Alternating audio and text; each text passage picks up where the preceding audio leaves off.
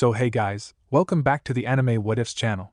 This is a story about what if Naruto was born with 6 paths of chakra. Part 1. If you guys enjoy this what if, and you want to see part 2, comment down below. And let me know before I start. Please do support for more awesome content. And leave a like and don't forget to subscribe to my channel. And also share this video with your friends. And check out the description. And check out my playlist. So let's start the video. Chapter 1. Naruto looked up from his place on the ground in disbelief at the sight before him. Saske, his teammate and rival, for whom he shared a mutual hatred, was riddled with needles. They covered his arms, legs, and torso, and 5 were lodged in his neck. The Uchiha coughed up blood as the life-giving fluid flowed from all his wounds. Saske felt his body getting colder, weaker, and both boys were absolutely certain he had no chance of survival. What's with that look, loser? Saske asked as he turned his head and looked down at the blonde. Why? You saved me, Naruto said thought as he ran through all the events of the day in his mind. How he had woken up that day in waves to find his team missing, how he saved Inari and his mother from those 2 thugs. Then when he arrived at the bridge he, even though he had to admit this was stupid in retrospect, announced his presence, and then entered the dome of ice mirrors. Saske was fighting the imposter hunter Genin. Maybe, if he had concealed himself or done something different, Saske wouldn't be. Saske thought of all his interactions with Naruto before then. He was an annoying fool, deserving the title of dead last, and it was irritating that the blonde seemed to think of himself as his rival. But as annoying as he was, he had saved him, likely at the cost of his own life. He didn't know why, it was just instinct. Maybe, he thought to himself, briefly remembering his family. It's because I didn't want to lose someone again. Much as he hated to admit it, Naruto and Sakura were the closest friends he had. I hated you, Saske said. Then, why? Why did you save me? Naruto asked. I never asked for your help, the blonde yelled, refusing to accept that someone else gave their life for him. I don't know, Saske admitted. My body just moved on its own. Idiot. A moment later, the black-haired boy was unable to stand anymore and fell backwards. Naruto caught him and Saske began to say what he believed would be his last words. That man, my brother. I told myself I wouldn't die until I killed him, Saske told the blonde, shocking him. Don't let yourself die too. The boy's eyes closed, and he became still. Naruto's eyes widened and tears began to flow from his eyes. He landed a blow on me without flinching, and died protecting you, Haku said as he got himself off the ground. To protect a precious person, knowing it was a trap, he was still able to jump in. He is a shinobi that deserves respect, he said on one knee. Is this the first time you saw a friend die? He asked, now standing. This is the way of the shinobi, he said as he entered a nearby mirror. Shut up, Naruto said quietly. Saske, I hated you too. And yet, Naruto thought as he felt a stinging sensation in his eyes, far more intense than what would normally accompany tears. I won't forgive you. These were his last thoughts before his mind blanked out. A few moments later Naruto gently laid the seemingly dead Genin on the ground, his eyes hidden by shadows. He stood up and remained stationary, displaying no visible emotion. Haku's eyes narrowed behind his mask. The boy's demeanor had changed entirely. What's wrong? Have you given up? Haku asked, hoping Naruto would give up. His eyes widened and his jaw dropped behind his mask when the boy raised his head and glared, revealing his eyes. His once blue eyes had turned entirely purple, marked with concentric rings centered on his pupil like ripples in a pond. What? Eh? But I've never heard of one with this description. And as far as I know, Konoha only has Sharingan and Byakugan. The now purple-eyed blonde stared at him, his face emotionless and his eyes deathly cold. Kakashi and Zabuza continued their own battle. Despite his words that he believed in his students, which were largely true, the copy ninja couldn't deny that he was worried. The 2 were fresh out of the academy, and while they both had a lot of raw talent, the imposter hunter ninja had obviously received training for many years from a ninja of the same caliber as him, and he knew little of the boy's bloodline. Even if Saske awakened his own bloodline, it would be at its lowest level and at best allow him to follow his opponent's movements. These thoughts in mind, he decided it was time to put his plan into action. He quickly pulled out a scroll, flipped it into the air, ran one of his thumbs across a wound on his chest and in one fluid motion, unrolled the scroll and ran his bloody thumb across it. Zabuza, can you hear me? Neither of us has time to waste, Kakashi said as he whipped the scroll around him. This might not suit your style, but let's end the fun. The Sharingan wielder threw the scroll into the air, caught it, and made a hand sign. And finish this now. Sounds interesting. Show me what you can do, Kakashi, Zabuza said, his voice echoing from every direction in the mist. Meanwhile, in the dome of ice mirrors, the now purple-eyed boy glared at Haku. You've become cold and focused. You have the look of a true shinobi in your eyes. Haku said he waited but received no response. Are you going to try to avenge him? I do not wish to harm you anymore. Again, he received no response. He raised his defenses when he saw the boy tense. Here he comes, Haku thought, his eyes narrowed as the boy charged forward, moving with greater speed than before. Haku leapt from the mirror, moving at speeds invisible to the naked eye and throwing his several needles as he moved forward. He was shocked when the blonde vanished from sight, the needles flying harmlessly through the air where he had been a moment before. Suddenly, his eyes bulged as he found the wind knocked out of him. Naruto, his face still displaying no emotion, punched Haku in the stomach, sending the androgynous teen flying through the air. He landed on a crouch and promptly jumped out of the way when the blonde appeared above him and attempted to grab him by the head. What is this? Haku thought in shock. He's entirely different from before. Haku placed his arms in a cross formation, appearing between his fingers, and began rapidly throwing a hail of needles at the blonde. Naruto simply held out his left hand, his palm facing the teen. Haku's eyes widened once more when he saw the needles hit some form of invisible barrier, bouncing off of it and clattering on the ground. A barrier? What kind is this? What is this, boy? Haku jumped back, making sure not to take his eyes off the blonde as he attempted to reach one of the mirrors. Suddenly, he found himself being pulled on by an irresistible force and propelled through the air towards the blonde, barely able to move. Impossible! The blonde pulled back his right hand, balled it into a fist, and punched Haku in the face as he approached, the force of the impact creating a deep crack in the mask. He was sent flying into the air, cracking one of his mirrors upon collision. Before he could fall to the ground, another invisible wave of power slammed into him, sending him flying through the mirror and the air before bouncing off the ground and skidding to a stop, the crack in his mask growing larger by the moment. As he began to stand, the dome of ice mirrors shattered, falling to the ground in countless pieces.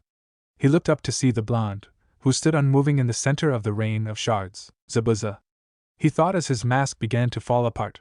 The blonde suddenly charged forward to end it. I cannot defeat this boy. I am. As Naruto reached the teen, he reached out to grab him by the face when he stopped, his clawed hand mere inches from the boy's face.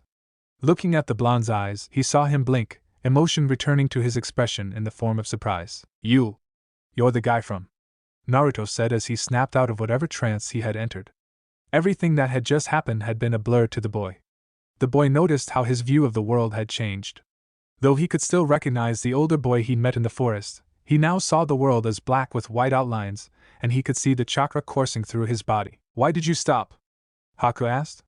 I killed one of your precious friends. Why can't you kill me? Naruto looked back at Sasuke's unmoving form, the chakra-filled mist obscuring the boy, before finishing his motion and punching Haku, though his strength had returned to normal, and it merely knocked his back to the ground. Haku coughed up blood as he raised himself up on his arms and began to get up again. What happened to that power? You can't kill me like that, he said as he wiped away the blood on his mouth. To show mercy to those who stand against your master is a betrayal to your life's purpose. What use are you to anyone then? Your life has no meaning. Well, speak for yourself, Naruto said. I am speaking of myself. I am no longer of any use of Zabuza. Haku said. Why would you devote your life to someone like that? Someone who works for scum like Gato has no honor. Naruto shouted, unable to understand why Haku would give his life for someone like Zabuza. There were once others who mattered to me. My father and my mother. Haku began. I was born in the land of water, in a small village heavy with snow. My parents were farmers and very poor. Our life was hard but we were happy. But then everything changed. Because of something that happened long before I was even born. What do you mean? What happened? Naruto asked. It is in the blood. Blood? My father killed my mother and almost killed me, Haku said to Naruto's shock. After years of suffering civil wars, the people of my land came to fear and hate anyone who carried a Kekkai Genkai. Kekkai Genkai? Its special powers are passed on through certain clans, passed down from generation to generation. The clans were exploited for all sorts of battles because of their powers and were much feared. Once the wars were over, it was feared their presence would only bring more war. So after the wars were over, they hid their abilities, knowing that discovery would mean death. If you were to search the memories of that boy or your clan, you would probably find this too. My clan? Naruto asked. Have you noticed a change in your vision? You seem to have like that boy's. Haku said, and Naruto's purple eyes widened, now understanding the change in his sight. Haku then went on to explain how his mother had hidden her bloodline and married a farmer, but because of him they were discovered. His father then killed his mother, before he instinctively defended himself, killing his father and those who were helping him in the process. How he had lost his purpose and that no one wanted him. Zabuza was the first to acknowledge him. I'm no longer useful as a tool to Zabuza. Naruto. I want you to kill me. Kakashi made hand signs and slammed the scroll he was holding into the ground. Ninja art, summoning. Style, Fang pursuit jutsu. Kakashi called out, and the kanji in the scroll took on a life of its own and traveled into the ground. Whatever you do, it's useless. You can't find me, but I can find you, Zabuza said with his eyes closed. Kakashi, you are completely in my hands, Zabuza said before a rumbling sound caught his attention.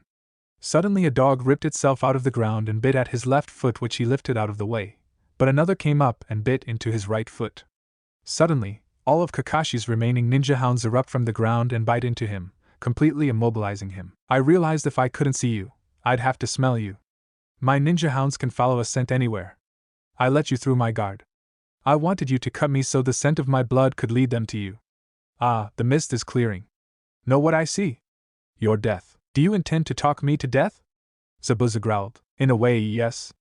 With a single command, my ninja hounds will tear you apart. See where your ambitions got you? After your assassination of the Mizukage and the coup failed, you were forced to flee with your remaining followers and became a missing nin. You needed money to strike back and hide from the hunter nin. That's why you're working for Gato. Kakashi said, Alright Zabuza, now I'll show you my own. Kakashi made 3 hand signs, held up his right hand and grabbed his wrist. Lightning and chakra gathered in his palm. Raikiri, his chakras is so strong it's visible. Zabuza thought in awe of the, I won't let you kill Tazuna. He is the symbol of courage in this land. This bridge is the hope of this land. Your ambitions will sacrifice countless lives. That isn't the way of the shinobi. Who cares? These useless people and their petty dreams. I have dreams of my own, but to have a dream you need to have a future, and yours is all used up. Haku stood before Naruto, waiting for the boy to deliver the final blow. Go on, kill me, why do you hesitate? Haku said, his voice devoid of emotion. Naruto shook his head in frustration, clenching his fists, as he tried to comprehend why Haku wanted this. How can you care about someone who uses you like a tool? Because he gave me a purpose and a reason to live. Naruto, for both of our sakes, does it? There's no other way? No. Haku said with a smile. Reluctantly, Naruto drew a kunai. He paused for a moment, thinking about what he was about to do. I feel like, if we had met differently, we could have been friends, Naruto said as he closed his eyes before he drew a kunai and charged forward. At that moment, Kakashi charged at Zabuza, intent on ending it. Haku sensed his master was in danger. Naruto had almost reached Haku when he reached up to and caught Naruto's hand. The blonde had seen the move but wasn't fast enough to react. Naruto's eyes narrowed as he struggled to move his hand. Forgive me, Naruto, Haku said before looking at Zabuza and Kakashi's battle. Naruto caught this and followed his gaze. His eyes widened when he saw through the thinning mist of Kakashi and Zabuza, his eyes showing him their chakra too. He saw Kakashi charging towards Zabuza holding a mass of chakra in his hand, intent on impaling him. I can't die yet, Haku said before disappearing in a body flicker. Naruto's new eyes allowed him to follow Haku's movements somewhat and see the other's chakra in the mist. He saw Haku appear between Kakashi and Zabuza, intent on taking the blow for his master. What Naruto didn't see was Haku throwing at Kakashi's summoned scroll, which lay where he left it. As he ran towards them, something clicked inside Naruto. On instinct, he held out his hand just as Kakashi was about to reach Zabuza and Haku. Stop! Naruto yelled, and with that, a wave of pure gravity, not that those there knew what it was, all they could tell was that it was an unstoppable force, was unleashed at the battle. Kakashi, Zabuza and Haku were all knocked off their feet and driven into the bridge hard enough to crack the stone. Kakashi's attack disrupted by the force and his hounds dispelled as they flew through the air as Haku had pierced the summoned scroll with his. Naruto's eyes widened, wondering if he had done that and if so, how. What the hell? Zabuza asked as he began to get up. He looked up and saw Haku before him, picking himself off of the ground. The masked ninja's eyes widened as he realized the boy almost sacrificed himself for him before he shook himself out of it. Well, look at what we have here. A voice rang out from behind Tazuna and Sakura. The ninja and Tazuna turned to see a diminutive figure in the fading mist. Their eyes widen as the mist clears enough to see that the figure is in fact Gato, and behind him stood a massive horde of thugs, all wielding weapons. I pay for a top-quality ninja, and he gets laid out like this? You're a real disappointment, Zabuza. Zabuza's eyes narrowed as he glared at his employer. What is the meaning of this Gato? And who are these thugs? Well, I just had a change of plans. New plan, you die right here. What? Zabuza asked, and Haku's eyes narrowed. You're too expensive, so I decided to take you off the payroll. Of course, even these guys cost something, so do me a favor and kill some of them. Think you can handle that, demon ninja of the mist? Look at you, you look about as demonic as a wet kitten. The thugs behind him began to laugh with cruel smirks on their faces, unaware they were basically about to commit suicide by ninja. Well, Kakashi, it would seem our fight is at an end. Zabuza said. Yeah, I suppose you're right. Kakashi replied in a crouch. He noticed Naruto's eyes but said nothing. At first, he thought they may have been an effect of the Kyuubi's chakra, but he quickly dismissed that thought. He decided it would be best to talk about that later. Naruto, Sakura said as she and Tazuna wisely decided to run to the other side of the pair now that Gato and his thugs were over there. Where's Sasuke? Sakura. Naruto began sadly. He's fine, Haku said, getting their attention. In order to remove him from the battle, I placed him in a death-like state as I did for Zabuza earlier. He'll wake up in a few minutes. What? Naruto asked as all the Leaf Ninja and Tazuna's eyes widened. Why didn't you tell me? You let me think he was dead. I wanted you to kill me after I lost. Had I told you, you wouldn't have done as I asked? Haku replied. Humph, you're still too kind-hearted, Haku. I've told you countless times you should always finish off your opponents. Though I suppose that for once it's paid off. Zabuza said. Enough of this. Take them down, Gato said as Sakura ran to the immobile Sasuke. She held back tears upon seeing Sasuke's condition, remembering Haku's words but still worrying about the Uchiha. With Gato's command, the thugs charged. What followed was not even worthy of being called a battle. Naruto created 5 shadow clones, much to the thugs' shock. Though that fear was quickly relieved when the clones began to act confused, as if they couldn't get their bearings, and soon, they dispelled, leaving a slightly dazed Naruto. The confidence this spectacle gave them didn't last long as, seconds later, an image of a demon appeared behind Zabuza. Naruto, Kakashi, Zabuza and Haku sped forward to meet them. The thug wasn't even skilled enough to compete with Naruto, especially with his eyes enhancing his performance. His eyes not only saw in greater detail, they also easily followed their movements, though they couldn't predict or memorize them like the Sharingan.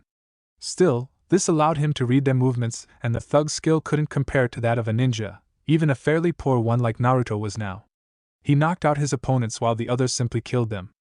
Haku may have had a problem killing some kids, but not thugs like these. Soon, the remaining mercenaries were abandoning their employer, and Gato was cornered by the famed demon ninja. Wait a minute! The tyrant said fearfully. What was it you said? I look as demonic as a wet kitten? Zabuza growled as he approached the man. The midget backed away, holding his hands in front of his body in a vain effort to protect himself, his eyes wide with terror. He briefly looked backwards when he felt the back of his foot touch the air, and saw it was halfway off the bridge. There was nowhere left to run. Hang on. Let's be reasonable. I underestimated you. You're more than worth your payment. In fact, I'll pay you triple. I'll give you anything you want, just name it. Please don't kill me, said Gato as he continued to beg for his life. No deal, Gato. I should have guessed you'd pull something like this. Look at you, even now, you refuse to die with dignity. Begging for your life like the coward you are. Zabuza sneered as Gato whimpered, cowering in fear from the demon of the mist. See you in hell. Zabuza swung his sword and cut the midget's head off.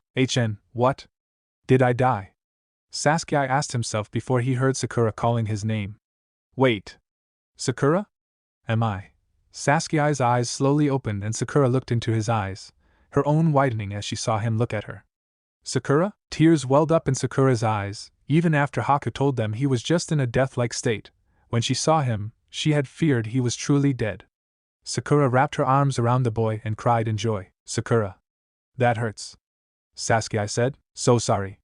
Sakura said as she got up and composed herself. What about Naruto? And that masked kid? Sasuke asked as tried to stand. Don't move, you're not fully recovered yet. Anyway, don't worry. He switched sides. So did Zabuza, Sakura said, trying to put him at ease. Sasuke turned to her with a quizzical expression. What? He asked in confusion. Apparently, Gato decided they cost too much and hired a bunch of thugs to take us all out. Tazuna said. Bastard learned the hard way street thugs don't match up to ninja. Sasuke's brow furrowed as he processed this information. Did Naruto defeat the masked guy? I don't know. I couldn't see through the mist and there's a lot I don't know, but there's something up with his eyes. I think he is like your clan's Sasuke. What? Naruto has. Hey guys, look! Sakura called out. Sasuke eyes up. Kakashi, Haku, Zabuza and Naruto turned to them. Sasuke was surprised when he saw Naruto's eyes. For some reason, he found them vaguely familiar, but couldn't place where he had seen or heard of them before. Hey guys! A voice called out. They all turned to see Inari standing there with all the villagers. This is... Tazuna began in shock. Pride welling up inside him at seeing his entire village had been inspired to stand up to Gato. Sorry, looks like we were a little late. Inari said. Don't worry about it, it was nothing we couldn't handle. Naruto replied. What shall we do now, Zabuza? Haku asked his master. Zabuza crossed his arms, considering his options. He had known it was a mistake to trust Gato, but they needed the money. I suppose we need to find a new employer. The two of you are welcome to stay at our place for a few days. Tazuna said. After we tried to kill you? Zabuza raised a non-existent eyebrow. Well, you seem pretty down on your luck. And you did take out Gato. Tazuna replied. Well, since I'm not really in a condition to go anywhere tonight, I suppose we'll take you up on that. Don't regret this later, Naruto, Kakashi said, getting his students' attention. They were too far away from their teammates for them to hear what they were saying. What exactly happened in that dome? Naruto explained what had happened during the fight with Haku. So, you just blacked out and when you came to, Haku had already been beaten and had given up? Yeah, everything between when it looked like Sasuke died and Haku's mask breaking was a blur. Naruto said, his brow furrowed as he tried to recall what had happened. I see, Kakashi said. He fought and defeated Haku without being conscious, fighting purely on instinct. Was it Kyuubi? No. We all would have felt its chakra and its power wouldn't have simply receded like this. The only other explanation would be that he was overcome by the genetic memory of this bloodline he's unlocked. But I've never heard of such a thing happening before, or at least not in the Uchiha or Hyuga clans. And where did it come from? Neither Sensei nor Kushina had a dojutsu. Or a bloodline for that matter, unless you count the Uzumaki's longevity. Do you know what they are, Kakashi-sensei? What do they look like anyway? They're purple with 4 rings centered on your pupil. And no, I don't recognize this. Seriously? That sounds pretty freaky, though I guess it's cooler than those Sharingan eyes. Naruto grinned. Though it does make everything look kind of weird. I'm seeing everything as black with white outlines, and I think I can see your chakra. Does the Sharingan make everything look like this, sensei? He said, looking around before raising his hand and staring at it. No, though I can see traces of chakra. Naruto. You should know it is coveted by the villages. It would be bad if word got out about those eyes. What's to worry about? I'm sure we can handle it. Naruto said confidently. Yes, well, just in case, deactivate those eyes for now. I'd like to keep this under wraps. Naruto looked at the copy ninja curiously. Okay. How do I do that? You should be channeling chakra into your eyes to keep them activated. Really? Doesn't feel like I'm using any chakra. Try to cut the flow of chakra to your eyes anyway, just humor me. Naruto closed his eyes and tried to do as he was told. He closed his eyes and focused on cutting the flow of chakra to his eyes. When he opened them, he saw his vision was back to normal. He looked at his hands, seeing them in normal color and without chakra once more before speaking. Alright, back to normal, the blonde said with a grin. Kakashi deadpanned at him. Actually, they still look the same. What? Really? But everything looks normal again. Naruto asked in shock. Kakashi sighed. With a sigh, the Sharingan wielder stated. I get the feeling that's the best we're going to get. He then turned and began walking towards the others, gesturing for the blind to follow. Come on, we'll have to figure out something later. After the celebrations were over, the shinobi all stayed at Tazuna's house. Zabuza was standing outside the building, looking up at the sky deep in thought. This wasn't the first time they had been double-crossed by an employer, though they did build a reputation of killing everyone who did so. That didn't stop some arrogant power-hungry fools like Gato from thinking they could pull it off. Truth was, his ambitions had long since become impossible, and he knew it. Hey you!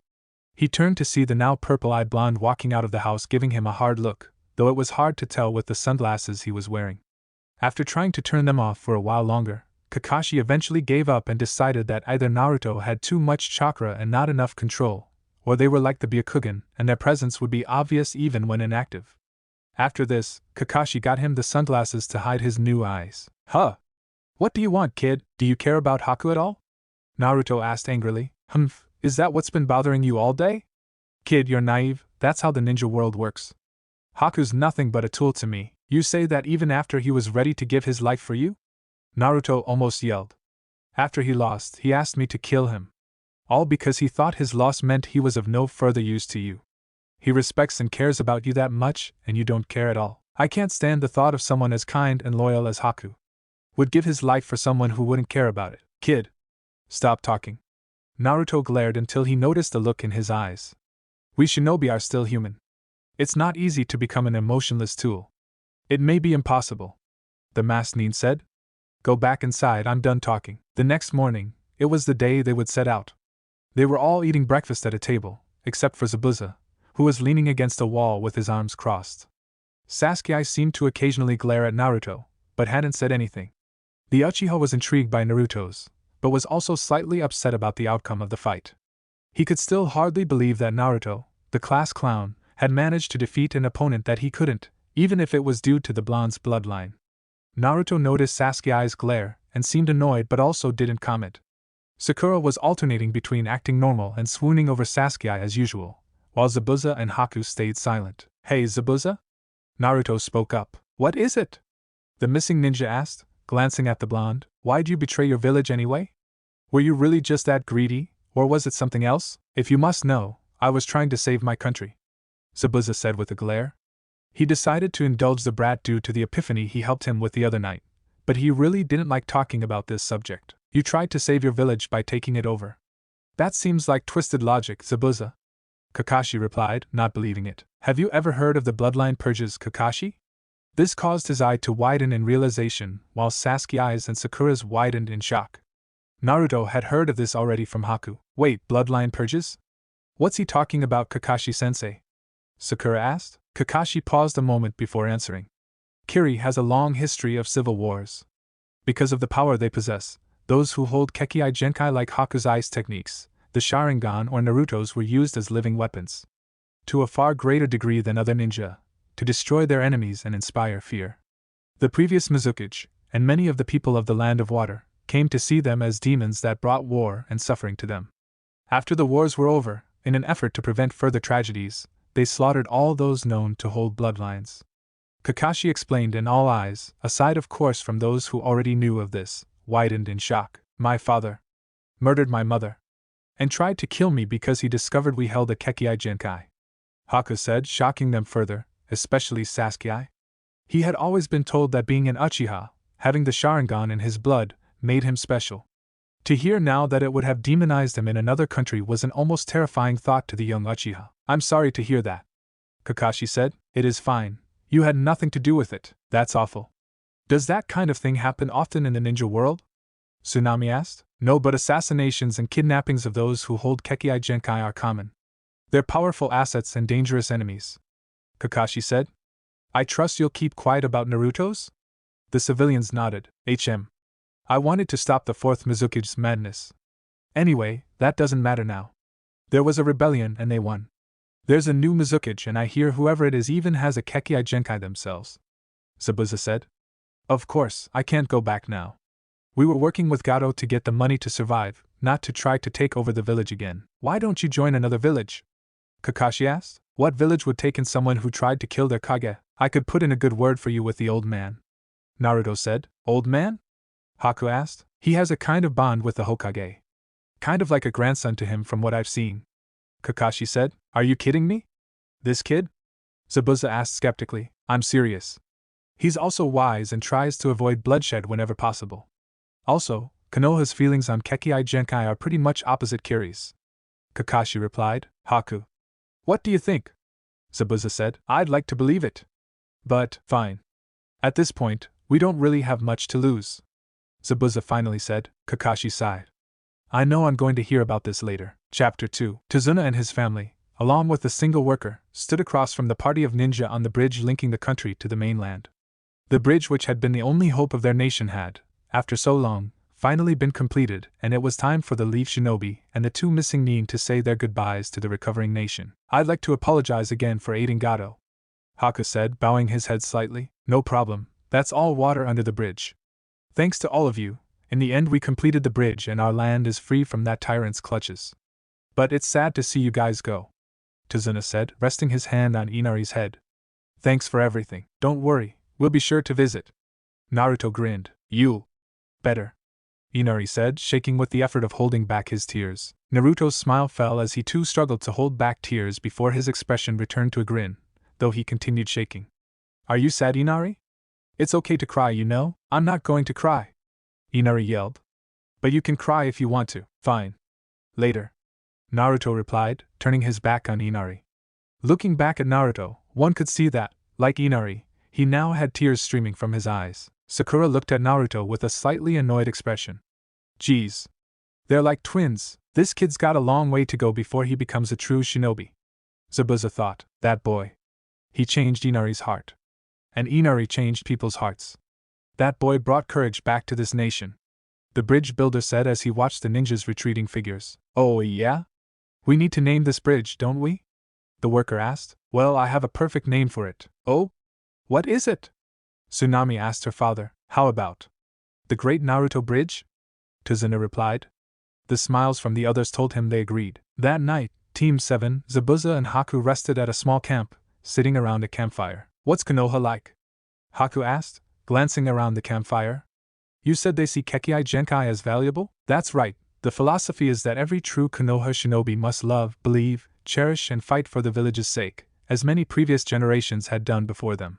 Bloodlines are seen as a valuable tool for the shinobi possessing them that allow them to better protect the village, and as such are seen in a more positive light than in Kiri, where it's believed they exist solely to wage wars. Kakashi explained. I see. I must admit, I'm looking forward to seeing this, Haku said. I still find it hard to believe that your Hokage will give us a chance just like that. Zabuza spoke. Don't worry about it. You'll see, the old man's sure to help you guys, Naruto assured them confidently. Naruto. Sasuke's voice was heard for the first time since they left Wave. It surprised Team 7 even more, since Sasuke rarely spoke to the blonde, out of all people. What do you want, Sasuke? Naruto turned to his teammate. Sasuke seemed to be more condescending to him than usual. Naruto was unaware of the reason behind it. Sasuke believed Naruto was becoming stronger than him. Some of him found it unacceptable, while the other side refused to acknowledge the possibility. How did you beat Haku? Sasuke asked. Naruto stared into the campfire, trying once again to recall the events of the battle in vain. After a moment, the blonde replied. I don't know. Sasuke's eyes narrowed and Sakura's raised an eyebrow at the blonde. What do you mean? How can you not remember winning the fight? Just that. After it looked like Sasuke died, I blacked out. I guess that was the same time my bloodline activated. When I came to, I was about to kill Haku. Everything between that time was a blur. I believe he instinctually called upon the genetic memory of his. It overwhelmed him and he fought purely on that instinct. Kakashi explained his theory. Never heard of something like that happening before. Zabuza commented as he turned to the copy ninja. Neither have I, Kakashi agreed. But it's the only explanation I can think of. What did it do to him? Sasuke asked the older boy, wanting to learn more about Naruto's power. Haku's eyes narrowed, not wanting to think back to his near death. A few moments after I put you into a false death, he stood up, already overwhelmed by his bloodline. He was suddenly able to keep up with me, most likely by channeling chakra into his legs, though I don't think that alone could account for the difference in speed. I think his eyes allowed him to follow my every move and he had access to things I'd never seen before. What? Sasuke inquired. I saw 2, possibly 3. The first he used to create a barrier of some sort. My needles were useless. The second allowed him to pull me in. I tried to reach one of my mirrors when I suddenly found myself pulled through the air towards him. I was powerless to defend myself at that time. The third, though I believe it may have been a variation of the barrier, sent out a wave of force strong enough to shatter one of my mirrors. I believe it was the same technique he used to save us, Haku explained, turning to Naruto at the last part. Sasuke's hands clenched. This of Naruto's may even be as strong as Mangekyo. Do you know how you did that, Naruto? Kakashi asked. Naruto looked down at his hand, remembering the power he felt, and shook his head. No, well, I must admit, I'm curious about this bloodline of yours, Kakashi mused. Perhaps Lord Hokage will know more about it. At their position guarding the gate of Konoha, Kotetsu sighed as he looked out to the empty road. It was another lazy day for the two who usually guarded the gates. Though Izumo was perfectly content with this, Kotetsu was a little irritated at the monotony of guarding a gate day in and day out, and was considering suggesting they take a mission for a change. Looks like another boring day on guard duty, Kotetsu said. You shouldn't complain about it. The pay's good, and there's no real risk. Besides, would you rather we be under attack or something? Izumo replied. I guess you're right. Still, I wish something interesting would happen for a change. Minutes later, Team 7 along with Zabuza and Haku approached Konoha. As the group was walking towards the gate, the guards at first moved to greet them, but stopped when they saw Zabuza and instead started in stunned silence of the infamous demon ninja of the mist. Hey guys, what's up with you? Naruto looked at them with raised brows. These were two people he knew fairly that didn't see him as a demon. You guys know who that is behind you, right? Kotetsu asked, slightly on guard. Yeah, he wants to join the village, Naruto replied. Both looked down at the blonde in shock before Izumo voiced their thoughts. Are you serious? Nice to see my reputation precedes me. But do you think I could fool someone like Kakashi that easily? Zabuza said. Believe it or not, he's being sincere. If the Hokage's willing, he and his protege here will be joining our village, Kakashi said. Now, if you'll excuse us, we really should give our mission report. As you can see, we have a lot to talk about. And I'm going to be scolded for not coming back or asking for reinforcements when the mission was upgraded to an A rank. And for bringing Zabuza here, knowing how Kiri will take it. Oh, and probably for teaching them so little too. Joy. With that, the group headed off towards the Hokage tower. The guards were so stunned they didn't even question Naruto's sunglasses. Well, you got what you asked for, Izumo said, still a little shocked. Kotetsu blinked before looking to the sky. Yeah. Think it'll work if I ask for a bonus? Izumo shook his head. Not a chance. Kotetsu sighed before propping his arm on the table and resting his head on his hand. That's what I thought. Hiruzen Sarutobi, the third Hokage, known as the Professor and the God of Shinobi, the only one to hold that title since the Sage of the Sixpaths, for his prowess and mastery of the ninja arts, sat at his desk facing a never-ending battle against the most persistent enemy of all Kage. Paperwork. While it wasn't as bad as most believed, it still took up a lot of their time. Lord Hokage? His assistant, a kunoichi in her early 20s with black hair, stepped into the room, seeming slightly nervous. Hiruzen raised a brow as he noticed how tense she was. Yes. What seems to be the matter? Team 7 has returned, she replied. His expression didn't change since that didn't answer his question. That wouldn't be enough to make her nervous. And Zabuza Momochi with him. It seems he wishes to join Konoha. The old man's eyes widened at this. How could they have encountered someone like that on a C-rank mission? And why would Kakashi believe he would be a loyal Konoha ninja? I see. Send them in, he ordered as he sat back in his chair, hands clasped on his desk. She gave the group the okay to enter and left the room after they did. That's the God of Shinobi? He looks like he should be in a retirement home, Zabuza thought. Then again, that says nothing about his skill. Haku doesn't exactly look menacing either. Hey, old man, Naruto said, grinning as he saw his grandfather figure. Welcome back, Naruto, Sakura, Saske, and you as well, Kakashi, the old man said with a smile which fell into a more serious expression as his gaze turned to the missing Nin. I must admit, I was a bit surprised to hear you wish to join our village. Yeah, make that two of us. Part of me can't believe I'm actually here, Zabuza replied. I'd imagine so. Kiri and Konoha are very different, as you may find out soon enough, depending on the outcome of this meeting. Kakashi, I have to ask how you came across the demon of the mist and this boy, who I assume is with him? Yes, well, it seems Tazuna lied to us about the scope of the mission. It was more like an A rank, Kakashi explained. Hiruzen's eyes hardened when he heard that. There was a tense pause before the professor spoke up. I'm sorry, I must have misheard you. I thought you said this mission was upgraded to an A rank. Heh. I'm afraid you heard right. Kakashi gave a nervous eye smile. I'm going to have to ask you to elaborate, the Hokage said. A while later, Hiruzen sighed at having heard the full scope of the mission, and why Kakashi decided to give Zabuza a chance. He should have known something like this would happen. Things with Naruto always seem to become complicated. How did all of this come from a simple C-rank mission? Hiruzen sighed again. Although I have to disagree with your course of action, what's done is done now. Huh? Naruto started, surprised. He had thought that the old man would be proud of them. But they couldn't afford anything else. You can't be saying we should have just left them to deal with it. Of course not. Had we known about the state of their country, we could have worked out some way for them to compensate us in the future. Perhaps allow you to be paid when the country was back on its feet or a trade agreement, rather than risking the lives of 3 newly graduated genin. At the very least, we could have been sent back up. Wait, these 3 are fresh out of the academy? Zabuza gestured toward the genin, obviously surprised. Kakashi, what did you teach them? He'd been impressed that Saske was able to hold his own against Haku, even forcing him to use his trump card, and that Naruto had actually managed to pull one over on him. To hear they were fresh out of the academy was startling. Here we go. Well, tree climbing? And some teamwork exercises, is that all? Zabuza asked incredulously, and Kakashi's eyes smiled and chuckled sheepishly as he rubbed the back of his head. Both Zabuza and the third stared at the man. Kakashi, that's all you taught them and you brought them on a mission of A-rank difficulty? The third asked. Well, actually, I taught them tree climbing and wave. You've got to be kidding me.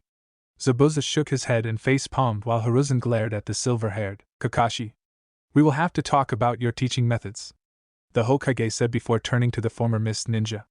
In the meantime, tell me why I should consider your request, considering your previous actions. Apparently, Zabuza staged his coup in an attempt to halt the 4th Mizukage's bloodline purge, Kakashi said, and Hiruzen raised a brow. Ah, yes.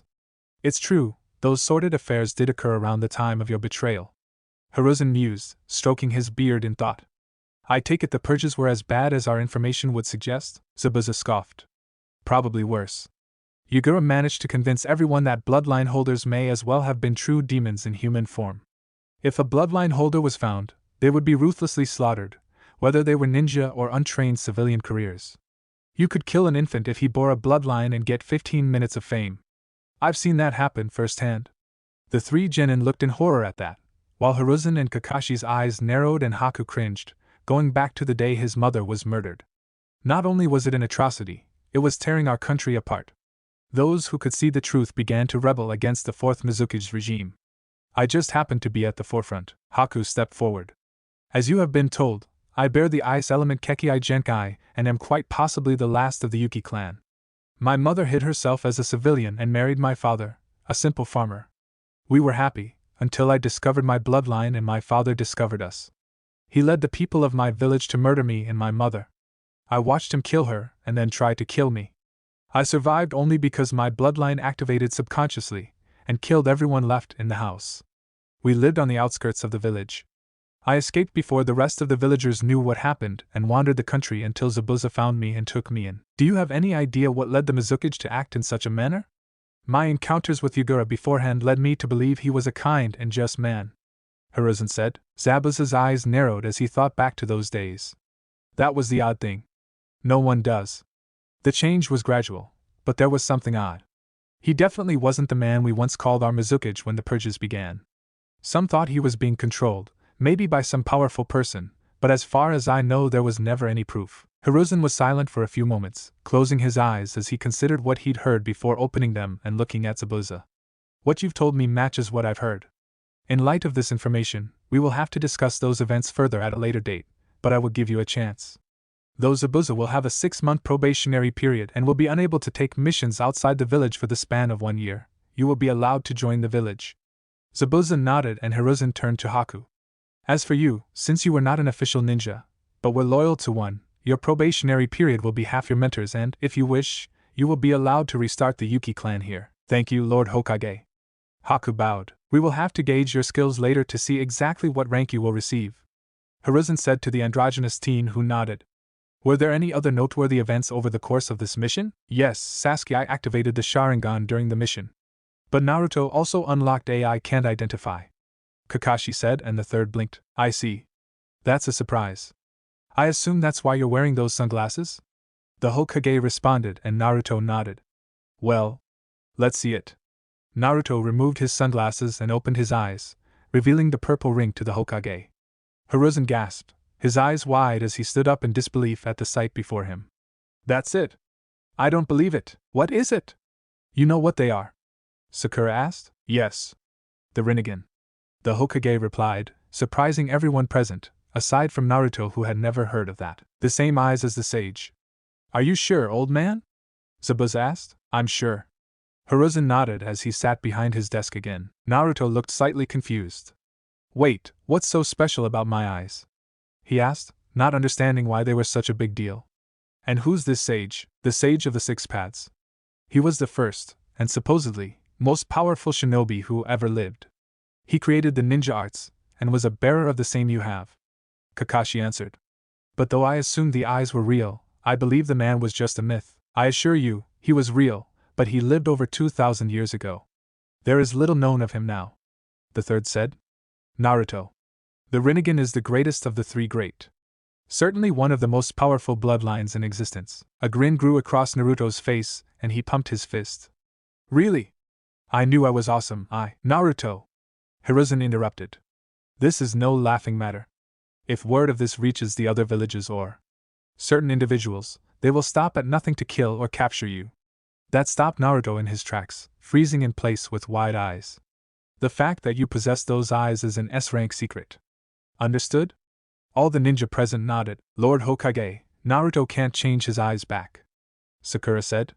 Is there some reason why he can't or, unfortunately, from what I know the Rinnegan is permanently active. Once awakened, there is no way to return the user's eyes to normal. Hiruzen explained. What? You mean my eyes are going to look like this forever? Naruto asked, surprised. I'm afraid so. The old man replied. Lord Hokage, how did you recognize the Rinnegan? Kakashi asked. A student of mine, Jiraiya, trained a Rinnegan user in AIM years ago. He told me about it. That aside, I'm not called the professor for nothing. I know of many legends, and though there are various different accounts on its abilities, its description is constant in all the legends. The third replied, and Naruto looked excited. Wait, if these bloodlines travel through families, then we must be related. Can you contact him for me or? Naruto said, excited about the possibility of meeting family for the first time, only to be cut off when the Hokage shook his head. I'm sorry, Naruto. I was told he died many years ago, before I even knew of him. Hiruzen said sadly. Fearful that certain elements in Konoha would find out, such as Danzo, Jiraiya had kept knowledge of his Rinnegan-bearing student to himself until he heard of his death.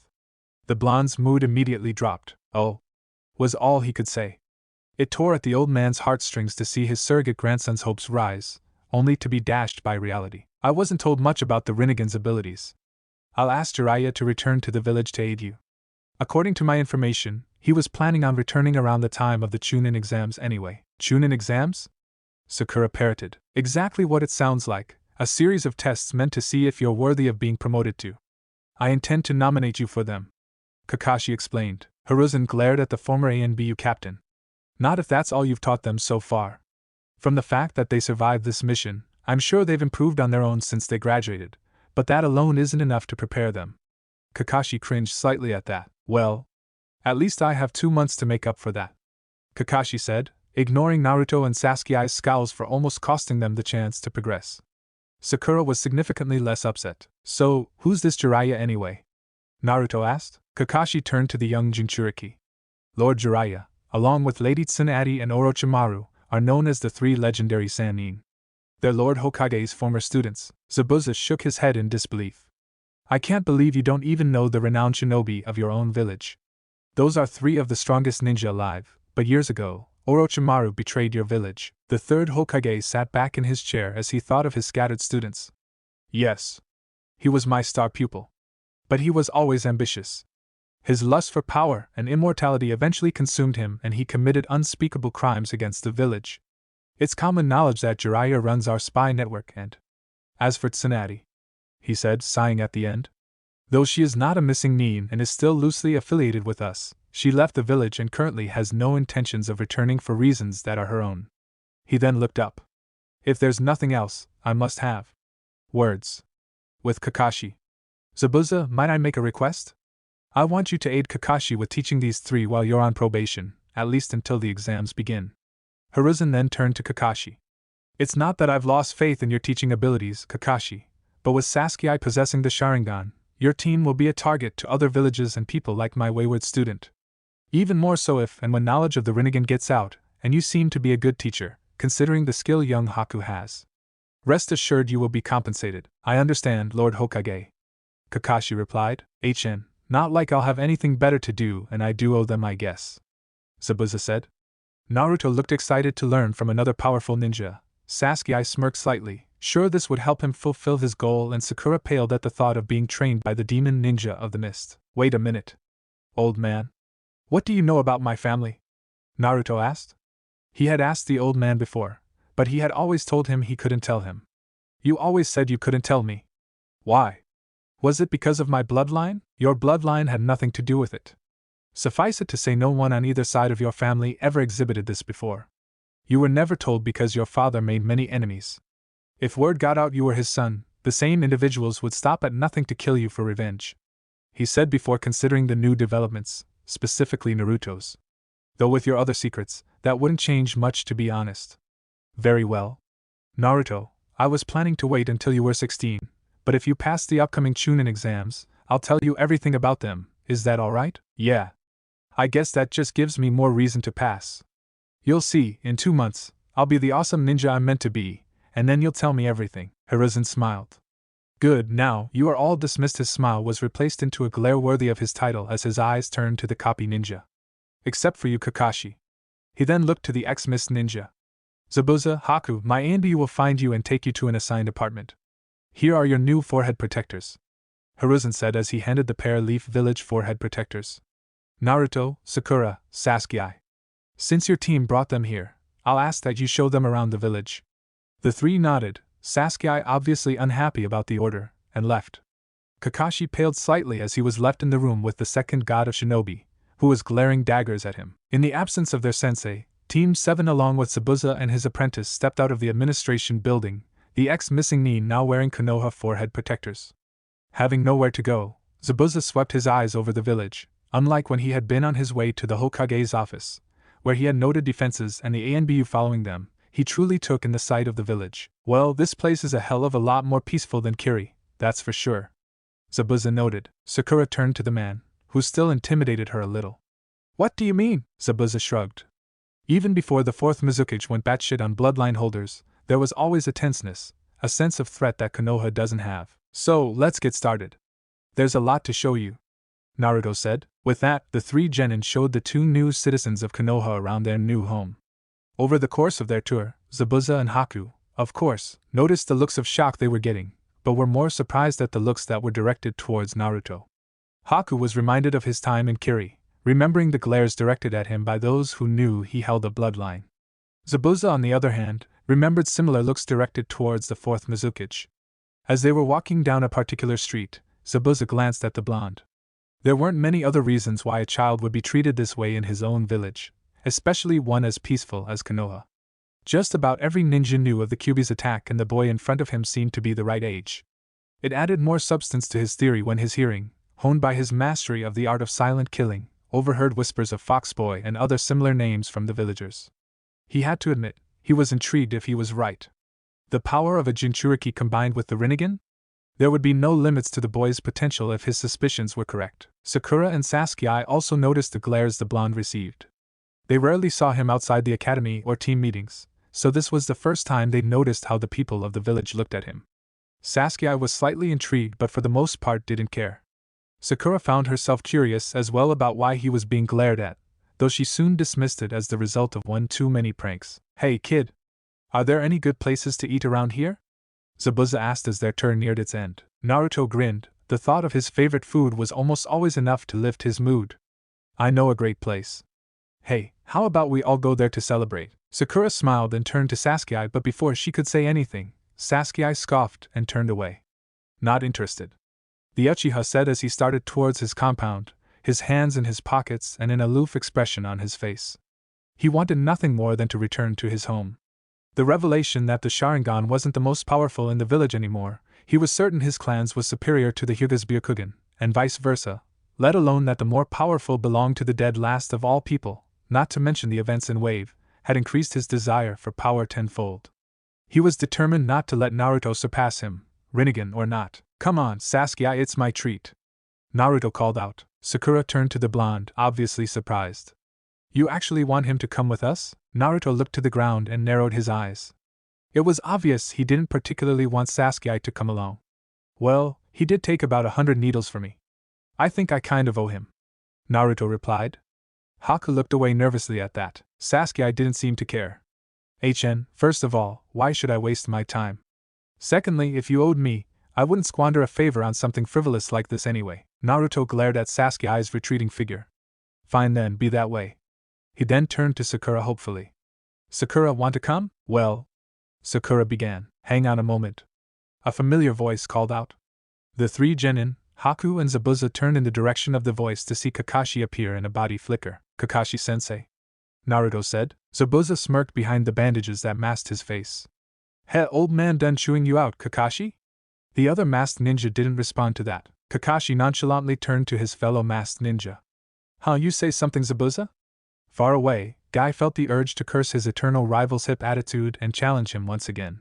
Zabuza simply scoffed. Saske turned away. Unless you're going to suggest we start training, I'm not interested. Kakashi turned into the last Uchiha in Konoha. Hold on, I've got something I need to say to all of you. Saske stood still for a moment before turning around and facing him. Naruto and Sakura were already giving him their attention. Alright, listen up. I know I haven't been serious about teaching you until now. By all accounts, I should have taught you the tree climbing exercise long before our trip to Wave. Lord Hokage made it clear he won't tolerate that kind of negligence on my part anymore, and I'm sorry for neglecting you the way I have. The copy ninja said, pausing for a moment and letting his words sink in. Starting tomorrow, your training will begin in earnest. There won't be much time to devote to team building exercises, but I want you three to work as a more cohesive unit. I think spending more time together, or any time together at all, outside our training would be a good start. He then turned to Saske, the look in his eye leaving no room for arguments. So, we will be getting something to eat together, and no, Saske, this is not negotiable. Saske simply scoffed, but returned to the group. Good now. Kakashi then turned to the Rinnegan bearer, giving him his eye smile. Since Naruto was so kind as to offer, our meal will be on him, so the least we can do is let him decide where we eat. Naruto grumbled and Sakura smiled and playfully stuck her tongue out at him. Zabuza smirked under his mask and even Saske grinned slightly at the blonde's misfortune. Zabuza raised an eyebrow. A ramen bar? Naruto had led the group to his favorite eatery, the Ichiraku ramen bar. Kakashi sighed. I should have known. He practically lives off of this stuff. Naruto ran into his favorite eatery with his toothy grin. Hey old man. How've things been, Naruto? Good to see you. Tucci smiled at his favorite customer. His daughter, the ramen waitress Ayam, joined him, smiling at the return of the blonde, who she considered family. Hey Naruto. Where've you been? Did you just get back from a mission? Yep. Me and my team are showing these guys around the village, Naruto said, gesturing towards the others who were entering the bar behind him. Tucci looked surprised to see Zabuza. He may not have known who he was, but it was obvious the man was a powerful ninja. That's so? Well, what do you think of our village so far? Zabuza shrugged. Nice place. Though it doesn't have the feel of a ninja village, if you asked me. It's too relaxed around here. Kakashi turned to his fellow as he entered the bar. Well, that's some of the appeal of our village. Curiosity overcoming her, had to ask. So, is there any particular reason why you're the ones showing them around? Naruto was first to answer the question and soon he, along with Sakura and occasional input from Kakashi, Zabuza and Haku began to explain the details of their mission, leaving out some sensitive topics such as Naruto's eyes of course, as the stand owners took their orders and brought their food. By the time they were finished with the explanation, 3 of the teens were halfway through their first bowls. Zabuza and Kakashi had somehow finished theirs and replaced their masks quickly enough so that no one could peek, and Naruto was on his 4th. Wow, you're just starting out and you get a mission like that? I am asked in shock. It was obvious to anyone, ninja or not, that the team had gotten in over their heads. Yep, amazing, huh? Our first real mission, and we save an entire country. I always said I'd be an awesome ninja. Naruto grinned. Well, congratulations. To celebrate, and to welcome our new citizens, all of your first bowls are in the house, Tucci announced. Haku looked up, slightly surprised by Tucci's generosity. Really? That's very generous of you. Are you sure that's all right? Tucci waved off his concerns. Don't worry about it. Like I said, it's my way of welcoming you to the village. Besides, Naruto will more than make up for it. Zabuza glanced at the blonde, who had just started his 5th bowl with no less enthusiasm than his first. Yeah, and then some. You weren't kidding about him living off of this stuff, I see. Hey, Kakashi. Saske spoke up for the first time since they got there. What are the Chunin exams like? Well, Kakashi began, his students looking at him anxiously. I can't say. What?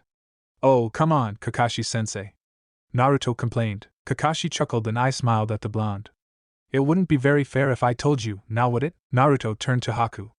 I take it you never took one of the exams, did you? The older teen replied that he hadn't, and the blonde turned to the demon of the mist. Well, what about you then, Zabuza? Any info on what we'll be up against? Even if I wanted to tell you, kid, I wouldn't know. The exams are always different and vary depending on which village it's held in. Zabuza replied. I guess it's to be expected they're not the same every time. Noted Sakura, slightly disappointed. Though she wasn't particularly enthusiastic about it, if her teammates, especially Saske, wanted to go through with it, so would she. Wait, it's not always in our village? Kakashi shook his head. Most allied or neutral villages send genin to participate in the exams. They should arrive just before they begin. The exams are held in one of the participating villages. You're in luck, it's our village's turn this time around. Why are we taking our exams with foreign ninja? Sakura asked. That'll be explained during the exam. Kakashi replied. How are exams in the same villages different? Inquired Saske. Well, the proctor, a special from the hosting village, decides on the tests. Of course, different proctors means entirely different tests, and they make sure to never give repeat performances. Kakashi replied. Saske nodded, satisfied by the information. I can tell you this much. Everyone sent to participate in the exam will be skilled ninja in their own right. Many elites among genin from all over the elemental nations will be participating. It won't be easy for you. Sakura looked a little nervous while Naruto looked excited, as did Saske, though one could only barely tell. Fortunately, I intend to make sure you three are ready when the time comes. That night, Saske walked into the secret area in the Naka Shrine, his clan's secret meeting place. He had to admit, he was a little anxious to do this, to see the secrets of his deceased clan. Itachi had instructed him to discover those secrets on that terrible night all those years ago, but he'd been unable to. It hadn't taken him long to figure out the Sharingan was necessary to decipher what was written there. For years, the information contained on it eluded him, but now he finally had what he needed. As he stepped into the secret meeting place in the Naka Shrine, he briefly glanced at the tapestries on the walls of the room before his eyes turned to the tablet that held all the secrets of his clan. He grinned as he activated his Sharingan and began to read, soaking up the knowledge left behind by his nearly extinct clan. Minutes later, his expression fell into a scowl. Though many of the previously indecipherable secrets of his clan were now clear as day to him, a lot was still impossible to read. Apparently, the basic Sharingan could only translate so much. He'd need the Mangekyo to read more, though what he had discovered had been interesting, to say the least. The Sharingan possessed a power he'd never suspected, the power to control the nine-tailed demon fox. It also revealed some facts about the beast.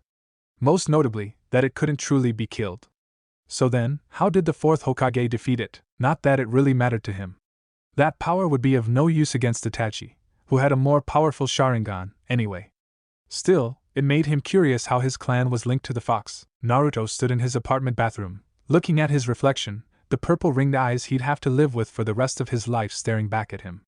Channeling chakra to them, his vision once more became black and white as his eyes activated. He raised his hand and looked at his arm, faintly seeing the chakra coursing through his arm and seeing it clearly around the extremity like blue fire. He deactivated his eyes, letting color return to his vision, and thought about everything he had learned over the course of the day. He thought about the offer made by the old man he considered a grandfather, pass and become and learn about his family. As he thought about that, his mind flashed back to the academy, his constant losses and his and Sasuke's battle with Haku, and he grimaced. Alone, he allowed his mask of confidence to fall as he recalled his failures and how completely outclassed he was by Haku. He couldn't afford to risk screwing this up.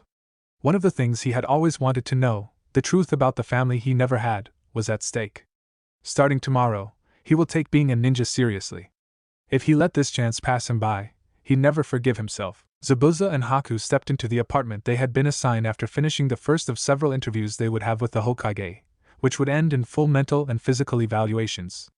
They would be allowed to keep some things to themselves, but they would have to reveal several secrets of their homeland and basically everything about their time wandering the nations, but this was to be expected. The two ex-missing ninja inspected the home with a critical eye as the ANBU who had shown them to it departed. It was a decent two-bedroom apartment. Well, it's better than sleeping in the woods, that's for sure. Zabuza noted and Haku nodded. So, this place is everything you hoped it'd be? Yes. From what I've seen, the village is much like they described. Haku answered. Yeah, from what I've seen, you should feel right at home.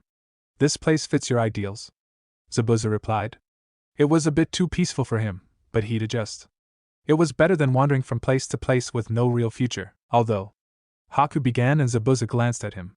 The way they looked at Naruto. It reminded me of the glares I received that day. Zabuza knew he was referring to the day his parents died. This land is much more peaceful than our homeland, and its people seem welcoming. Why would they treat the boy in such a way? I have a hunch, Zabuza replied. It's become common knowledge for those around at the time that around 12 years ago, the nine-tailed demon fox attacked this village. It could be that he's the same as Yagura. Haku's eyes widened in shock. Well, either that or his old man did something he's being blamed for. Either way, if it matters, we'll find out soon enough. You have a point. Though, it's depressing to think such prejudice exists, even in a village like this one.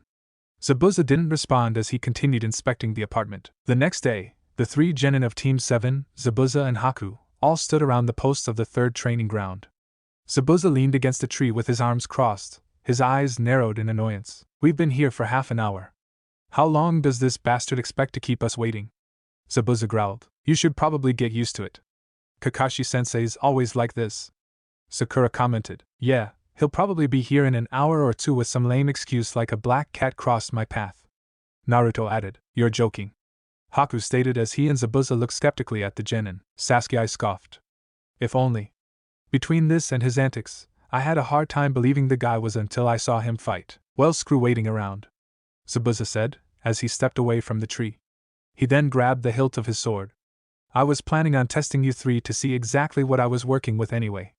Since Kakashi can't be bothered to be on time, let's get started right now. Sakura paled while Naruto grinned and Saske smirked.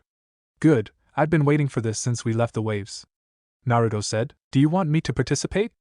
Haku asked his father. No, Haku. Just watch and analyze their abilities. Haku nodded and vanished in a burst of speed, reappearing on the branch of a tree, placing his hand on the trunk as he looked at the 4. Alright, show me what you 3 can do. Don't expect me to hold back just because you're brats. Kakashi arrived at the training ground, about 2 hours earlier than he would have prior to his admonishment at the hands of the 3rd, to find Zabuza standing over the fairly beaten forms of Naruto and Sakura, with Saske trapped over the nearby stream in a water prison held by a clone, glaring at the real former mist. Zabuza sighed. You guys have a long way to go. Still, I suppose 2 of you could make it through the exams as you are now. If you're lucky. The missing nin then turned to Sakura, who was still laying on the ground. You, on the other hand. Unless you work your ass off for the next 2 months, you won't have to worry about passing. You'll be more concerned about surviving. Looks like I arrived at a good time, Kakashi commented, ignoring Zabuza's glare as he strolled into the training field. Where the hell have you been? You kept us waiting so long, we got started without you. Zabuza growled, annoyed with Kakashi and with how much work 2 of the genin would need. As he said these words, his clone dispelled, falling apart into water along with Saske, who, as he hadn't mastered water walking, fell into the water and began to swim to his team. Well, a black cat crossed my path, so I had to take the long way. From there, I'm afraid I got lost on the road of life until I found myself here. Zabuza's eyes twitched in annoyance. Anyway, I got something that I thought would be useful on the way. So, how'd they do? Zabuza scoffed. Quite frankly, Kakashi, they suck. He then gestured towards Saske, who had just reached the shore. The Uchiha brat's alright. He's got a good balance of ninjutsu and taijutsu, and his Sharingan lets him follow my moves. Lot of good happens if he can't keep up with his opponent though. He's lucky Haku tried so hard not to kill him back at the bridge. Saske, who had just climbed out of the water, grit his teeth but knew he was right. Kakashi nodded as the 2 dry genin of his team sat up. Your thoughts on Sakura? Zabuza deadpanned. She's a fangirl who's completely useless in a fight. I really have to question your village's standards for letting her graduate. She has no unique talents, and her taijutsu is pathetic. Hey, take that back! Sakura yelled indignantly, insulted enough to voice her objection, despite still being slightly afraid of the man who almost killed her team. Yeah, don't say things like that about her, Naruto yelled. Although she found him annoying, Sakura was grateful Naruto had her back. Girl, the other 2 at least put up a decent fight. You didn't last 5 seconds once I turned to you, Zabuza said simply. Do you train at all outside of what Kakashi required of you, which from what I've heard has been minimal? Have you really tried to improve yourself as a ninja at all since you graduated? Did you actually contribute to your team at all back at Wave? Sakura looked crestfallen as she couldn't refute his statements. I rest my case. Listen closely, they say a team is only as strong as its weakest link. Although that's not entirely the case, when one individual has mediocre skill, the rest of the group has to make up for it, lowering success, and more importantly, survival rates. Ninja like you tend to bring the whole team down, either by not contributing, or being targeted and likely captured when the enemy recognizes their lack of talent and singles them out. Unless you improve, you're a liability that could get your entire team killed one day. Sakura's mood continued to sink like a stone in a vast ocean of despair. Kakashi quickly decided to reassure his student. Now don't worry, Sakura. You can still become a splendid kunoichi. It'll just take some work. Yeah. A lot of work. Zabuza added bluntly. Alright, what are her strengths? Well, she has an untapped talent for a natural near-perfect chakra control. She was able to get the tree climbing exercise on the first try. She also had the highest written test scores back at the academy, and has decent analytical skills. Kakashi explained. Though those tend to go out the window whenever Saske is involved, Zabuza scoffed. Those tests mean nothing in the field. Although, we could work with that intellect. Haku stepped forward. If she is good at memorizing facts, I could teach her what I know of the human body as well as medicinal herbs. I'm sure she'd also excel in the creation and use of poisons. If you know of someone with the talent, if she manages to memorize the human body, she'll likely make a good medical ninja. A field I myself am interested in, but was never able to find a proper teacher for. Naruto looked slightly confused. Medical ninja? What, you mean first aid? Why would she need a teacher for that? A medical ninja is someone trained to use chakra to heal injuries. The most skilled among them can even heal life-threatening injuries in moments on the battlefield, though it consumes a lot of chakra. Kakashi explained. I was also thinking she could make a good medical ninja. She reminds me of a lot of people I knew. Kakashi trailed off, remembering Rin, which led him to think about his lost team. His years as a shinobi and natural aloofness allowed him to perfectly mask his sense of melancholy that came with them. Wow, that sounds awesome. Naruto grinned. He knew he wouldn't really need something like that, even though he knew his healing wasn't normal. But he could see how useful such an ability would be. You might go farther than I thought. Saske spoke up. Sakura was torn between being happy Saske thought there might be hope for her or sad that he obviously thought little of her current abilities. She decided on the former, as Zabuza's earlier statements had made her somewhat realize that, at the moment, she was indeed largely useless. Of course, we'll have to work on her stamina too, Kakashi said. As for the blonde brat, Zabuza gestured towards the Jinchuriki. The kid has a knack for coming up with unpredictable strategies and his taijutsu. Passable, but aside from that and the clones, his stamina and his, which he doesn't know how to use yet, he's got nothing going for him, not to mention the fact that outside of strategies, he's not the fastest deer in the forest. Hey! Naruto yelled indignantly, raising a fist into the air. Saske, blunt as ever, stated, Naruto, you're the dead last of our class. Weeks ago, I remember you didn't even know the proper spelling of chakra. Naruto growled, but Kakashi spoke up before he could respond. Yes, well, I have something in mind that will take care of that. Well, I hope whatever you've got in mind works. Kid's not going to make it far as a ninja at this rate. Zabuza commented before turning to Naruto. And why didn't you try using those eyes of yours? Naruto, still irritated at Zabuza's evaluation, replied, I can't use them and clones at the same time and I don't know how to use their powers yet. I figured I was better off sticking with what I knew. Maybe you're a little smarter than I gave you credit for. Using a power you're not familiar with is a good way to wind up dead. Zabuza's eyes narrowed after giving the backhanded compliment. Wait, what do you mean you can't use them in your clones? Naruto shrugged. Whenever I use them both, I see out of my clone's eyes too. Seeing everything like that makes my head spin. Kakashi stepped forward, intrigued. Is that so? Interesting. I want to see this. Activate your and create a shadow clone. Naruto nodded and closed his eyes, channeling chakra into them, before opening them. He then made a cross-shaped hand seal and called out the name of his most used, causing a single clone to appear in a poof of smoke. The two Narutos already seemed slightly disoriented, though not enough that it would keep them from fighting, and the others looked on, obviously interested in finding out anything about the eyes. Now close your eyes, just the real you. Naruto did as told. Now tell me, how many fingers am I holding up? He said, holding up 2 fingers. When the clone opened his mouth, Kakashi stated, the real you. 2. Naruto immediately said, despite having his eyes closed. Kakashi raised a brow before holding up 4 fingers. 4. He said as Zabuza picked up a rock. Kakashi put down 1 finger. 3. Zabuza then threw the rock at the blonde's head. Naruto saw it through his clone's vision and caught it, opening his eyes and glaring at the former Kiri ninja. Hey, what gives, Zabuza-sensei? Zabuza smirked beneath his mask. Just another test for you, kid. Naruto's glare intensified. Besides, I was hoping to show the usefulness of that ability. So, do you see how this could increase your effectiveness? Huh? Naruto replied, before thinking about it. Well, I guess if I could get used to it, I could see the battlefield from different points and see the enemy, even if they're in my blind spot. Or I could use them to scout ahead and spy on enemies. Zabuza nodded approvingly. Good. Were it not for that and the stunt you pulled back when we first met, I may have dismissed you as a lost cause by now. Naruto glared at the demon of the mist before Kakashi spoke up. Though I wouldn't be as harsh as Zabuza, I remember how you told me even though you had to admit it was foolish to enter Haku's ice mirrors without thinking as you did. You can't deny you could stand to improve your mind, though that's always a good idea. You could also stand to learn the value of patience. Naruto looked slightly dejected at that. Fortunately, as I said, I have an idea for how to catch you up in that respect, and every other for that matter. Naruto's expression brightened that. Really? What is it? Let's hold off on that until we begin training. Now, before we move on.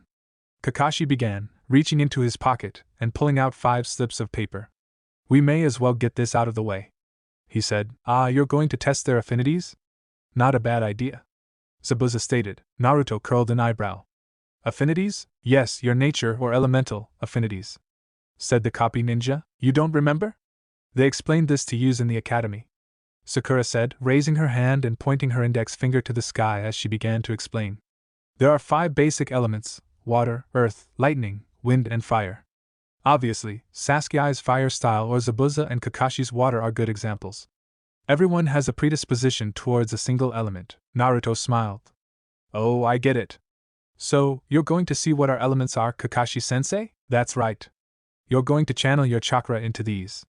How your chakra affects them will depend on your affinity. For example, he channeled his chakra into the paper, and they all watched as it wrinkled. My affinity is lightning, so my chakra will cause the paper to wrinkle. Fire-natured chakra will cause it to ignite and turn to ash, water will cause it to grow damp, earth will turn to dirt, and wind will cause it to split in two. But what about Haku's ice element? Naruto asked. Kakashi gave a nod. Good question.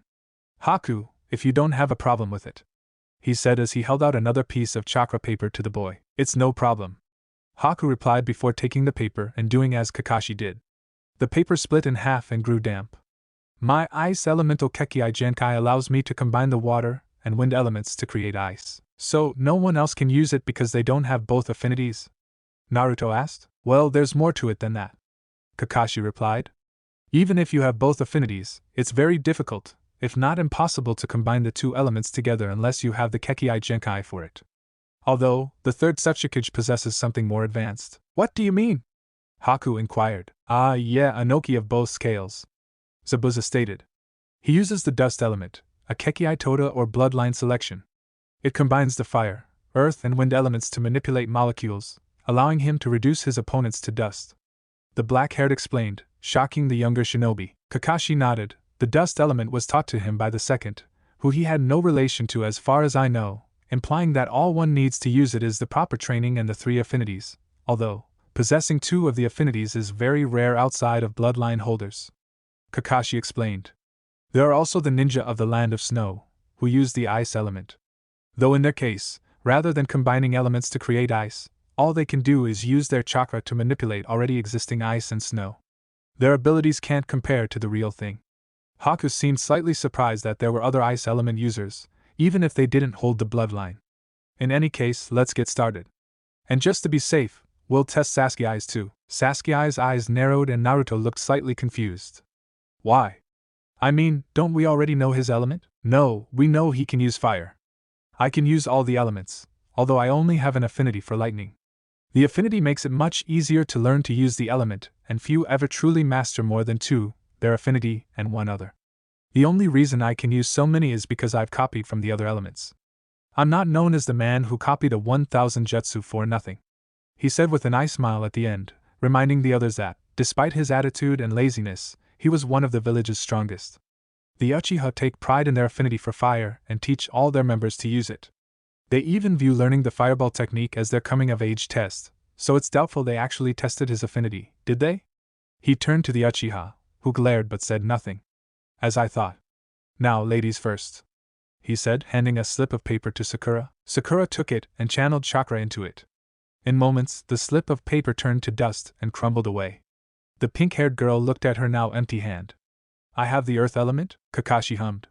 The earth element. With it, one can harden and strengthen anything they channel it into, increasing its defensive and destructive power. You can also manipulate dirt and mud and move through the earth in various ways. He turned to Sasuke with a nice smile. Like when I buried Sasuke up to his neck. Sasuke glared at his sensei before his gaze turned to Jonin's hand as he handed him his own piece of paper. Your turn. Sasuke closed his eyes and snatched the paper from the. He glanced at it as he channeled his chakra into it. And his eyes widened in shock as the paper wrinkled. What the? Was all the Uchiha could say. Well, what a surprise. It seems you don't have the fire affinity after all.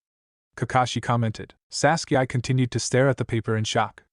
But my entire clan has the fire element. Yes, well, clans are never completely uniform in affinities outside of those with elemental bloodlines.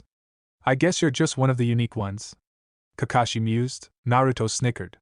Too bad, Sasuke. Looks like you're the black sheep. If looks could kill, Naruto would have been reduced to a smoldering corpse by Sasuke's glare, Kakashi said. Now your turn, Naruto grinned. Finally.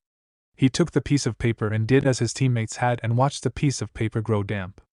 Before anyone could comment, an unexpected series of events left everyone's mouths agape. The damp piece of paper wrinkled before splitting in half, one half then burned to ash while the other turned to dust. Zabuza's brow furrowed. The hell, Kakashi-sensei? I thought you said it was rare that anyone has more than one affinity. Sakura said. Well, I guess this is proof that his eyes are the real thing. What do you mean? Naruto asked. It's said that the Rinnegan grants its bearer the ability to master all 5 elements and virtually any, not counting those that require bloodlines. I guess that would include possessing all the affinities. Kakashi explained. So I can learn every element? Naruto asked excitedly. Sasuke once more glared at the blonde, seeing another example of the Jinchuriki's growing power. Kakashi nodded.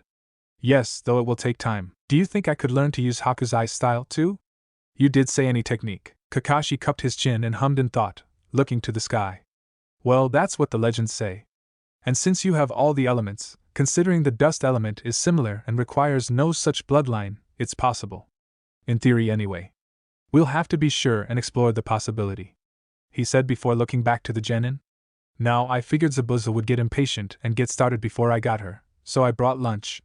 Let's get started once we've finished eating. Hiruzen Sarutobi sat in his office, once again taking up his endless battle against paperwork while taking the occasional puff from a pipe in his mouth, when he heard a knock on his door. Hiruzen raised his head and curled a brow. Come in. He beckoned. The door opened to reveal his former friend and rival, Danzo Shimura. Hiruzen's eyes narrowed. In their youth the two had been competitive, but they had been on good terms. But as they grew up, many of their philosophies, specifically, how the village should be run, had changed and were now nearly opposite. They were still on decent terms and, so long as nothing went wrong, Danzo rarely interfered with the way he ran the village beyond voicing his own, conflicting opinion. Still, the man rarely came to his office without a reason. It's been a while, Lord Hokage.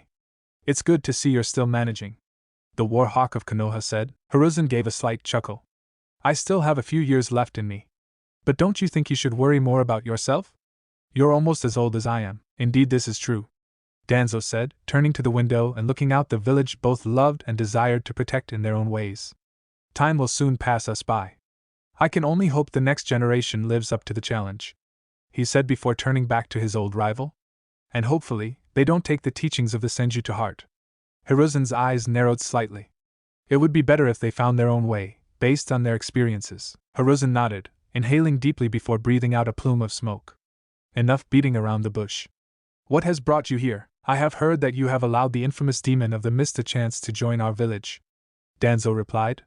I merely wished to inquire why you would give him a chance. It's a long story. The short version is that the purpose of his coup was to stop the Mizukage from destroying their nation with his prejudice against bloodlines, and he was vouched for by 2 people whose intuition I trust, one of whom being Kakashi Hatake. Know that I am keeping him under observation and intend to speak with him more on these matters. Do you intend to have him interrogated? With his knowledge, several of the Land of Mist's secret arts could be ours. Danzo inquired. And perhaps it would be wise to have some insurance in case he decides to use our trust to get back into Kiri's good graces. I believe his student is young and quite skilled. Perhaps he would benefit from my old teaching methods. If we could ensure his loyalty to our village, I'm sure keeping Zabuza under control would be a simple task. No. While I do intend to give him and his apprentice the standard interviews and evaluations one would expect, I will not force him to reveal his village's hidden secrets, and he will be allowed to keep some things confidential. And we will certainly not use the boy against him. That isn't how this village operates. Danzo's eyes narrowed.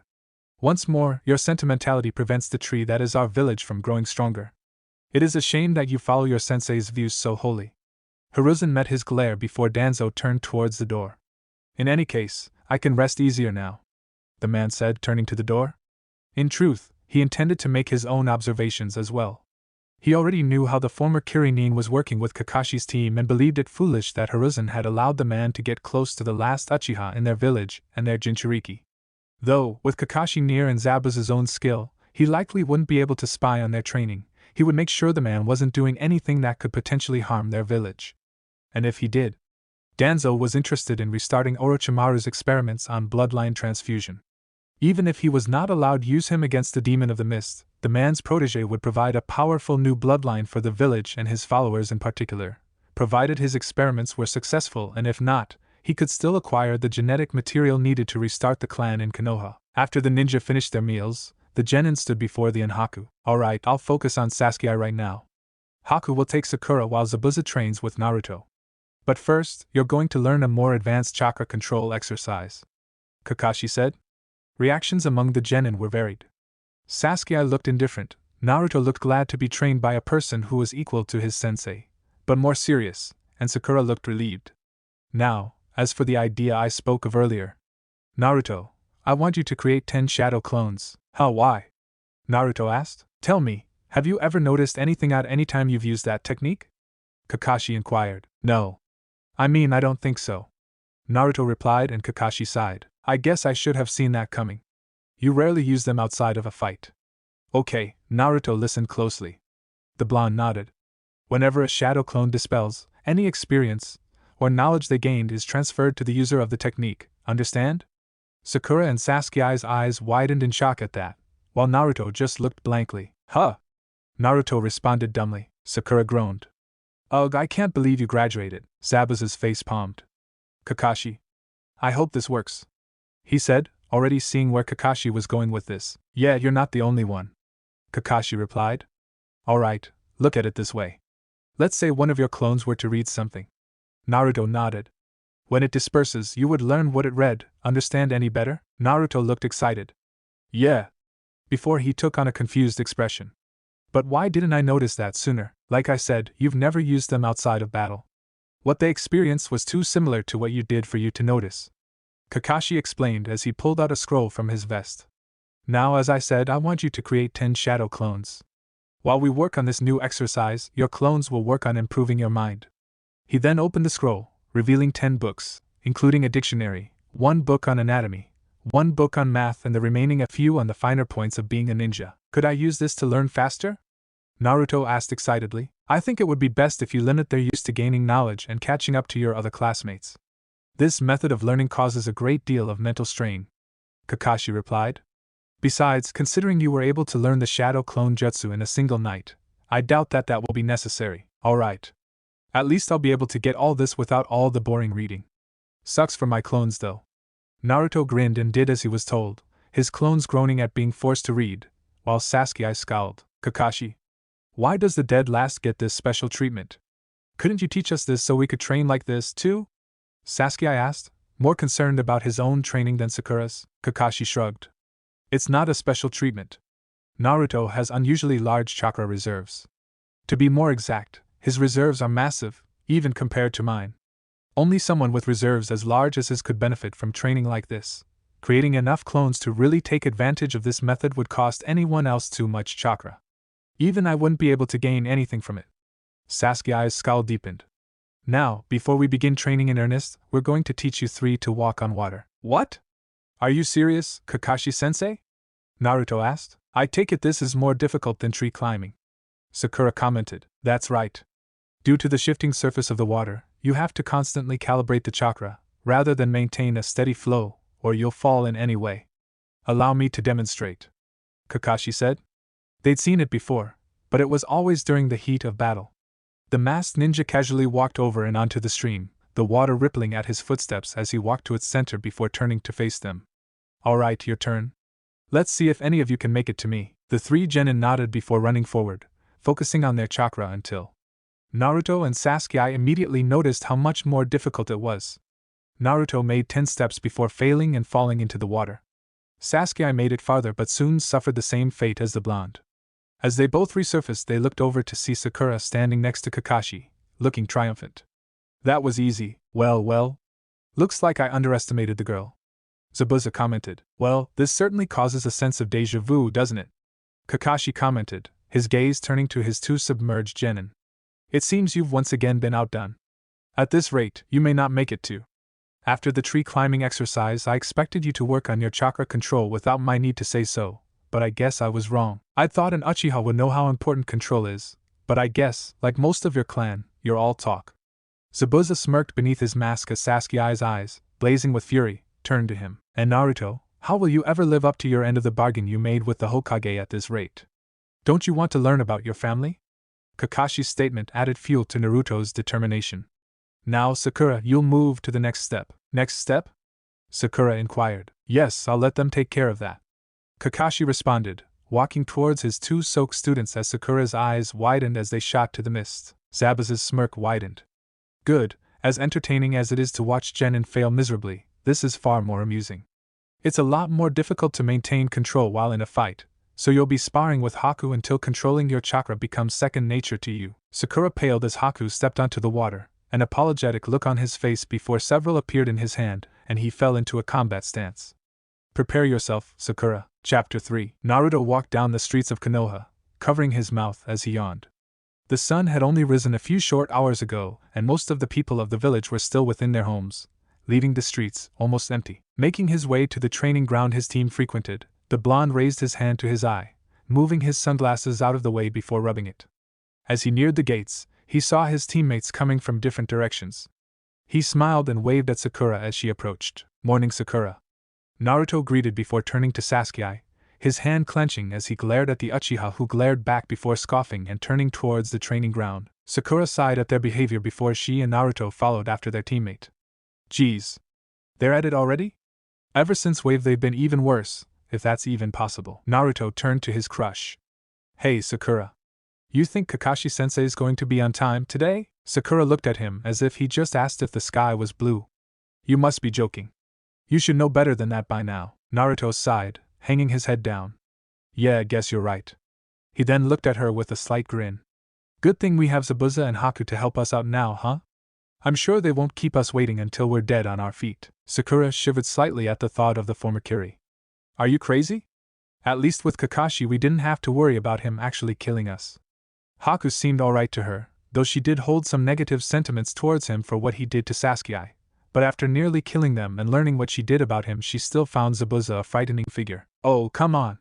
They're not that bad. Well, I guess Haku seems alright, Sakura admitted. At least they seem to take this seriously, unlike Kakashi. Sasuke spoke, adding his 2 cents. He does usually spend most of his time with us reading his book. I wonder what it's about anyway. Naruto commented, looking to the sky before turning to his crush again with a smile. So, Sakura. How about after we finish training today you and I? Shut up, Naruto! Sakura suddenly yelled. Naruto backed away slightly when the girl balled her hand and raised her fist over his head, but was unable to get out of range before she brought it down on his head, causing him to kneel down, grabbing his now aching head. It's too early to deal with that. Come on. He's not the only one with an awesome bloodline anymore, Naruto said as he raised his head, nursing the lump that had grown through his hair. He didn't think much of it yet. After all, he didn't even really know what they did yet besides what it did to his vision and those 2 abilities that he still had no idea how to use, but he hoped that might appeal to Sakura. And you think that makes up for everything bad about you? The pink-haired girl grumbled as she turned away before adding in a slightly wistful tone. His Sharingan isn't the only thing that makes him amazing. Sasuke seemed unaffected by her comment. Naruto hung his head dejectedly. Sakura. The trio soon reached the clearing, before stopping dead in their tracks, almost comical expressions of shock on the 2 more expressive genin's faces. Even Sasuke's eyes widened and his mouth opened slightly at the sight that awaited them. Zabuza and Haku had arrived before them. That they had expected. What they hadn't expected was to see Kakashi leaning against a tree, reading his book, having arrived on time despite all the evidence that such a thing would never happen. Even more surprising was his reaction to their arrival. He glanced out of the corner of his exposed eye before putting his book away. He then stepped away from the tree and gave them a slight wave. "Hey guys." The copy ninja greeted. "What's wrong? You look like you've seen a ghost." Naruto stared at him incredulously. "Kakashi-sensei. You're actually on time? But you've never been on time. Not since the day we became a team," Sakura said, looking as if she thought the world might be ending. "Have I really given you the impression that I can never be punctual?" the copy ninja asked. Silence answered him. The sweat dropped. To be honest, he probably would have been late, had the Hokage not threatened to give him missions with Guy and his mini-clone, Lee, if he didn't clean up that aspect of his act the previous night. It took all his discipline not to shudder at the thought. "Well, anyway, let's get started. We'll pick up where we left off yesterday. And Naruto, don't forget your clones," he said, pulling out a scroll. The blonde genin nodded and 10 clones poofed into existence. The doppelgangers groaned as Kakashi opened the scroll and gave them the books. Naruto looked up at his sensei as his clones reluctantly took the reading material. "Hey, Kakashi-sensei. Why can't we move on to learning new things? I mean, if the tree climbing exercise was enough to let us fight Haku, wouldn't it be better if we spend our time learning some cool new techniques?" Sakura put a hand on her hip. "Yeah, right, what fight were you watching? In case you've forgotten, if Haku was more cold-hearted, like most missing nin you're liable to run into, Saske would be dead. And for that matter, you'd probably be too. Hell, if you hadn't awakened your bloodline when you did, you probably would have ended up in the same condition as the Uchiha brat," Zabuza said to the blonde, who immediately looked to the ground. Kakashi nodded. "They're right, You all have a long way to go before you reach Haku's level. That's just all I could teach you in the time we had. That aside, this is essential for you to learn. Think of it this way, with the control you had before you graduated, let's say you could create 2 standard clones. With the level of control you have now, you can create 3 clones using less chakra. In other words, the better your control, the more powerful you will be and the less energy it'll take to use them. You need the most work in this respect, Naruto. Out of the 3 of you, your control is the worst, meaning you waste a lot of chakra in your... Understand?" Naruto nodded somewhat reluctantly. "Yeah, I get it." Zabuza turned a thoughtful eye to Kakashi. "Speaking of wasting chakra, something's been bugging me for a while." Kakashi raised a brow. "Oh? And what's that?" "Back at the bridge, that technique you tried to shove through my chest. It was basically a solid blade of lightning chakra, wasn't it?" Saske looked up at that, now more interested because an apparently powerful technique of his element was being discussed. Kakashi nodded. "That's right.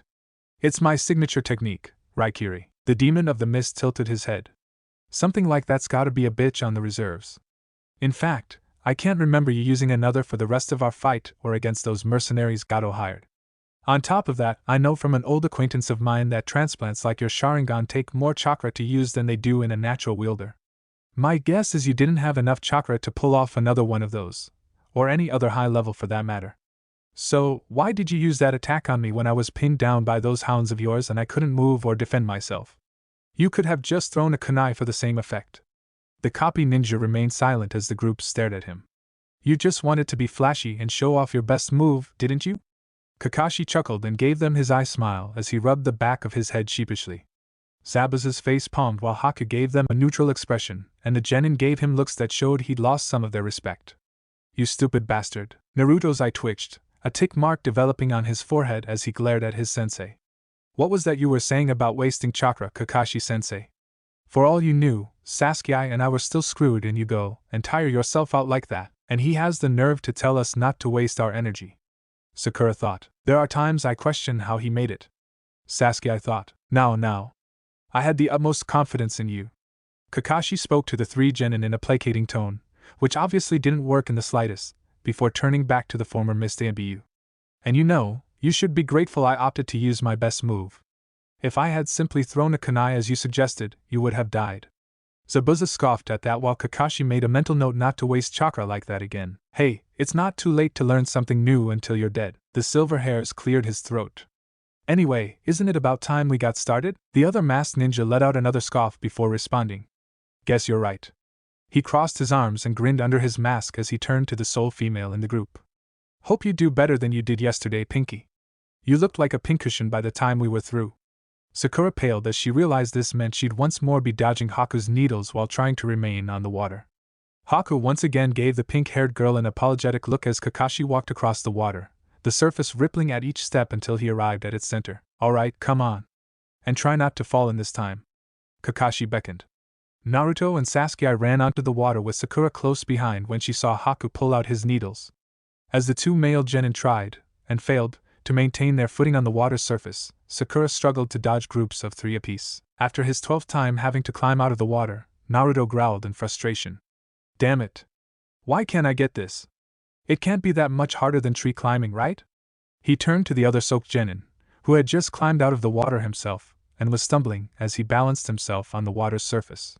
The blonde then turned to Sakura, wincing as he saw her get hit with another volley of, despite her best efforts.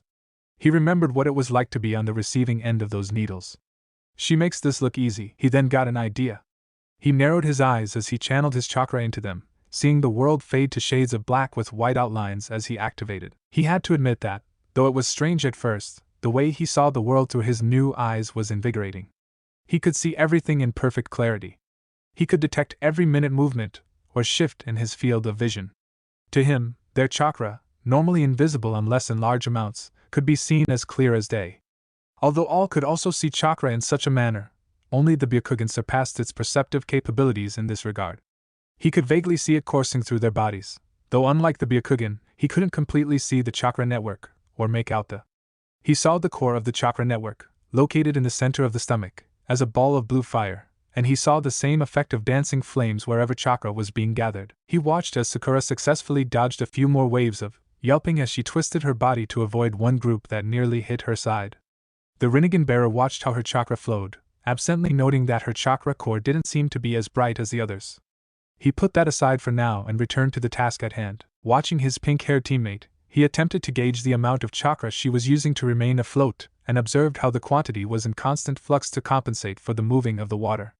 He then turned and did the same for Kakashi. After watching both of them and how their chakra flowed for about a minute and channeling his chakra into his own feet to practice, he closed his eyes and climbed out of the water, doing his best to imitate Sakura's chakra flow, watching his feet and how his own chakra interacted with the river's surface. He stumbled twice before he came to a stop, holding his arms out to help balance himself. Naruto smiled at his success as he took a few shaky steps on the water's surface. Although he still had to concentrate hard to maintain it, and his feet still slipped through quite a few times, this had definitely helped. Meanwhile, Sasuke, who had just climbed out of the water, threw a glare in Naruto's direction when he saw he was doing better. Though he couldn't figure out what Naruto was doing differently, he had tried what Naruto had earlier, only to find his Sharingan's ability to perceive chakra wasn't good enough to gauge such a thing. He climbed out of the water once more and, after a few minutes, fell back in. This time, he growled as he looked at Naruto, who was managing aside from the occasional incident where his feet sunk into the water. He climbed out once more, but lasted a mere 10 seconds, his anger causing his control to slip. Kakashi noticed his Sharingan-wielding student's frustration towards Naruto's faster progress, but before he could decide on what to do, Zabuza called him and Haku over. Raising a brow at what the former missing nin could want, he joined him and Haku on the river's shore. Naruto, who soon stumbled and turned his attention back to his feet, Sasuke, who was still in the water, looked curiously after the three.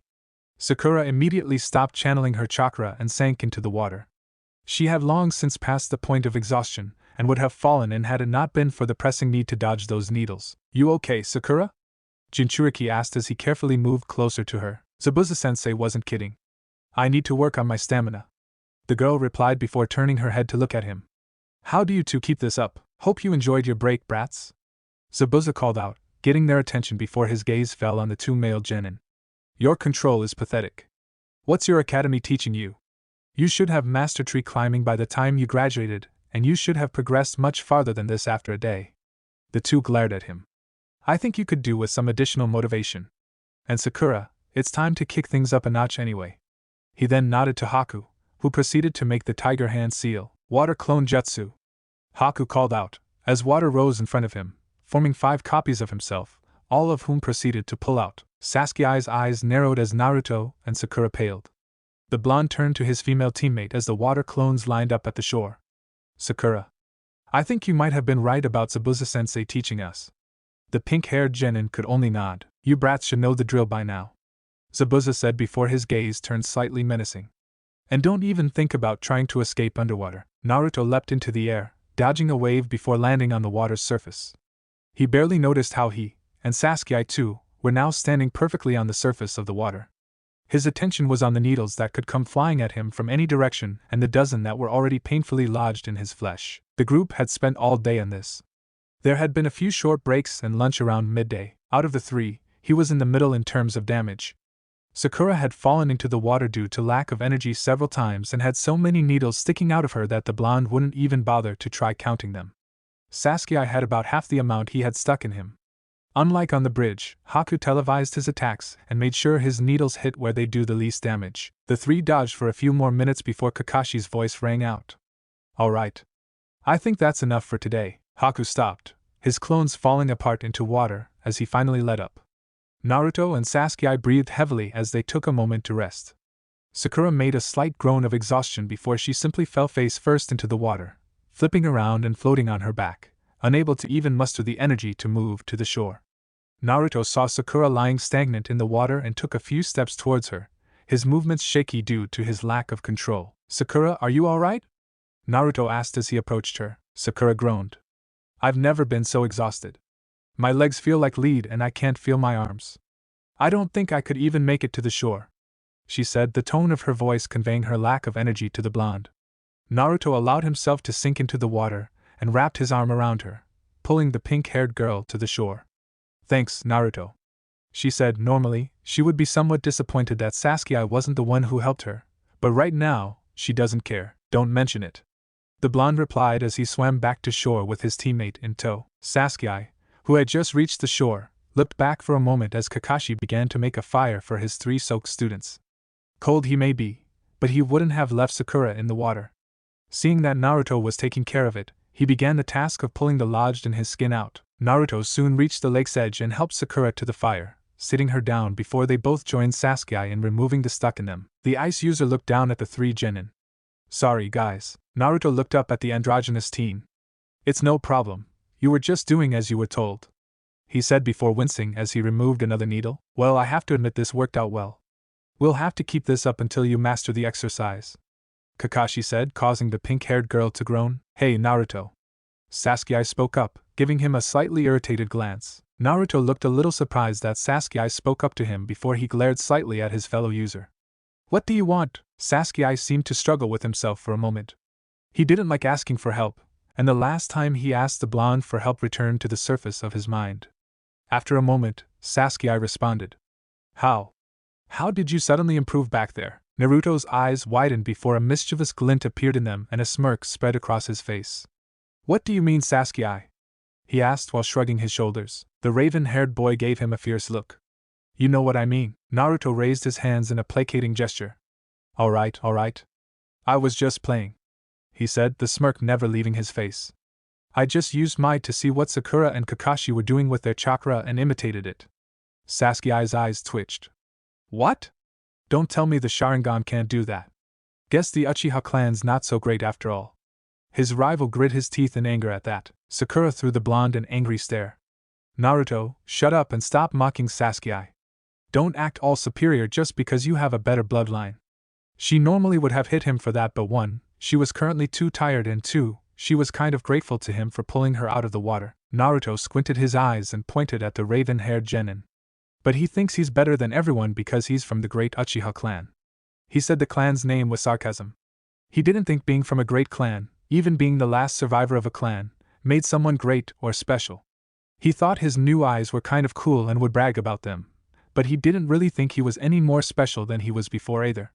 What's wrong with rubbing in that his clan isn't so great after all? Maybe the fact that he's still the rookie of the year, and you're still the dead last? Sakura replied sarcastically. "Those eyes might be the most powerful bloodline in the world, but that doesn't change that you're still a sorry excuse for a shinobi. And they're not going to do you much good until you actually learn to use them." Naruto hung his head down before his and the other genin's attention was drawn by a laugh from Zabuza. "Ha! A sorry excuse for a shinobi? You're one to talk," he said, his eyes showing amusement. "While it's true, the kid needs a lot of work, at least he showed some talent back in Wave. I hate to admit that a genin pulled one over on me, but he did mastermind that trick during our first encounter, and he has managed to learn an advanced form fresh out of the academy." So far, all you have going for you are chakra control and book smarts. If the two of you fought seriously right now, he'd beat your sorry ass into the ground. Now Sakura hung her head. Naruto, though grateful for Zabuza's support, was about to protest what he said about Sakura when Kakashi spoke up. Alright, settle down, guys. Kakashi commented before directing his gaze to the three genin. It's nice to see you still have enough energy to fight amongst yourselves, but depreciating each other like this is hardly productive. Now, if you're all finished pulling them out, I brought some snacks. Once the group had finished their snacks and the genin had completely dried off, they all got ready to leave as Kakashi put out the fire. The group had finished their snacks and the genin had completely dried off. They all got ready to leave as Kakashi put the fire out. Sakura, Haku said, and the girl made a sound of acknowledgement. I'd like you to read these, he said as he pulled out 4 books. Sakura raised a brow as she took them, looking at the cover of the one on top. The Encyclopedia of Plants? Haku nodded. The other 3 are on human anatomy, the making of healing salves, antidotes and poisons, and basic treatment of injuries. As I said, I believe you would make a good medical ninja. These are things you have to learn before you can really call yourself one. Even if you're not interested or it turns out that it's not your cup of tea, there's still an interesting read, or at least I think so. And it may come in handy someday, Sakura smiled. Though she still felt some slight ill will towards the boy for defeating Saske and making him appear dead, Sakura had to admit he was a nice person. Thank you, Haku. I'll be sure to take a look at them, the older boy smiled back. You're welcome. I hope there's no animosity from our training, Sakura shook her head. Nah, it's like Naruto said, you were just doing as you were told, she said before seeing Saske walking away. Hey Saske. How about we go get something to eat on our way home? Was Saske's response before he walked away with his hands in his pockets, causing Sakura's shoulders to slump. Naruto noticed and said excitedly, I'd be happy to join you, Sakura. Sakura, too tired from all the training they did to yell at him, said, Why would I want to hang out with you?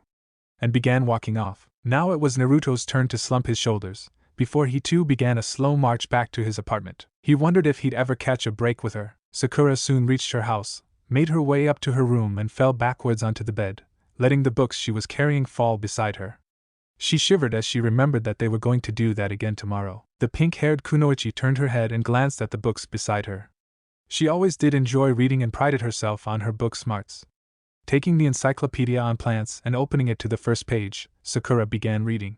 Half an hour later, she was thoroughly engrossed in what she was learning. The genin returned to the training ground the next day and spent the first half of their day dodging on the water's surface. They continued until their break, when Naruto once again had to pull a completely exhausted Sakura out of the water. They had lunch together, and now stood before their senses. We're going to do something a little different today, Kakashi began, taking a few steps forward. You 3 are going to spar with each other, first Naruto and Saske, with the winner fighting Sakura. Normally, it would have been Naruto and Sakura first, but with the blonde's crush on the young kunoichi, he may hold back or let himself lose. When we started, Zabuza took stock of all your abilities. Today, we want to focus on your taijutsu. Naruto raised a brow. What? He said, drawing out the word. But Kakashi-sensei, weren't we going to work on our chakra control some more? I think I almost got the hang of walking on water, Saske smirked. What's wrong? Afraid I'll put you in your place? Naruto glared at his teammate and snorted. Hardly. I'll be happy to kick your ass any day of the week. I just want to hurry and get to our elemental training so I can learn some cool new things. Saske grunted in response. He had to agree with the Rinnegan bearer there. Though he was still a little irritated by the fact that he didn't have the affinity his clan prided itself on, he wasn't going to let that hold him back, and he was looking forward to seeing what he could do with his element. Well, we felt that, since we were working on your chakra control, we should look at all your basic skills. They are important, you know. You'll suffer down the line if you skip ahead to the more advanced arts without mastering the fundamentals, Kakashi explained. Zabuza crossed his arms as he looked down at the genin. Once we see how far along you are with the basics, we'll correct anything that's lacking and work out what fighting style would suit you while perfecting your water walking skill. After you've got a handle on the basics and begun forming your own fighting style, we'll start your elemental training.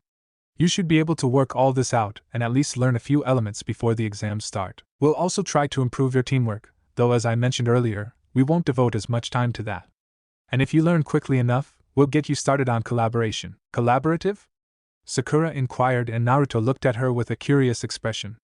Those words also caught Saske's interest. The Uchiha frowned slightly as he listened intently. Collaborative refers to techniques that are a combination of several, or a that requires multiple users. Zabuza explained. Kakashi nodded. For example, you've all learned that the wind element is weak to the fire element, right? If you were to try to combat a wind technique with a fire one, unless the wind technique is far more advanced and powerful, the wind will feed the flames and backfire on you.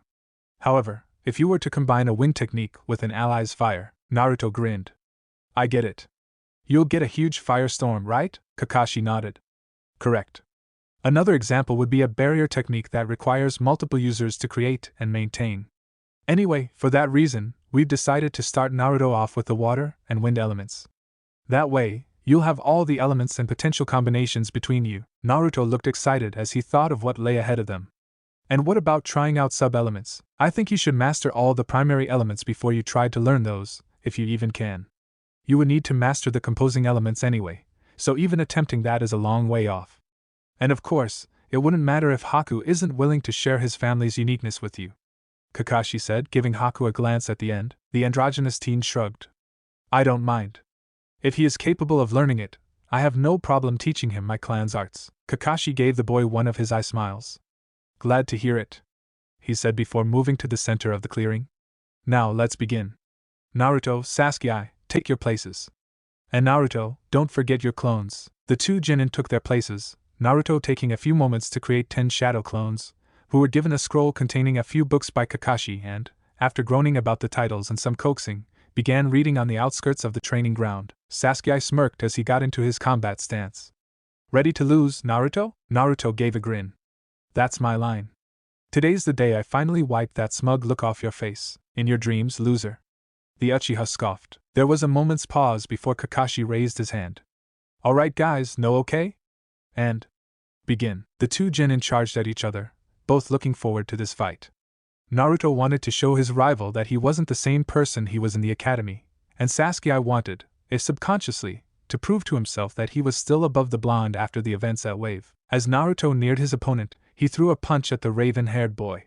Saske grabbed his wrist with his right hand as the first approached and redirected the blow, bringing his own fist up to deliver an uppercut to the blonde's face.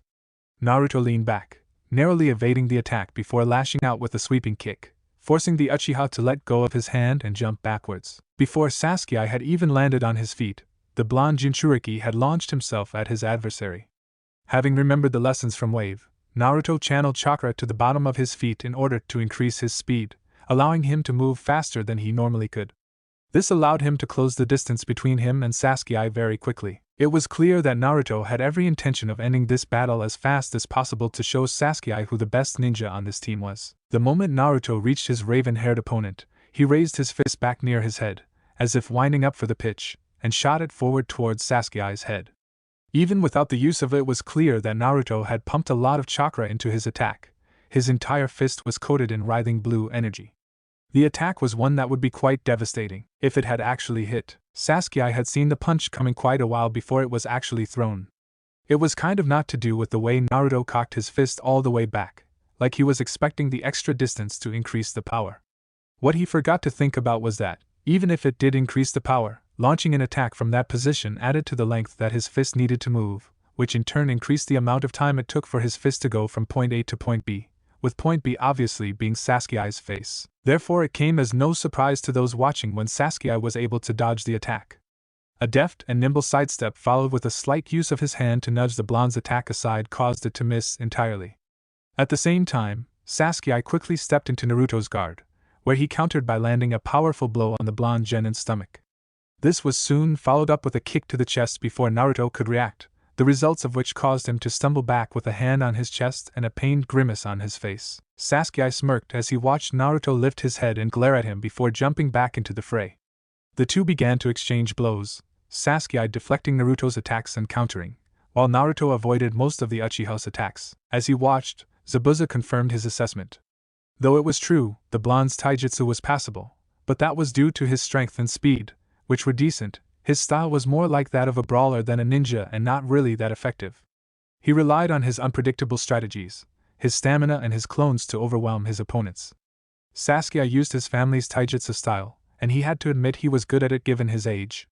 It didn't help the blonde that his opponent was faster than he was, making this fight fairly one-sided. Seeing Sasuke throw a punch at his chest, Naruto raised his arms and crossed them over his chest. Feeling his rival's fist collide with his guard, he prepared to launch a counter-attack before he felt the wind get knocked out of him. Capitalizing on the opening created when Naruto blocked his punch, the Uchiha had brought his knee to the blonde's stomach. As Naruto bent forward involuntarily, he saw Sasuke's fist rising towards his chest. Having no time to react, all he could do was watch the fist collide with his chest. The next thing he felt was a left hook to the face that sent him staggering back. He managed to stay on his feet, determined not to let his rival win again. He turned his head back just in time to see Sasuke running at him. Intending to continue his assault, he brought his hand up just in time to block another blow from his adversary. The Uchiha narrowed his eyes when he saw Naruto block his punch. Before his opponent could retaliate, he spun around, extending his leg for a sweeping kick. Naruto jumped backwards to dodge. Naruto charged forward as soon as he touched the ground and threw a punch at Uchiha's face. Sasuke ducked under the attack, grabbing the blonde's wrist and using his momentum to pull him forward. Naruto's eyes widened in shock as Sasuke pulled him forward before the dark-haired boy lashed out with a kick to his unprotected chest, knocking the wind out of him and sending him a few feet into the air. Sasuke leapt after him, delivering 2 punches and a kick to the blonde's torso before grabbing him as they fell to the ground, pinning the blonde on his stomach with his elbow to his neck. The Rinnegan bearer growled, realizing he'd lost to his rival again. "Well, I guess that's it," Kakashi said as Sasuke let the grumbling blonde up. "Yeah, way to go, Sasuke!" Sakura cheered from the sidelines. "Alright, girlie, you're up next. Take your place." Zabuza spoke, grinning under his mask as he saw Sakura's shocked expression. Kakashi nodded. "That's right. You're up against Sasuke. Now come on. And please try your best." After a few moments, Sakura hesitantly stepped up to her position across from her crush. The kunoichi took a deep breath before raising her head and looking at her teammate, who looked at her with a disinterested expression. Sasuke felt this was a waste of his time. He wanted to fight strong opponents. Naruto now counted among people he considered worth testing himself against after his actions in Wave. Sakura, not so much. Sakura got into a combat stance, not sure she'd be able to attack, but she'd at least try to defend herself. Both noted that her stance was the generic one taught to all students at the academy. After a moment, Kakashi once again raised his hand. "Begin." What followed wasn't even worth being called a match. Sakura's stance at the beginning was a textbook perfect example of her chosen style, which was actually something of a problem. Now, while having a perfect stance is a good thing, the technique taught at the academy was never meant to be anything more than a placeholder. It was a fairly balanced style with few openings, so it was fairly effective to be sure, but as it was a cookie-cutter method, it didn't play to any individual ninja's strengths. Sure, one could take it and progress until one was a highly proficient taijutsu fighter, but it would be better and easier to find a style that suited you. It was meant to give the prospective genin a way to fight and defend themselves while they learned what their strengths were until they found a fighting style that took advantage of their natural talents, or to provide the building blocks for their own, unique style. Sakura had never tried to deviate from it in the slightest. On top of that, although it may have had something to do with her crush on Sasuke holding her back, her stance fell apart when she actually moved. Her moves showed that her form was as good as it was due to the drills done at the academy, as they revealed a total lack of fighting experience. While it was expected that she fall for a feint, she shouldn't fall for all of them, and she often overextended herself on defense, her reluctance over fighting her crush keeping her from ever displaying offense. And she was slow, comparable to the average academy students 2 years her junior in both speed and reflexes. Sasuke did, at least, go easy on her. His attacks weren't meant to hurt her, simply to open up her guard so he could take her down easily. "Okay, we've seen enough," Kakashi began. "Sakura, Naruto, I'm not going to lie, both of you need a lot of work. Sasuke, your form's good, but there's always room for improvement." Naruto looked slightly dejected at the evaluation, and Sakura took it even worse. Sasuke simply grunted in acknowledgement. "Now, we'll get started on perfecting your taijutsu styles for the next few hours. Sakura, I think Haku would be best suited to aid you. Naruto, I think Zabuza would be the best fit for you. And that leaves me to take care of Sasuke." Sasuke smirked at getting the teacher he considered the strongest, his satisfaction all the greater after his earlier defeat of his rival. Naruto looked shocked before clenching his fists. "Of course. You're going to hand us off so that you can focus on Sasuke," he said angrily, emphasizing his rival's name. He was so tired of everyone treating Sasuke like he was the best. Sakura glared at the blonde. "Naruto, don't talk to our sensei like that," she chided. Zabuza tilted his head to the side and raised a brow. "Oh? You don't like the idea of training under me, brat?" he asked in a slightly annoyed tone. No, I just don't like that he's playing favorites. Now, Naruto, calm down. I have my reasons for this, Kakashi said, moving his hand in a placating gesture. He actually wanted to train Naruto as much as he wanted to train Sasuke. The two were the last relatives of the deceased members of his team, not counting Sasuke's brother. But the less said about him, the better. Oh yeah? Like what? Zabuza's just better suited for what I have in mind for you, and I'm better suited to help Sasuke. Kakashi shrugged. One of my teammates, from when I was a Genin to A, was an Uchiha, so I have a good grasp of their fighting style. I'm also the only other person in the village with the Sharingan. You, Naruto, right now, are a power-type fighter. You overwhelm your opponents with your strength, which is how Zabuza fights when he's not relying on stealth. The explanation calmed the young Uzumaki down a bit, though he still looked annoyed. On top of that, I think you might have some untapped potential in stealth. You did manage to paint the Hokage monument without anyone noticing. Haku gaped while Zabuza gave his fellow an incredulous stare. What? Kakashi shrugged. Shocking, isn't it? But it's true. He somehow managed to cover all the Hokage's faces in graffiti, and no one noticed until he was almost finished. It should go without saying that such a thing is quite an impressive feat, especially in a ninja village. Naruto gave a prideful chuckle while Zabuza looked at the monument in disbelief. Yeah, and then he had to spend all day cleaning it up. Sakura reminded him, deflating the blonde. Fine, Naruto said after a pause before throwing Kakashi a light glare. I guess I can't complain. I am getting trained by the guy who threw you into a ball of water, forcing your genin to bail you out. Zabuza chuckled as Kakashi's eye twitched slightly. Well, the kid and I might get along after all. Zabuza thought as Kakashi was reminded of his near death. Don't mock our sensei, Sakura admonished. Cha, you tell him. Her inner self spoke within her mind. Let's get started already. Come on, kid, Zabuza said, walking away and gesturing for the blind to follow as Haku did the same for Sakura. The former Mist Ninja led the blonde into the forest until they found another clearing. Boy, let me be frank. I'm surprised you managed to graduate. He spoke in a blunt tone, causing Naruto's eyes to widen before his expression shifted into one of anger. The blonde took a step forward in an attempt at a threatening gesture. What? Until now your control sucked.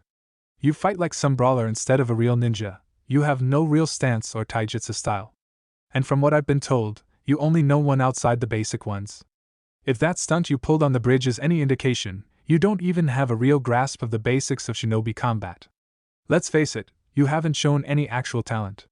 The only way you could possibly win a fight is by overwhelming your opponent with the sheer number of clones you can make. Shut the hell up. If that's true, then how did we get Kakashi-sensei out of that mess you put him in? Zabuza's eyes narrowed and Naruto smirked.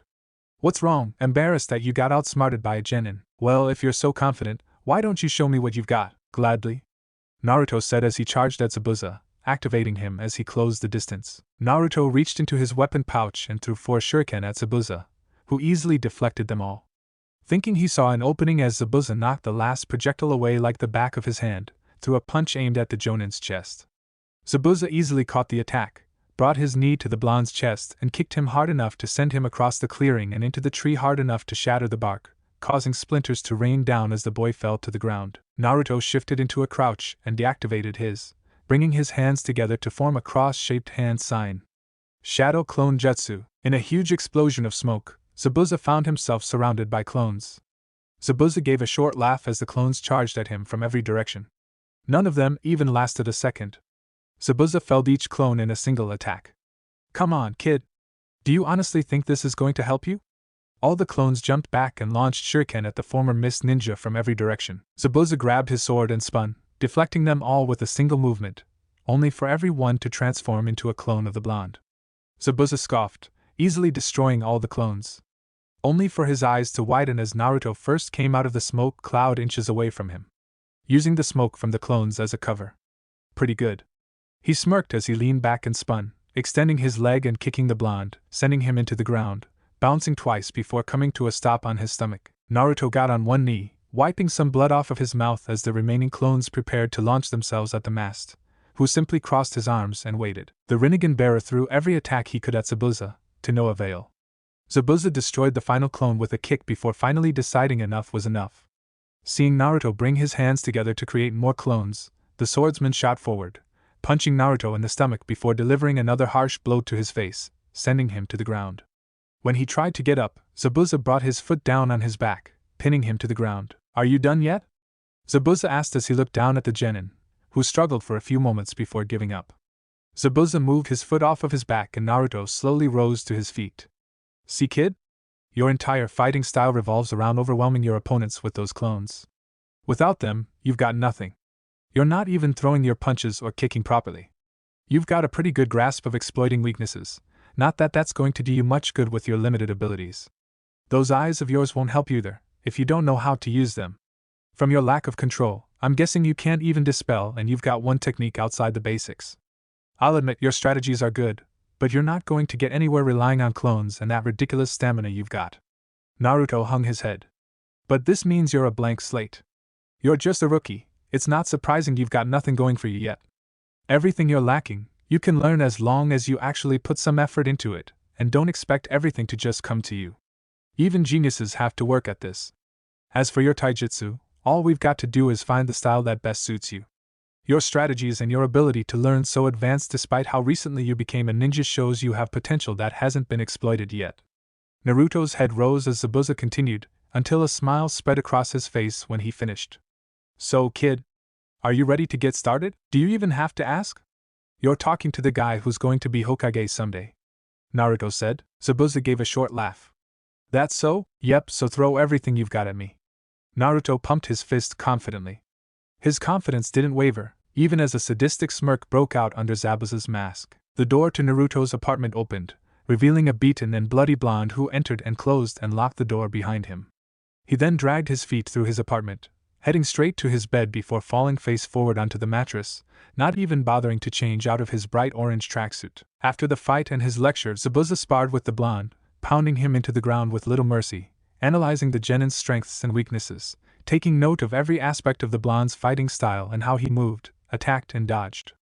By the end of it, Naruto had barely been standing. Thankful for his natural healing ability, Naruto's purple-ringed eyes closed, and he soon fell asleep, aware that by the time he woke up, he'd be fully healed. Naruto once again stood before Zabuza in the clearing outside the third training ground after his team finished their water-walking exercises and split into separate groups.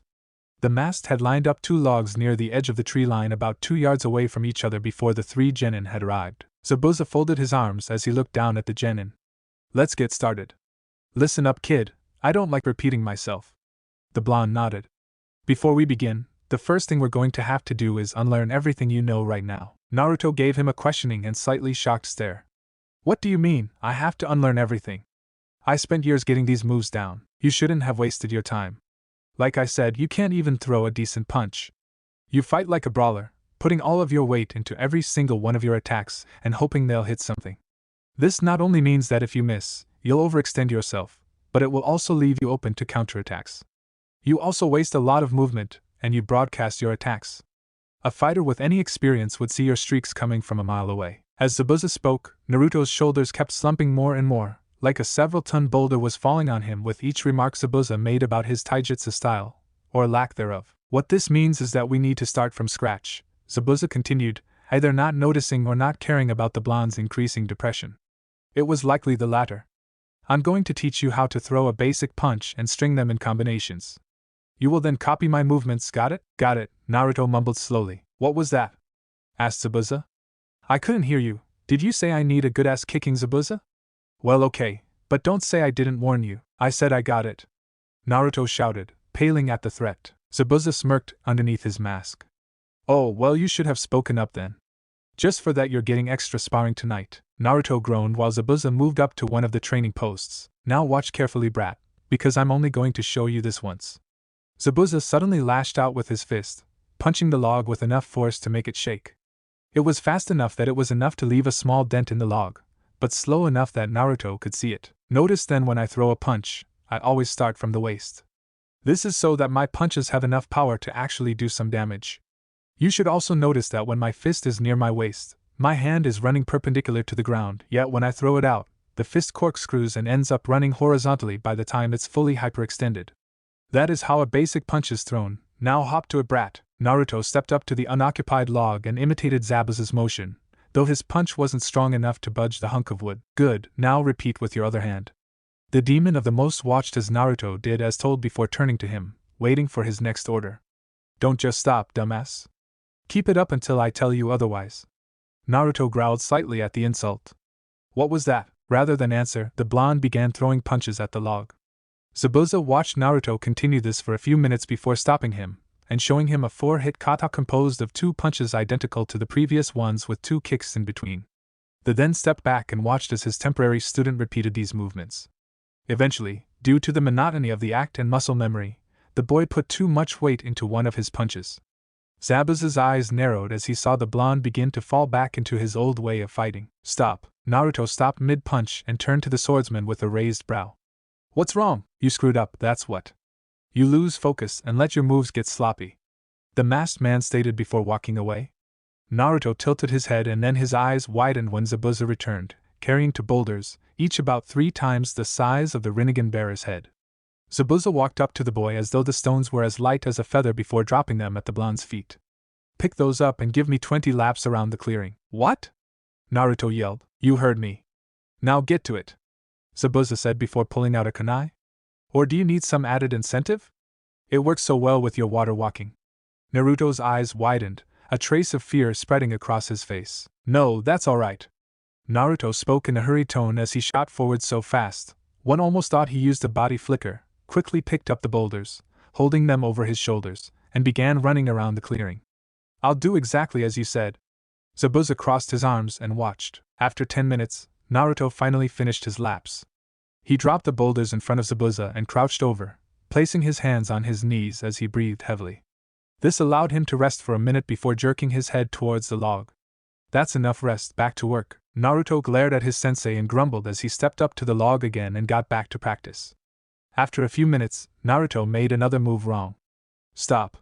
You screwed up again. Start running. Naruto turned back to Zabuza, his mouth agape and his eyes wide, before picking up the boulders and making another set of laps around the clearing. Sakura stood before Haku in their own clearing. Like his master, he had decided to build Sakura's fighting style from the ground up. He had Sakura undergo a similar exercise to what Zabuza and Naruto do, although he was much more forgiving about it, simply correcting her when she made a mistake and allowing her brief breaks. Unlike Naruto, Sakura did know how to throw a decent punch. That's not to say she didn't have her own problems, beyond her physical abilities or lack thereof. Sakura stopped her kata and turned to her temporary teacher. Haku, she began, causing the dark-haired boy to give her a questioning look. Can I ask why you have me doing this? I mean, you told me my form was good and that the problem was my style. So why do you have me practicing these katas? Haku raised a brow before crossing his arms and closing his eyes as he began to explain. Well, though that's true, that's not your only problem. No offense, Sakura, but you're lacking in strength, speed, and stamina. And though your form is good, as Zabuza said, you're not very skilled. There's also a large problem in your offensive strategy. You put all your strength into every attack, most likely in hopes of ending a battle quickly and pushing your enemy away. This doesn't mesh well with your lack of physical strength. You'll just tire yourself out without doing any real damage. He opened his eyes and looked at the pink-haired girl, who seemed a little dejected at his assessment of her skills. But this can all be fixed in time. I taught you these katas to get you used to stringing attacks together. And I intend to teach you to attack the body's soft areas, such as the throat, nose, eyes, kidneys, and the solar plexus. This will allow you to deal more damage and incapacitate your enemies quickly, to compensate for your current lack of stamina. There are also a few exercises I have in mind to help with your physical abilities. Sakura smiled slightly. I see. Thank you. A thought then occurred to her, and she gained a worried look. Wait, what kind of exercises do you have in mind? You're not going to make me wear weights or something, are you? Haku's eyes showed disapproval and shook his head. No. While that would help you grow stronger and faster, the constant use of the muscles in your arms and legs in such a manner would cause them to become bulky, making you stronger at the cost of flexibility. I have other exercises in mind for you that will build your strength and speed more naturally. We'll get started on those later. Also, if I'm not mistaken, you've been dieting, haven't you? The pink-haired girl paled slightly and nodded. I'm going to have to ask you to stop and to start eating a normal diet. Sakura looked as if he had just asked her to do the impossible. But if I do that, I'll lose my figure, she said, her tone fearful as she imagined herself becoming fat and becoming unattractive. Haku's eyes twitched before he sighed. He was beginning to see why Zabuza was annoyed by the thought of training a fangirl, as he called her. Sakura, your body will need energy and nutrients for your muscles to develop. But I've spent all my life striving to maintain my figure, which is probably part of the reason you have this problem now. Haku thought with another sigh. You needn't worry, your body will use most of the calories as it develops, so it won't harm your figure if you continue training. Seeing her still unconvinced expression, he pressed. Besides, your body needs the energy to grow properly. Without it, your growth will be stunted, and not just in muscle strength. That got Sakura's attention. Really? Yes. Not only does not eating properly slow the development of muscles, doing so while your body matures can also stunt your physical growth, and prevent your body from developing properly during puberty. Meaning, for example, you could wind up with smaller breasts than you would have otherwise. He could see from the look on the girl's face that got to her. Anyway, I believe you've been practicing katas for long enough. Have you given any thought to what style you want to learn? How exactly do you wish to face an opponent? Sakura shook her head to clear her mind of the previous topic before her brow furrowed as she thought before answering. Well, Kakashi-sensei always said I have talent. I guess I'd like to use that to throw off my opponent, and then defeat them before they can recover. I could use that to help my teammates too, Haku nodded. Good. But in terms of taijutsu and physical combat, to be honest, your style seems like something I'd like to use, Sakura said, and Haku raised an eyebrow. I've been reading those books you gave me, and I'd be lying if I said I wasn't interested in the medical skills you talked about. Using it to target vital spots and pressure points sounds like a good way to fight. I'd also prefer to use speed over strength. I think I'd like to evade my opponent over trying to block their attacks if I could, and what you said earlier about targeting vulnerable areas sounds good if I get drawn into close combat. Haku nodded. Very well. I will teach you the basics of my style. We will work on increasing your speed and precision as I teach you all the body's weak points, and we'll work on your accuracy to form the basis of your own style. However, you should keep in mind it'll take a lot of work to gain this level of speed and accuracy. Sakura hesitated for a few moments as she thought of what she was committing herself to before nodding. After a pause, Haku sighed and closed his eyes. The girl may have been a bit more willing to train after Zabuza's blunt assessment of her abilities, but she wasn't driven to really put her best into it. Sakura, let me ask you another question. Why did you become a ninja? His eyes opened and he gazed into her questioning stare. Why do you fight and wish to become strong? Wah. What do you mean? Exactly what I said. Haku replied before elaborating. You don't seem to be putting your all into this. Unlike your teammates, there seems to be nothing driving you. You're only putting as much effort into this lifestyle as your teacher demands of you. In doing so, you endanger the lives of your fellows. So I ask you, what was your motivation for becoming a kunoichi in the first place? After another pause, he continued. In choosing to become a ninja, you've chosen a profession in which you will have to fight, kill, and risk your own life in order to survive. There are many other lines of work you could have chosen in which you would have been allowed to live peacefully. I myself do not like killing or inflicting harm. I became a ninja for two reasons. For the first, given my background and the bleak outlook of my life, I didn't have a choice. The second is loyalty and duty. When I had no future, no purpose, Zabuza was there. He saved me from a life on the streets, and gave me a reason to live. For that reason, he is precious to me. To serve and protect him, I wish to become stronger. Sakura's eyes widened. Naruto wishes to become strong to fulfill his dreams and to protect his own precious people. Others who choose this life do so out of duty to their family, clan, or village. Which they are more loyal to is up to the individual, but they all fight for the honor and well-being of what they dedicated themselves to. Others fight because, like Naruto, there's something they wish to accomplish. Some fight for revenge. Though, hopefully, they don't allow themselves to be consumed by the hatred that drives them and may eventually find other things they care about. Their motivation is to gain the strength to strike down those who wronged them. Sakura's gaze fell to the ground as she considered the ice user's words. As she took in everything he was saying, a look of contemplation came over her face. Her brow furrowed when he spoke of revenge, remembering Sasuke's words when Kakashi asked about his dreams. I'm going to restore my clan. And destroy a certain someone. Others wish for power for selfish reasons. They care little, if at all, for the things others hold dear or even the lives of others and care only for their own advancement, always craving more power and recognition. Perhaps for selfish goals, perhaps simply for power's sake or out of a desire to be the strongest. Either way, they seek to grow strong for themselves. Haku's expression turned serious. What do you fight for, Sakura? I, Sakura muttered, still staring at the soil. For so long, she'd just been living life carefree. She'd thought only of positive things, like gaining Sasuke's affection. She knew the rules of shinobi conduct and what was expected of her as a kunoichi, but she hadn't really thought about it in so long. Similarly, she hadn't thought of the reason why she had chosen this life in so long it was buried deep within her mind. Soon, the memory of her original motivation came to her. My father. She finally answered. My father was a shinobi. He died when I was very young, too young to even remember him. She looked up at the androgynous teen. I became a ninja because I wanted him to be proud of me, Haku nodded. So, you chose this life to follow in your father's footsteps. That is a good enough reason, but it doesn't seem to really motivate you. Maybe because, as you said, you have no memories of him. It is hard to fight on behalf of someone you never knew. Personally, I believe that one can only awaken their true strength when they have someone or something important that they wish to protect. He let his words sink in. Think of what I've said, and what you really wish to do or accomplish with what you learn. For now, let us begin, if you are ready. After a moment, Sakura nodded. Follow my movements as best you can, the boy said before shifting into a combat stance, which she imitated. Okay, Saske.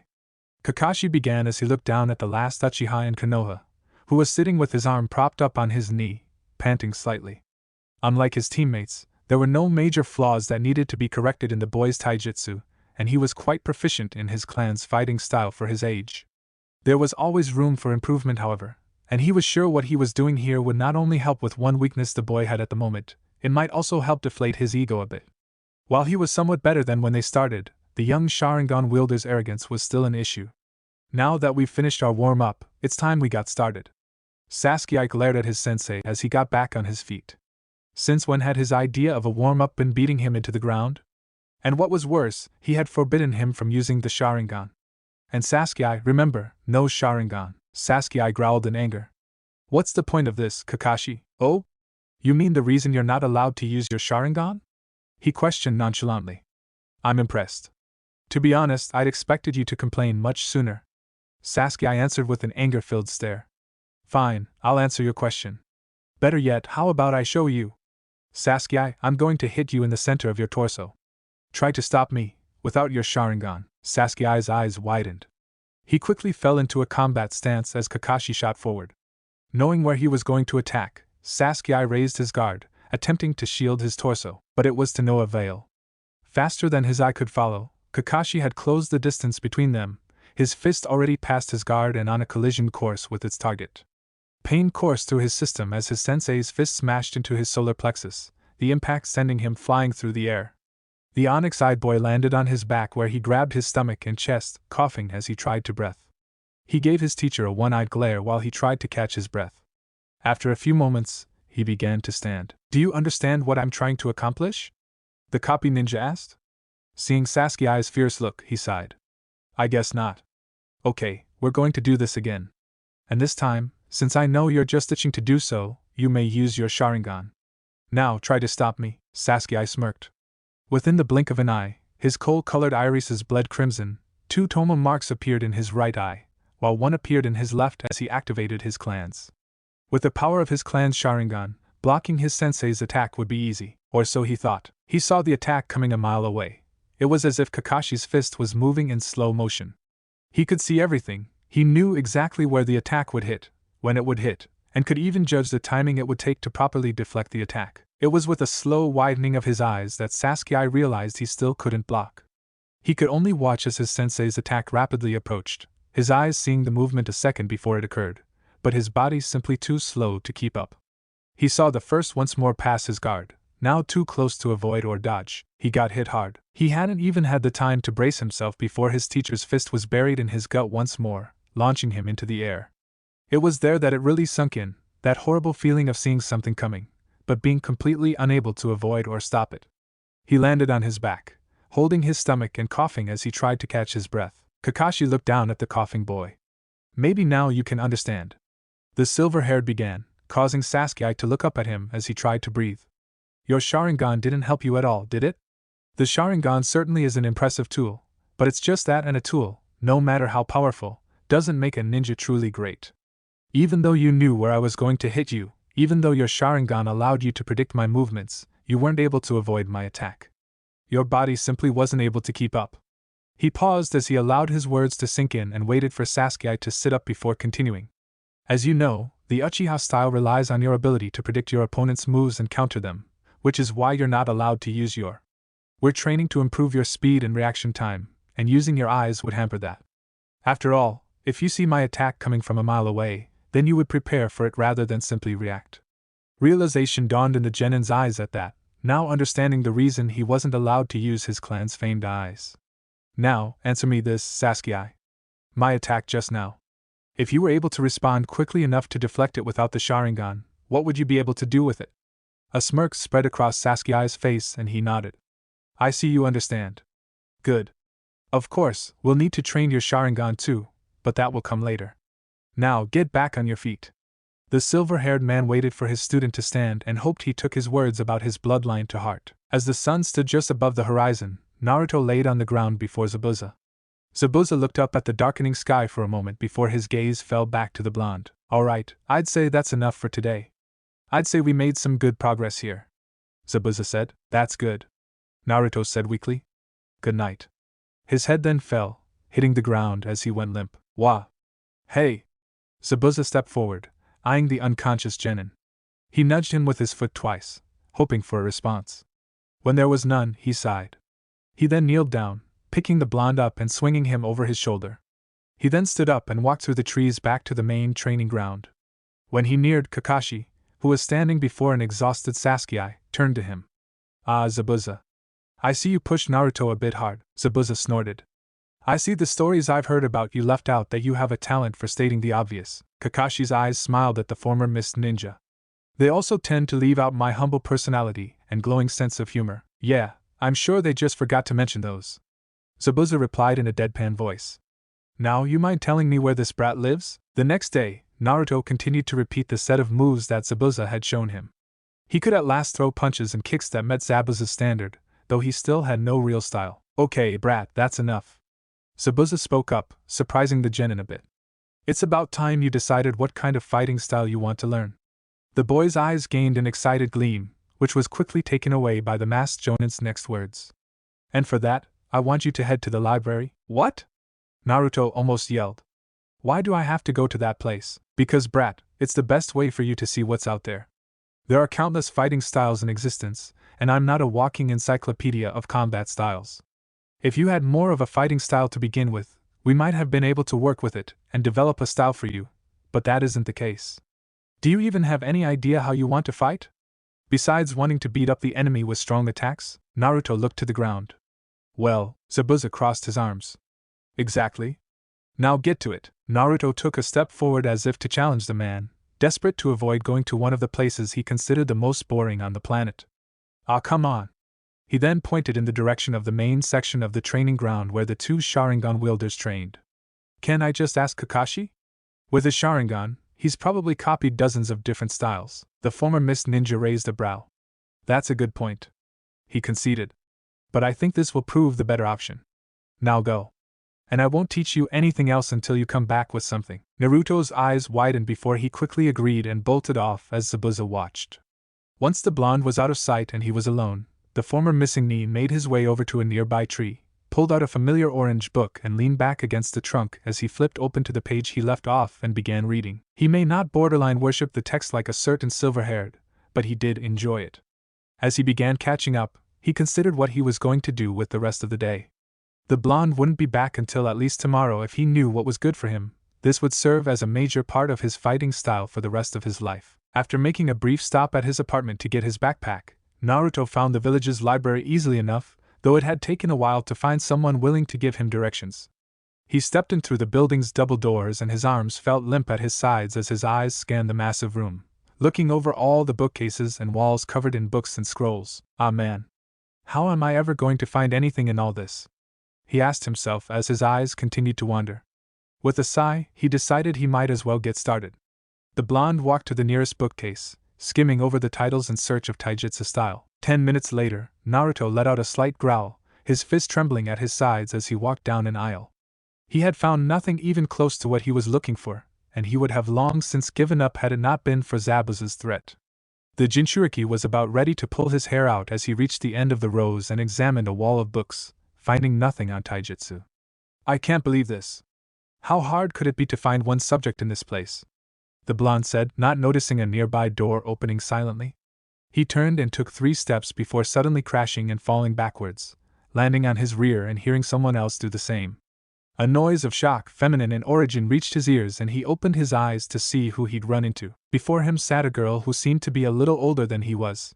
She was wearing a white lab coat with a red dress. Her eyes were hidden like his own, though instead of sunglasses she wore odd, swirl-tinted glasses.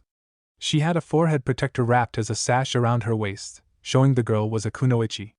Littered on the floor were 3 scrolls and a box the girl had been carrying. Ow. Oh, sorry about that. Naruto started to get up. No need to apologize. It was my fault, I wasn't paying attention, he said, extending his hand for her. She took it, and he pulled her up.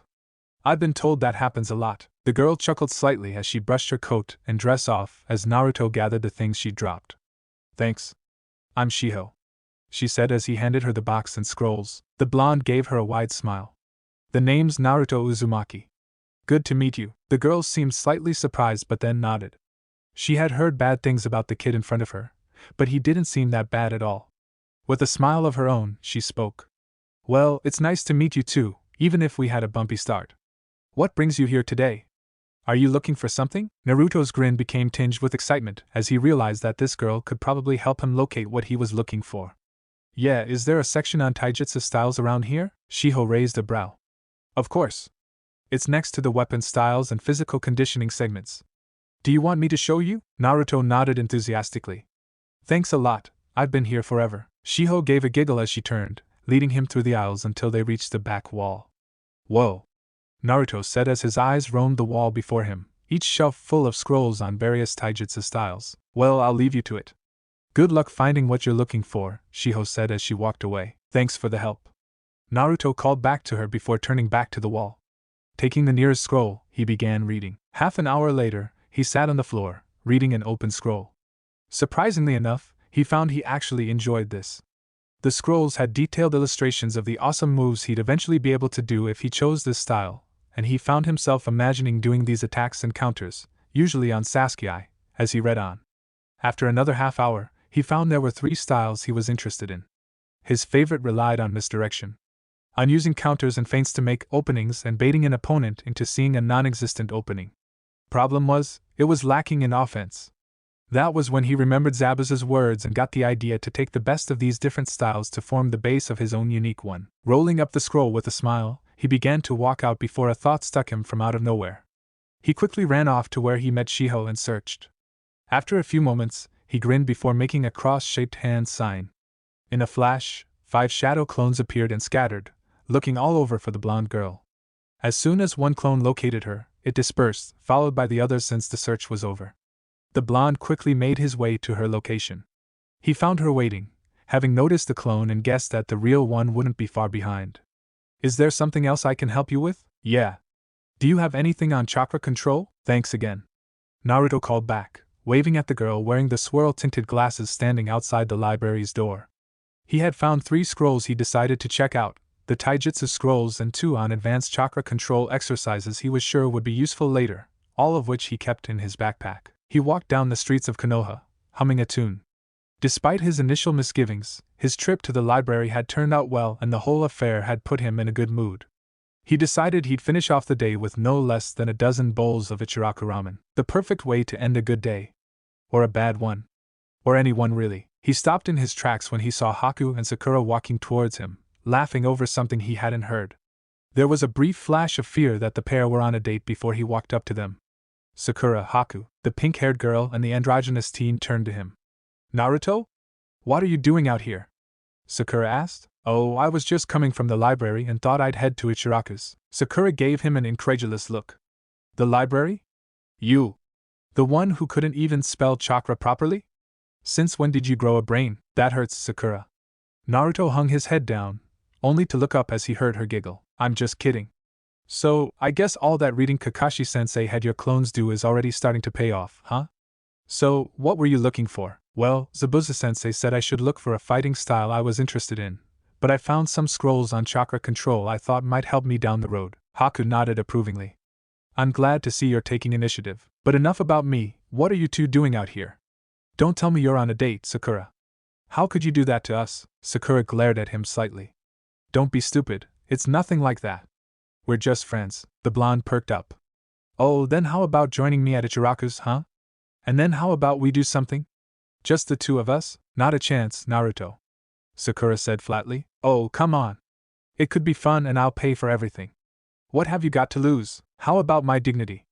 Sakura asked, getting annoyed. Naruto, get it through your head that I'm not going to date you. Ever. Not if you were the last male in the village. She then sighed and placed a hand on her face, not paying attention to the blonde's hurt expression. I was having a good time, and you've ruined it, as usual. Just go, okay? Haku looked shocked at the pink-haired girl as Naruto's face fell and he walked off dejectedly. Sorry. Haku's gaze went back and forth between his temporary charge and the retreating figure of the Jinchuriki before turning to Sakura with a frown. Sakura, have you always treated him that way? Huh? Sakura turned to him before she shrugged. Yeah, why? Why would you treat him like that? Did you see how much you hurt him? Sakura made a surprised sound before saying. Well, he's annoying. He's always gotten on my last nerves with almost everything he does. He's loud and obnoxious. And on top of that he's got this crush on me and he never leaves me alone about it. And that's reason enough to treat your teammate in such a manner? The ice user asked, and Sakura seemed to consider his words. The teen sighed after a moment. Sakura, have you noticed how everyone looks at him? How much hatred has been directed at him by the people of this village? Sakura blinked. Well, recently, yeah.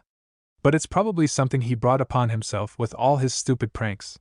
She said, though she secretly enjoyed the pranks and her inner self voiced that. Sakura, do you honestly think he could have pranked everyone in Konoha to the point that they'd all glare at him like that? Haku asked, causing the pink-haired kunoichi to think about it for a moment. Sakura, do you remember what I told you about why he wants to get stronger? He would go to any lengths to protect those precious to him, and I'm sure you're among those people. Please ask yourself, are you being a good teammate, a good friend to him? He said before heading off after the blonde, leaving Sakura standing in the middle of the street, lost in thought. Naruto sat at the counter of the ramen shop that was almost a second home to him, staring at the counter with a depressed expression on his face. Well, at least he had ramen to cheer him up. Tucci walked over to his place, carrying his order. Orders up. Hey, what's the matter? You look like a lost puppy, Naruto sighed. It's nothing. The old man saw that he didn't want to talk about it, and nodded. Well, here's your order. First bowls in the house, thanks. Naruto replied before he began slurping down the food. He stopped when he sensed someone sitting down beside him and looked up to find Haku. Hey. I thought I'd join you. The ice user said. Ah, hey there. Haku, right? Tucci said, getting a nod in response. What can I get you? 1 bowl of shrimp ramen, please. He said before turning back to the blonde. After giving the blonde a few moments, he asked. Do you want to talk about what just happened? Naruto put on a fake smile. Nah, it's fine. She's usually like that when I push her too far. I'll be fine, and I'll get through to her someday. I know it, Haku sighed. Naruto. I understand that you like her, but you may want to tone it down a bit. Naruto turned to him. She feels like you're pestering her. It's part of the reason she treats you so poorly. Naruto's gaze fell back to his food, stirring the noodles in the bowl as he thought about what the ice user was saying. Actually, it might help if you learn a bit about manners and tact in general. I could help you with that if you want. Naruto raised a brow. Huh? Why do I need to learn that? It's not going to help me be a better ninja. Perhaps not, but it may help you become a good leader. Seeing Naruto's questioning gaze, he elaborated. I've noticed that you don't treat most people with much esteem. While ignoring formalities and social standing is fine in some situations, such as with friends or people who don't care about such things, there are cases where showing the proper respect is necessary, and from what I've seen, you wouldn't bother with it even in those cases, and aspects of your behavior, mainly your manners and tendency to announce your presence and show off, are not only trying but in the latter cases unbecoming of a ninja. I don't know, it might make you less annoying to Sakura. And it could only help you in the future. You'll find some people are not amused by dismissing formality and etiquette. Your dream is to become Hokage, right? Naruto nodded. As Hokage, you'll have to meet with the daimyo of this country and foreign leaders, including other Kage. While some won't care, or possibly even find your lack of social graces refreshing, others will be offended. You could even potentially cause negotiations for an alliance to break down or start a war. Naruto blinked. Though he didn't really get it, he had seen how he could get on some people's nerves, though the feeling was generally mutual. The image of him, older and wearing the Hokage robes he desired so much, speaking to a foreign Kage, annoying him as he had Sakura and several others, and causing a breakdown of negotiations. He then thought of how the people of the village would claim he was a poor leader because of it, or the worse alternative, a war breaking out, simply because he offended the other leader. With a jerk and a shake of his head as if to rid the thoughts from his mind, he quickly turned to Haku. Could something like that really happen just because of the way I act? Seeing Haku nod, he cringed slightly. Well, if it helps me be a better Hokage, I guess I have no choice, though I'm not going to make any promises. Besides, I've got nothing to lose, Haku smiled. That's all I ask? And it's not like you'll have to act differently all the time. You just need to learn when the situation calls for it. And speaking of manners and tact, Ayam commented as she came up to them, placing her elbows on the counter, chin on the butt of her hands, as she leaned against it. Her eyes flickered over to Haku briefly, blushed, then looked back at Naruto. We should probably start with your eating habits. They're absolutely atrocious. Naruto blinked. Haku nodded in concurrence with the ramen waitress's words. I agree, I've seen you eat, especially ramen. Your eating habits are so bad that I've seen a few people get sick just watching you. He looked over at Ayam and smiled. Thank you for pointing that out, Ayam. Ayam blushed. And no problem, but, now, I believe we should get started as soon as possible. Haku clapped his hands. Every day after your training with Zabuza, you will come here and I will begin imparting manners and good eating habits to you. Right. Ayam nodded her head effusively. Naruto looked at the two with wide, pleading eyes. But do not worry, Naruto. This will not interfere with your training in any way, and it will definitely help you with women in the long run. Ayam tossed her favorite customer a wink. No girl likes a slob, after all. But Ayam is quite right. If you want to impress a woman, then you need to have good table manners. Naruto looked at the two of them in despair. Are either of you listening to me? Chapter 4. As the moon shone down on the village and most of the civilians had gone to sleep, Naruto, Ayam and Haku stayed within the Ichiraku ramen shop, planning to start attempting to improve the blonde's habits. Upon hearing about their intentions from his daughter, Tucci had left her and the ice user to it. Ayam stood behind the counter, her hands on her hips as she looked down at the boy who was almost like a little brother to her, who was seated on an extra stool that had been placed against a wall. Alright, Naruto, let's get started. Lesson 1, she said, holding up one finger. Table manners, Naruto groaned, propping both his arms up on the table and letting his head fall into his hands. Do I really have to? I was getting along just fine before, he said, already having second thoughts as Ayam walked into the kitchen. Haku shook his head at the blonde. It was a very good thing his master wasn't the one trying to teach him, otherwise the Rinnegan bearer might find out why the sword-wielding Jonin's blade is called the Kubikuru Bocho, decapitating carving knife. Not that Zabuza would try to teach someone manners. Haven't we already discussed this? You said you would be willing to give it a try. Yeah, but I don't see how eating fits into that. I can see that pissing off a village leader could cause trouble, but this isn't going to help. Haku sighed. While that's true, this won't really help you as a leader. It would still be beneficial to learn this. As Ayam said, no woman likes a slob. If you did manage to convince Sakura to go on a date with you, your eating habits could drive her away. Naruto lifted his head out of his hands and turned his head to look at the ice user. What are you talking about? There's nothing wrong with the way I eat. I beg to differ. Haku replied with an expression of distaste. It's a little disturbing for some to see you shovel down bowls of ramen in seconds and move to the next without skipping a beat, and you have a tendency to talk with your mouth full when someone says or does anything that surprises you, which no one wants to see. That alone is proof enough. At least you somehow manage not to get the broth over your mouth, which is a little impressive with how quickly you suck up the noodles. He's right, you know, Ayam said as she walked back towards the pair holding a bowl of steaming ramen in her hands. The whiskered blonde's eyes tracked the bowl as it was set in front of him like a predator tracks its prey. One sniff and Naruto recognized it as miso ramen, one of his favorites next to chicken, beef, shrimp, tonkatsu, and pork. Okay. So maybe Naruto didn't actually have a favorite when it came to the noodle dish. They were all his favorites, and that was just fine with him. With the bowl now in front of him, steam wafting up and filling the air with its heady scent, Naruto's mouth began to water. Sitting next to him, Haku simply curled a brow at the elated yet longing look that covered the Rinnegan bearer's features as he stared into the bowl. Disgust crossed the androgynous teen's features as a line of drool ran out of the blonde's mouth. Unable to resist the scent currently driving him crazy any longer, Naruto's hands reached out to scoot the bowl closer to him so he could feast upon the divine bowl of food. Truly only the gods themselves could have possibly come up with a dish as incredible as ramen. Closer and closer his hands inched, his fingers twitching in anticipation as he made to grab the bowl. Ouch! Only to get his hand smacked with a ladle the moment he reached the bowl by Ayam. Not so fast, she told him, holding her ladle like it was some kind of weapon and shaking it back and forth threateningly. Naruto sniffled a bit as he rubbed his now sore knuckles, small tears coming out of his eyes as he looked at his older sister figure. Don't give me that look, Ayam said in response to his puppy dog eyes.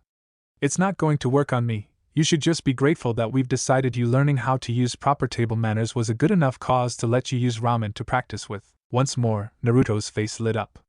While he still didn't see much of a point in learning how to eat properly, if he got ramen out of the deal then he would be willing to spend hours learning the ins and outs of table manners. This was definitely his kind of studying, but Ayam began again, and this time a feeling of intense foreboding fell over the blonde, casting a chill over the normally warm and comfortable inn. The air felt cold, colder even when he had been surrounded by Haku's ice mirrors. Darkness seemed to engulf the area as the girl gave him a glacial cold smile that, when combined with the chips of ice that had taken the place of her eyes, presented a truly horrifying sight.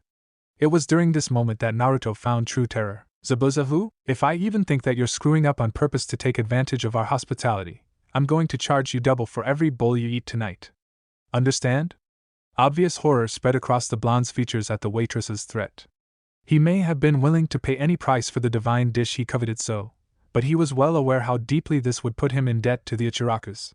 Meaning he'd have to go without the meal until he managed to repay them, not to mention that his precious frog wallet, which he affectionately called Gamma, would once again be completely empty for quite some time.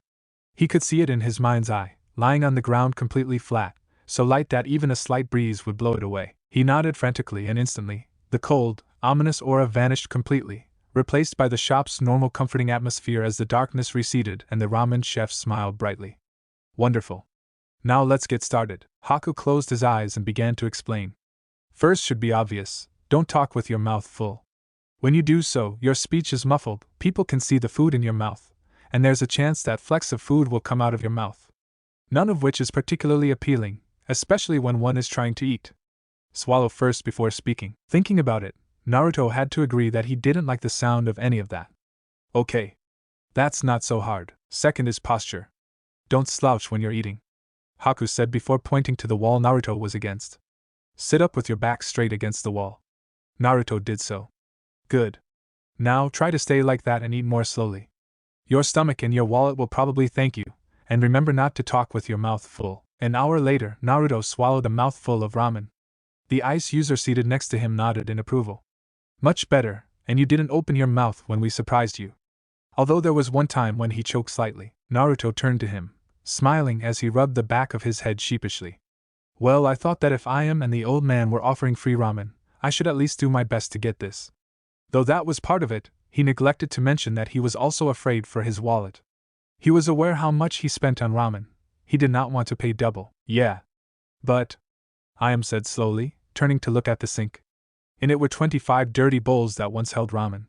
The only reason there weren't more empty bowls was because he had to stop for their instructions. With a sigh, she turned back to Naruto, raising a hand to her face as she calculated the amount of money they lost in this endeavor and would stand to lose during future lessons. She did not like the answer. Still, if it was for her younger brother figure, she'd do it. Besides, if Naruto still ate like that, they'd make the money back in due time. Sorry, Naruto, but for now, the lesson's over. That's all right. I made good progress, right? Naruto asked. Haku nodded before turning to the waitress sympathetically, aware of how much this was going to cost them. Are you sure you don't want us to pay? Not even for half of that. Ayam gave him a grateful look as she answered. It's all right. Trust me, Naruto will make up for it in the future. Naruto grinned and said energetically, you better believe it. I'll stop by sometime soon and eat until I can't stomach another mouthful. Knowing how much eating there affected his own wallet, he knew they'd lost a good amount of money tonight. He was kind of on the stingy side, but the old man and the waitress were like family, and he refused to leave them in the red because they wanted to be nice to him. That had happened too much back when he was staying at the orphanage. Glad to hear it. Just what I expect from our #1 customer. I see. Well, I think it's time we get going. We do have more training tomorrow. Haku smiled while closing his eyes and tilting his head slightly. Thank you for your hospitality. Ayam blushed. Don't mention it. I mean, he's like family to us, I can see that. He's lucky to have met people like you. Haku replied, causing her blush to deepen as she turned her head away as she raised a hand to her cheek and chuckled bashfully. Naruto blinked before giving his older sister a look of curiosity. He'd never seen Ayame act that way before. After watching her for a few more minutes as she stared dreamily at the ice user, hands on her cheeks and a blush staining her face, he shrugged it off as some kind of girl thing. From what he had seen so far from Sakura, Hinata, and Ino, girls were just weird like that. With nothing left to do here, Naruto said his goodbyes to Haku and Ayame, and then left the stand for his apartment. He would need a good night's rest.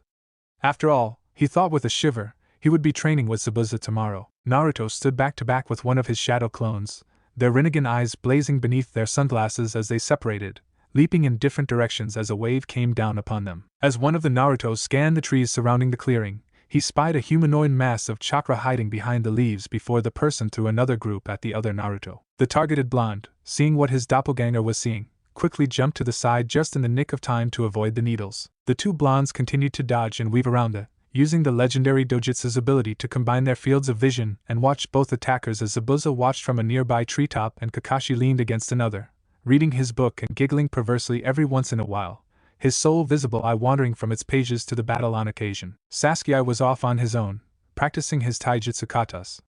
From what Kakashi saw, he didn't really need supervision for this, so he had decided to take this moment and observe his other students' training. After they'd finished their water walking exercises, the copy ninja had made a suggestion regarding their training.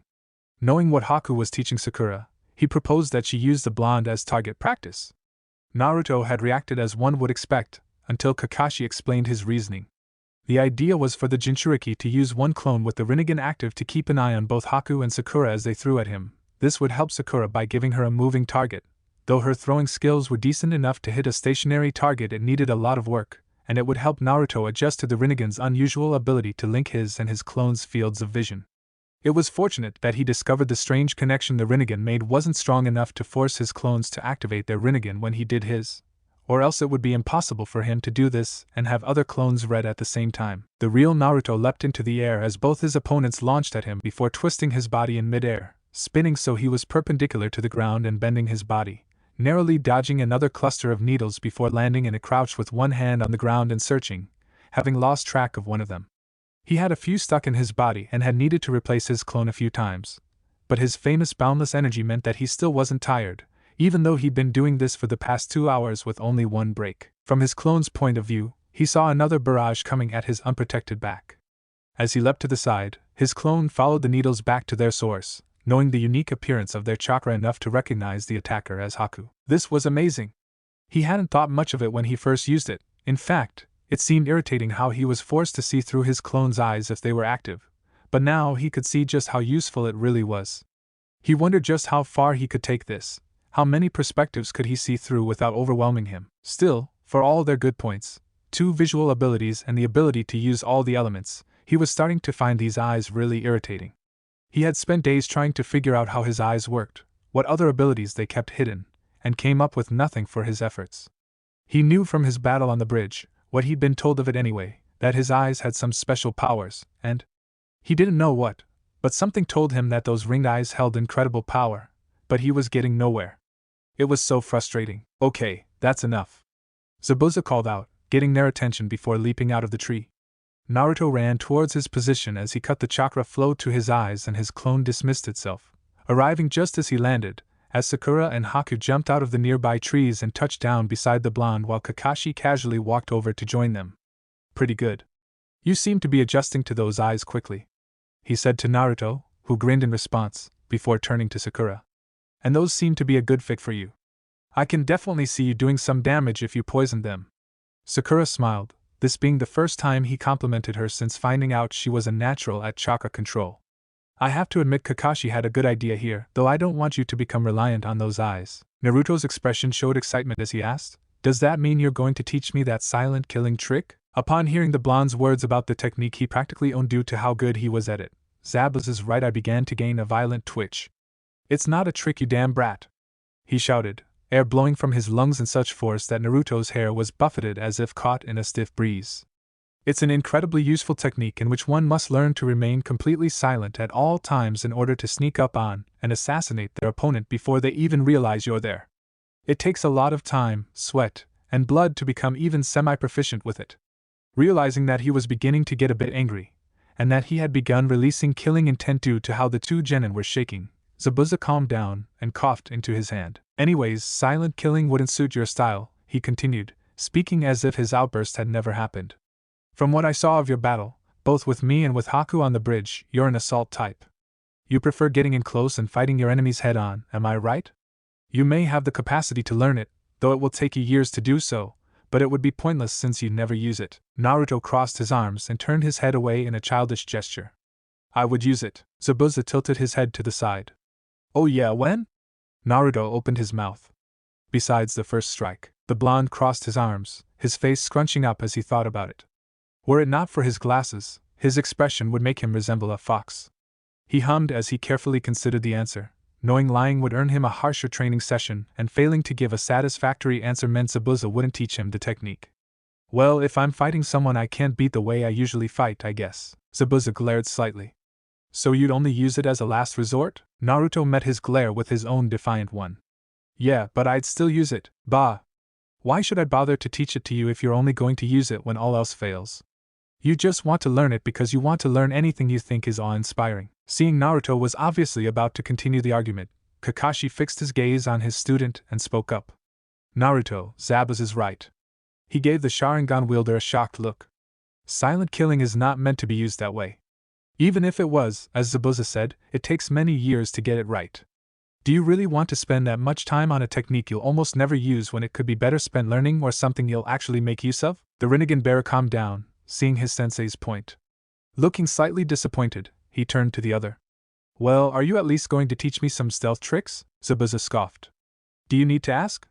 Stealth is an integral part of being a ninja. And stop calling them tricks. He then turned to Kakashi, who stood off to the side reading his book. Hey, is it alright to leave your student unsupervised? The copy ninja shrugged without looking up from his book. He usually spends most of his free time training anyway. He's practicing katas and he's pretty much got them down. He doesn't need me looming over him at the moment, he said, casually flipping a page. In a while, I'll spar with him for a while using the Taijutsu style of an acquaintance of mine. Help him adjust to facing different combat styles. Actually, the man was one of his best remaining friends. But he'd never admit that to anyone. Zabuza nodded before turning to Haku. That reminds me, what do you plan to do with the girl for the rest of the day? Well, I had intended to get started on her physical conditioning today. Sakura took on a slightly apprehensive look at that. And afterwards, I'll let her cool down by showing her some herbs I found growing just outside the village. I thought I might test her knowledge of plants and their uses. Based on what she told me, she's a quick study. Oh, you mean like that time we met in the forest? Naruto asked. Exactly. Huh. What are you two talking about? Sakura raised a brow. Kakashi, also curious, raised his eyes out of his book. That's right. We never told you, did we? Haku and I first met when he was looking for herbs to help Zabuza-sensei. I'd passed out from training and he woke me up. Naruto explained with a grin before turning to Haku. I didn't know before then that plants could be used for medicine. I wonder if any of the plants I keep have any healing properties. Sakura blinked and stared at Naruto. Since when do you know the definition of the word properties or how to use it correctly? Well, my clones have read pretty far into the dictionary Kakashi-sensei gave me, though I'll have to have them go over it a few more times before I really. Hey! I was never that dumb, the pink-haired girl smirked. Chakra. The Jinchuriki blushed and turned his face away from them with a slight pout, seeing that he'd lost that argument. Wait, you grow plants? Huh, I didn't know you had a hobby like that. There's a lot you don't know about Sakura, Naruto said with a slight smirk, although it didn't reach his eyes, revealing it to be fake. His last statement reminded him that neither of his teammates knew of his Jinchuriki status. And he wasn't looking forward to them inevitably finding out. Since the day they officially became a team, he had thought about the day his biggest secret was revealed to them, and how they'd react. The thought of them looking at him the same way the villagers did. He resisted the urge to cringe and decided to change the subject. Have you seen the local flower shop? He asked Haku. Haku shook his head and Sakura spoke up. Oh yeah, Yamanaka Flowers. It's run by Inopig's family. My mom has bought some carnations there. Haku gave her an inquisitive look. Ino Pig? A girl who graduated with us at the academy. She's kind of her rival. They've got the same stupid thing for Saske. Naruto clarified quietly, but unfortunately not quietly enough. What was that? Sakura growled, taking a step toward him threateningly. Haku subtly shook his head while giving Naruto a look warning him not to continue, which the genin missed. The blonde shrugged. I mean, I don't see why you guys like him so much. Sure, he was the top of our class and he comes from some great and powerful clan, he said with sarcastic undertones at the end. Haku sighed and facepalmed. But he's such a jerk. The guy looks down on everyone and he just broods to himself all the time. If you asked me, he seems kind of emo. And you guys and the rest of his fan club keep chasing him around all the time, and he never even gives you the time of day. It seems pretty dumb that you keep chasing him when it's clear he wants nothing to do with you guys, he said, not realizing that he was basically the pot calling the kettle black. Sakura's anger gradually grew as the blonde continued listing things wrong with the object of her affections, her head falling forward, hiding her eyes behind shadows as she raised a trembling fist. Naruto continued, completely unaware of Sakura's flaring temper until he mentioned how foolish continuing to pursue Saske was, at which point she lunged at the blonde. Naruto, the Rinnegan bearer, finally took notice, far too late, of his teammate's growing ire. His eyes shot open as he saw her charge at him, her fist pulled back in preparation to strike him with all her might, her eyes literally burning with rage. Terror consumed him as he recalled the other times he'd managed to anger her this much. Thanks to his recent training, he was able to dodge her first strike, barely. He leapt to the side as the pink-haired kunoichi brought her fist down. He immediately ran when her fist, filled with pure, annoyed feminine fury, dug into the ground several inches and cracks spread around it. Not wasting a moment, she quickly began pursuing the blonde. Sakura. I get it, you're mad. Please calm down. Naruto yelled at the irate kunoichi as he dodged another blow. Come on. It was a mistake. I didn't mean it, shut up and take your punishment like a man. Sakura yelled as she closed in on him. Haku's sweat dropped while Zabuza let out a laugh at the spectacle. Kakashi simply glanced up from his book for a moment before returning to it, having seen this type of situation multiple times before from those two. Wow, so I guess Pinky has some fight in her after all. The masked man commented. Yes. Sakura has quite the temper, and Naruto tends to wind up on the receiving end of it most of the time. Kakashi answered. I can see that, Zabuza said, evaluating the damage her attacks caused. The observers wished the blonde luck, knowing enough not to try to get between an enraged female and her target. Over the course of the next few minutes, the training ground became littered with spiderweb cracks, both on the ground and the trees, some of which had chunks of the sides missing as Naruto struggled to avoid Sakura's attacks. Finally, the blonde, with his back up against a tree, waved his arms in front of him as Sakura's fist neared his head. With an anger-filled cry, she struck him on the upper left side of his head, sending Naruto flying to the ground hard enough to leave a small groove in the dirt. He laid there on the ground, a large lump growing from his head where he had been struck. Zabuza chuckled and shook his head as Haku helped the blonde up before his brow furrowed. Wait, you said Yamanaka? The Yamanaka clan runs the place? Naruto rubbed the lump on his head as he looked at the former Mist Ninja. Yeah, why? Have you heard of them? Are you kidding? They're a major clan of your village. They specialize in related to the mind and are known to be experts in intelligence gathering and espionage. This was obviously news to the Genin. Naruto, eyes wide, asked, how do you know that? Zabuza crossed his arms. I'm not a former ANBU for nothing, kid. Back when I was still a ninja of Kiri, I made a point of gathering what scarce information I could on the major clans and rival nations. Haku gained a thoughtful look. If the shop is run by a clan of ninja. Hey, Kakashi. The Sharingan wielder had asked earlier that Haku not use formalities and call him by name. Said turned his gaze on the ice user, who took that as a cue to continue. Do you know if this flower shop sells poisonous plants or medicinal herbs? Kakashi's gaze turned skyward as he brought his hand to his chin and thought. I don't typically use either and I only have passing knowledge on that subject, so I can't tell you how extensive their stores are, but I believe so, yes. Haku nodded and turned to the blonde Genin. Naruto, think you could show it to me?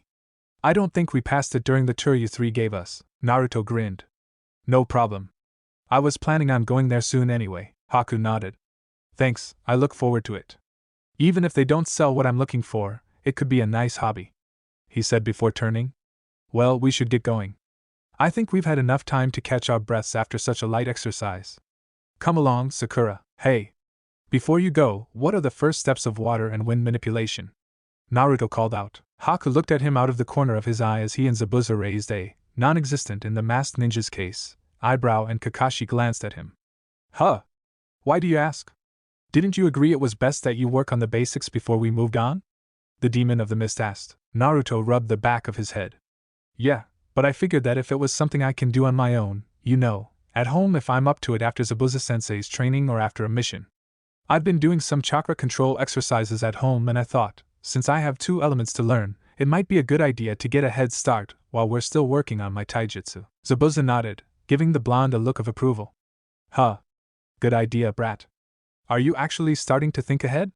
He had drilled the blonde in the importance of thinking things through during their sparring matches, intent on making certain he never did anything as foolish as he had on the bridge when he walked into Haku's dome of ice mirrors after announcing his own presence, ruining the element of surprise.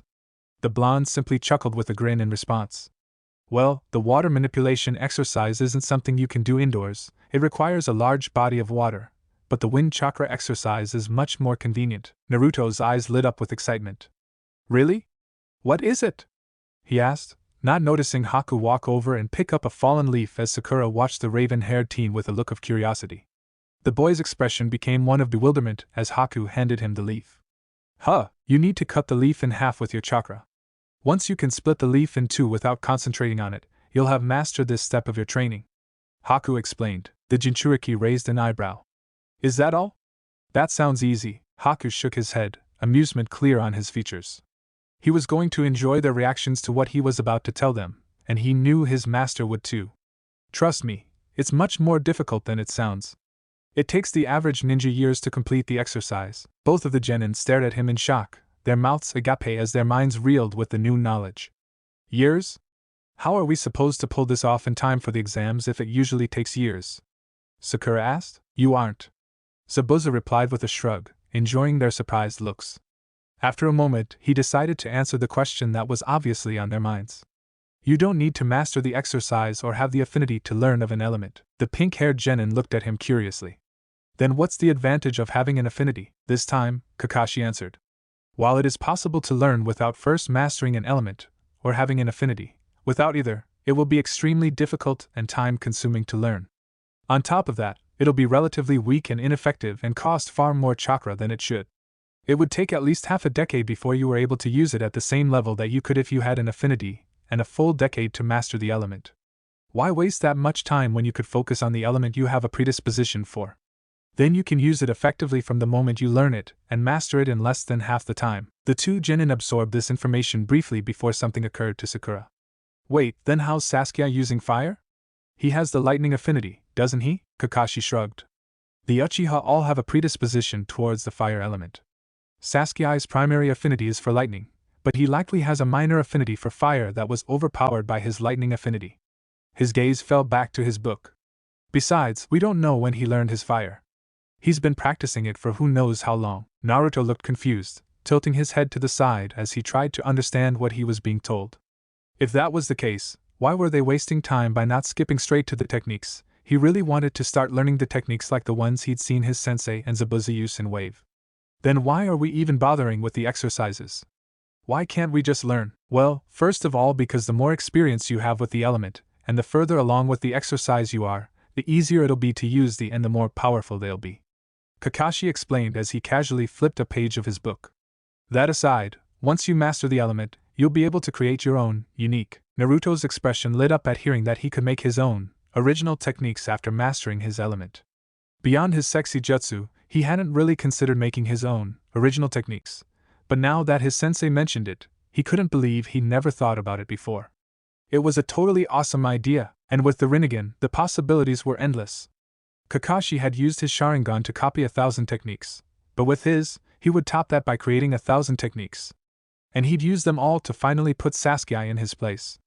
Then Sakura would stop fawning over the jerk, and the old man Hokage would see his power. He could see it now, the day where the old man said, Naruto, I never dreamed you would become so strong. You are truly the only one worthy of being my successor.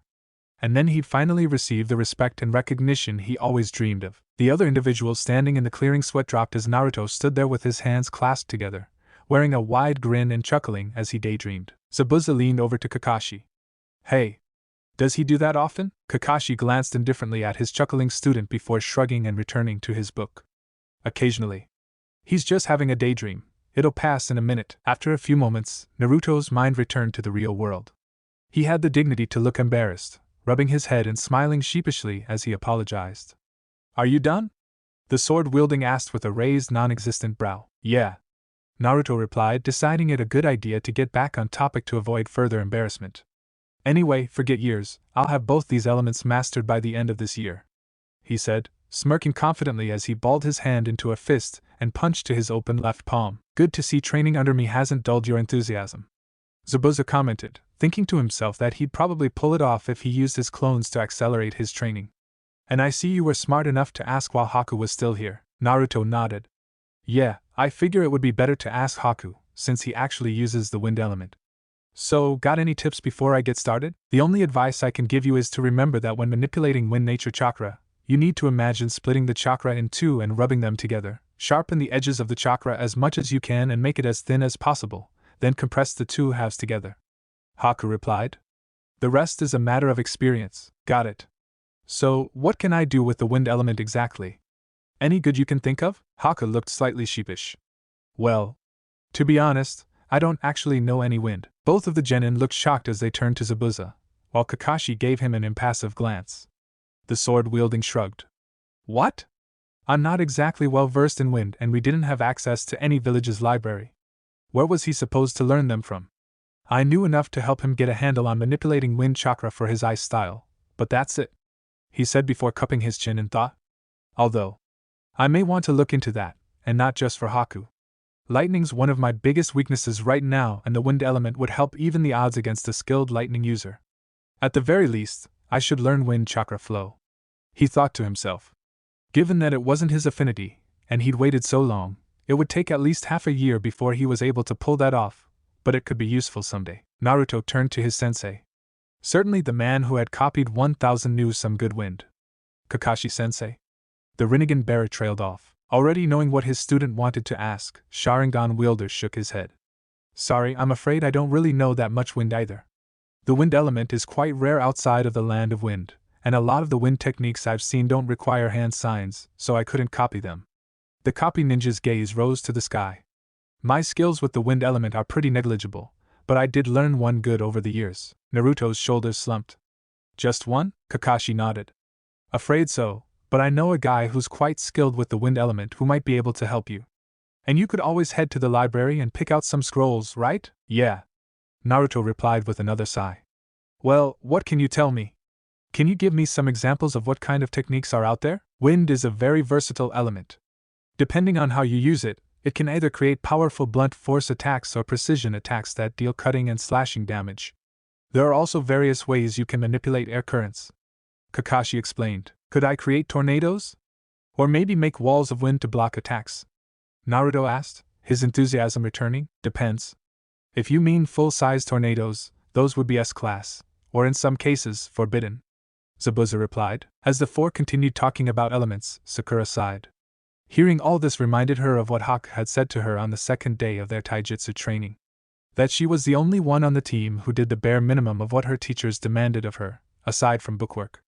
The young kunoichi thought back to the rest of their conversation. She still hadn't found it, a reason to fight that exists in the present. Though she had to wonder, how would her father feel about how she turned out? Would he be proud of her? Or would he worry or even be disappointed because of her lack of effort? She looked up as she heard Zabuza end the conversation. Okay, we're burning daylight here. Haku, get back to training the girl, he said before his gaze fell to Naruto. And I've got something special in mind for you today, brat. Come on. With that, he began to lead her away as Kakashi vanished in a puff of smoke after wishing his students luck. After saying goodbye to his sensei and Sakura, the blonde took off after the demon of the mist. So, what is it you have in mind, Zabuza-sensei? The demon of the mist looked at him out of the corner of his eye. First of all, stop calling me sensei. I'm only helping you brats until the exams begin. Anyway, I've been thinking about your shadow clone jutsu. Kakashi has a point about the strain it causes, but it's a waste not to take advantage of your ability to produce clones in mass numbers. Kakashi agreed it'd be best provided we keep them in small numbers for now. Naruto stopped walking as his eyes lit up. You mean you're going to let me use my clones to train hundreds of times faster? He'd already secretly been using his clones to speed up his chakra control training outside of their sessions. He was dying to push it to the limit and see just how fast he could progress with them. I said small numbers, brat. I was thinking more like 30. You should be able to handle that well enough. Naruto jumped into the air. All right. I'll be the strongest ninja who ever lived in no time. Quiet. Would it kill you to learn some restraint? Zabuza questioned, causing the blonde to immediately stop.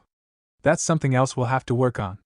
He doubted he'd be able to completely curb the blonde's exuberance, but he hoped he'd at least be able to get the brat to quiet down. He was showing some progress in reining in his brashness, though routine beatings tended to do wonders for that. A silence fell over the and his temporary student. As they walked, the blonde's gaze fell to the ground and became contemplative. After a few moments, his head rose as he began to voice a question that he'd been thinking about since their return. Hey Zabuza, HM? The former Mist Ninja turned his head to look at the blonde. I've been wondering. What could I have done differently back at the bridge in Wave? Zabuza came to a halt upon hearing this, and the young Uzumaki followed suit. Turning around, the masked ninja folded his arms and tilted his head to the side. Oh? He raised a non-existent brow in interest. And what brought this on? Well, Naruto began. I've been thinking about how that fight went down. Remembering how close Haku and Zabuza had also come to death, Naruto quickly raised his hands defensively. I mean, not that I'm upset with how things turned out.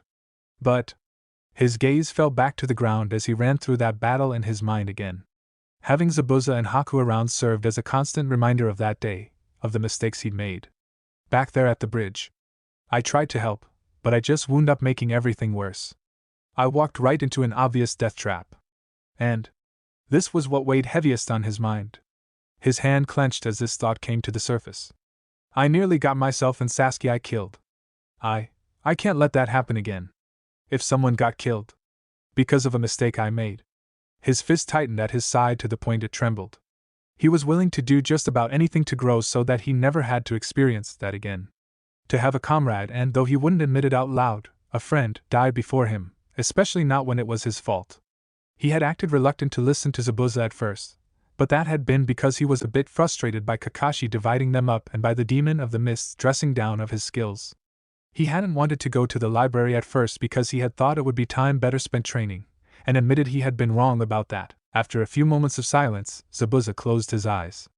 Well, it's good to know that you acknowledge your mistakes and are trying to grow from them. He began. I hope you realize it's unrealistic to think that, no matter how much you grow, that you'll be able to save everyone. Seeing Naruto look up at him, he continued. To do that, you'd have to be perfect. And no matter how many fools out there seek it or make that claim, no one can be perfect. You won't always be able to protect everyone you want to, and no matter how much you grow, you will make mistakes. Yeah, I know. Naruto finally replied, having thought about this for a long time, before his eyes hardened in determination behind his sunglasses. But that's not going to stop me from doing everything I can to protect everyone precious to me. And what about the rest of the village? Zabuza inquired, causing the Rinnegan bearer's eyes to widen in shock. I've seen how they treat you, brat. Would you protect them with the same commitment? I've seen looks like that before, and there's no chance in hell that's recent. Will you be able to defend those who scorned you for so long with the same zeal? The blonde closed his eyes and was silent for a moment under the Jonin's scrutinizing gaze for a moment before looking up. No matter how the village has treated me, there are people who have been kind to me, who are precious to me. And besides, he grinned and gripped his headband with his thumb and index finger. I'm a ninja of the leaf, aren't I? And I'm the one who's going to be Hokage. I'll protect them, because Konoha is my home. And someday, I'll make them change their views of me and acknowledge me for who I am. Naruto clenched his hand into a fist in front of him. Because that's my dream and I will never back down. A few seconds passed before Zabuza smirked behind the bandages that formed his mask. Heh. Well said, kid. He looked at the blonde and saw the image of someone from his past. Someone who faced the same adversity, with the same dream, who'd managed to make it come true in the end, before everything suddenly went downhill years later. He tilted his head. To get back to your original question, I'm not going to answer that. Rather, I'll ask you a similar question. Knowing what you do now, what would you do differently? Naruto blinked before his brow furrowed in concentration, his hand going to the back of his head as he thought back to everything he'd considered when asking himself that same question. Well, first of all, I wouldn't have come out in the open. Before you noticed me, I would have set up my shadow clones around the bridge.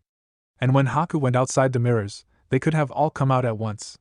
That could have helped Saske escape.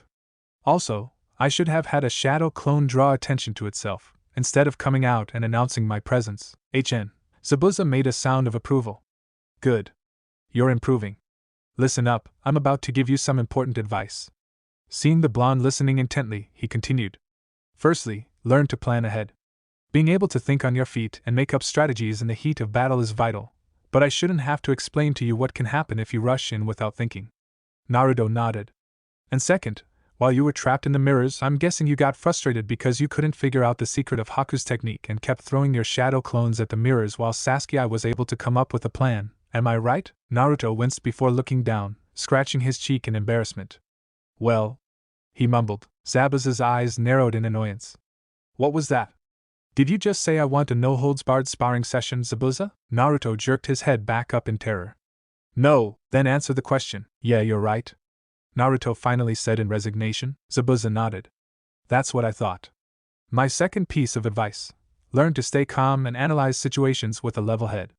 That'll be tough for someone as hot-headed as you, but it's another essential skill for a ninja. Got that? When Naruto nodded, Zabuza turned and gestured for the blind to follow. Good, now come on. We've got work to do. The two soon came to a riverside clearing.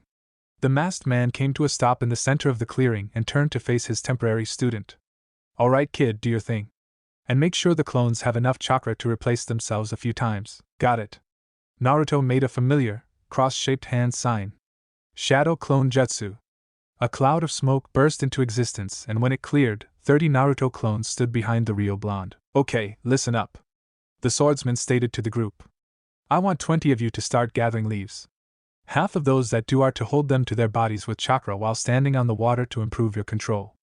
At first, I'd planned to leave it at that, but you raised a good point about the elements. Besides, the Uchiha brat's already got a handle on one of his elements, and the girl has near perfect control, so you've got the most work ahead of you. Your remaining clones will divide into 2 groups of 10, focusing on either wind or water. He ordered before making the tiger hand sign, causing 2 masses of water to rise out of the river, forming clones. My clones will oversee your efforts, now hop to it. The clones quickly divided into their groups and dashed out of the clearing. Being the only one left, the original turned to Zabuza with a questioning look on his face. And what am I going to do? A sadistic grin broke out under Zabuza's mask, setting off alarm bells in the Jinchuriki's mind. Glad you asked, brat. Since your clones are handling chakra control and for you, you get to focus entirely on taijutsu and physical conditioning. Naruto's concern grew as Zabuza walked away. His fears were confirmed as he came back, dragging a boulder about the size of his temporary student. You remember where Haku and the girl were using you for target practice, I hope. The blonde gulped before he nodded with beads of sweat running down his face. Good. To start, you're going to drag this boulder there and back. And the blonde immediately knew that he was going to collapse as soon as he walked through his door that night. Again. If he even made it back to his home. Meanwhile, Sakura and Haku walked through the forest. The journey so far had been silent as Sakura was lost in thought. Over the past few days, she had been contemplating Haku's words about why she chose to be a ninja and what drove her to fight. She realized that she really didn't have anything she wanted to do with what she learned. Of course, she wanted to serve her village, but she could do that in other ways. Similarly, her father would probably have been proud of her even if she picked another profession. So, what was there? She wasn't the type who strived to better herself just because either, at least not unless it involved hitting the books. Haku turned to look at her as he raised a branch out of his path. May I ask what you're thinking of? The pink-haired girl stopped in her tracks, a shocked expression covering her features before her gaze fell to the ground. I was just thinking of what you told me earlier. You know, about my reasons for fighting and getting stronger, she replied with uncertainty. I still haven't found anything. The teen smiled at her. Don't worry. Although it would be better to find motivation sooner than later, these things take time. Sakura just sighed. Have you thought about what I said about Naruto? Sakura's eyes returned to his face. Sakura huffed and crossed her arms. I was thinking about it, but he deserved it that time. I'll admit, he did kind of bring it on himself back there. Haku admitted with a sigh as he turned to face her. But you know, he may have had a point. Sakura threw a glare at the ice user. What's that supposed to mean? Are you going to tell me my pursuit of true love is stupid too? Haku raised his hands in a placating gesture. No, nothing like that. I mean, maybe you're going about it the wrong way. The kunoichi's expression turned to curiosity, but retained a hint of her anger. Seeing she was interested in what he had to say, he continued. From what I've seen, you throw yourself at him constantly, and I assume it has been this way since you first developed your crush on him. It's not just a crush, Sakura insisted before sighing and directing her head toward the ground. But yeah, I've tried everything to get his attention. I've been obvious, subtle, given him gifts, and I always make sure he knows how amazing I think he is, but he's never shown the least bit of interest. That's why I said he may have had a point. Sakura looked up at him in confusion. Sakura, I take it from Naruto's comment about a fan club that you and this Ino aren't the only ones that pursue Saske. Has he ever responded positively to any attempts to gain his attention from any of you? Sakura searched through her memories for any such occurrence. It didn't take long, as that wouldn't be something she'd forget. Well, no. Now, how do you feel when Naruto asked you out, even though you've already turned him down? Sakura's brow furrowed. It's annoying. He keeps bugging me over and over again even when I keep turning him down. I mean, why can't he just take a hint? I'll admit, there are times when he's not so bad. And his pranks are funny as hell, her inner self added. Of course, she'd never say that out loud. But I don't think I could ever like him like that. Besides, he should be able to tell that I like Saske. Haku nodded. As I thought. Now, do you see my point? Seeing Sakura's confused expression, he sighed and explained. Sakura, some people don't like being fawned over, no matter how kind or flattering the praise is.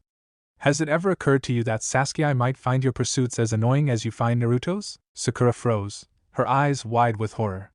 The thought had never occurred to her that Saske could find her attempts to be irritating in any way. She had forgotten that time he called her annoying after they had been officially made a team. But that can't. She stuttered as she tried to think of anything to refute Haku's statement, but found she couldn't. Perhaps it would be better if you toned down your attempts to win his affection a bit, Haku suggested, causing the pink-haired girl to look up at him. I don't mean stop completely, but just let him know you care, praise him when he really deserves it, not just because or over something small, and maybe you'd have a better chance. Sakura was quiet as she thought about it for a few moments. As much as she hated to admit it, he could have a point. If Saske found her as annoying as Naruto, then she really would have to change tactics. After about half a minute, she finally said, I guess I have nothing to lose. After a few moments, her eyes rose to Haku again. I know you've been trying to improve the way Naruto acts. Why are you helping us with this? Haku shrugged. I simply wish to see you function as a team more cohesively. And from what I gather, Naruto never had anyone to teach him how not to act, so I thought I might help him with it. Is that a good enough answer? He replied and she nodded. All right, then come along, he said as he turned, raising the branch before him out of his way and leading her through the forest. All was quiet as the pink-haired girl was once more lost in thought, which now focused on her interactions with her teammates. Though soon, her mind wandered back to the present, and she began to grow curious about where Haku was leading her. Just as curiosity was about to get the better of her, and she was going to ask again, the sound of running water reached her ears. Haku smiled as he heard the sound. Ah, we're getting close. Sakura found herself getting worried. The sound of violent, rushing water was growing louder as they approached. Where exactly are we going? Haku turned his head just enough to look at her out of the corner of his eye. Just be patient, Sakura. We'll be there soon. The pink-haired girl began to grow worried about what the water had to do with her training as the sound grew louder, and she was sure she could hear water crashing down from a great height, signifying a waterfall. Soon, Sakura looked on with wide eyes as they stood at the edge of a river that fed into a waterfall. The water before her white due to the rapid, turbulent flow, splashing violently against the rocks and dipping and churning in various places. Perfect. Just as Kakashi-san said. Sakura turned to him, fear clear in her expression. Haku. Just what are you planning? Haku turned to his temporary student. Simple. The first of those exercises I mentioned earlier.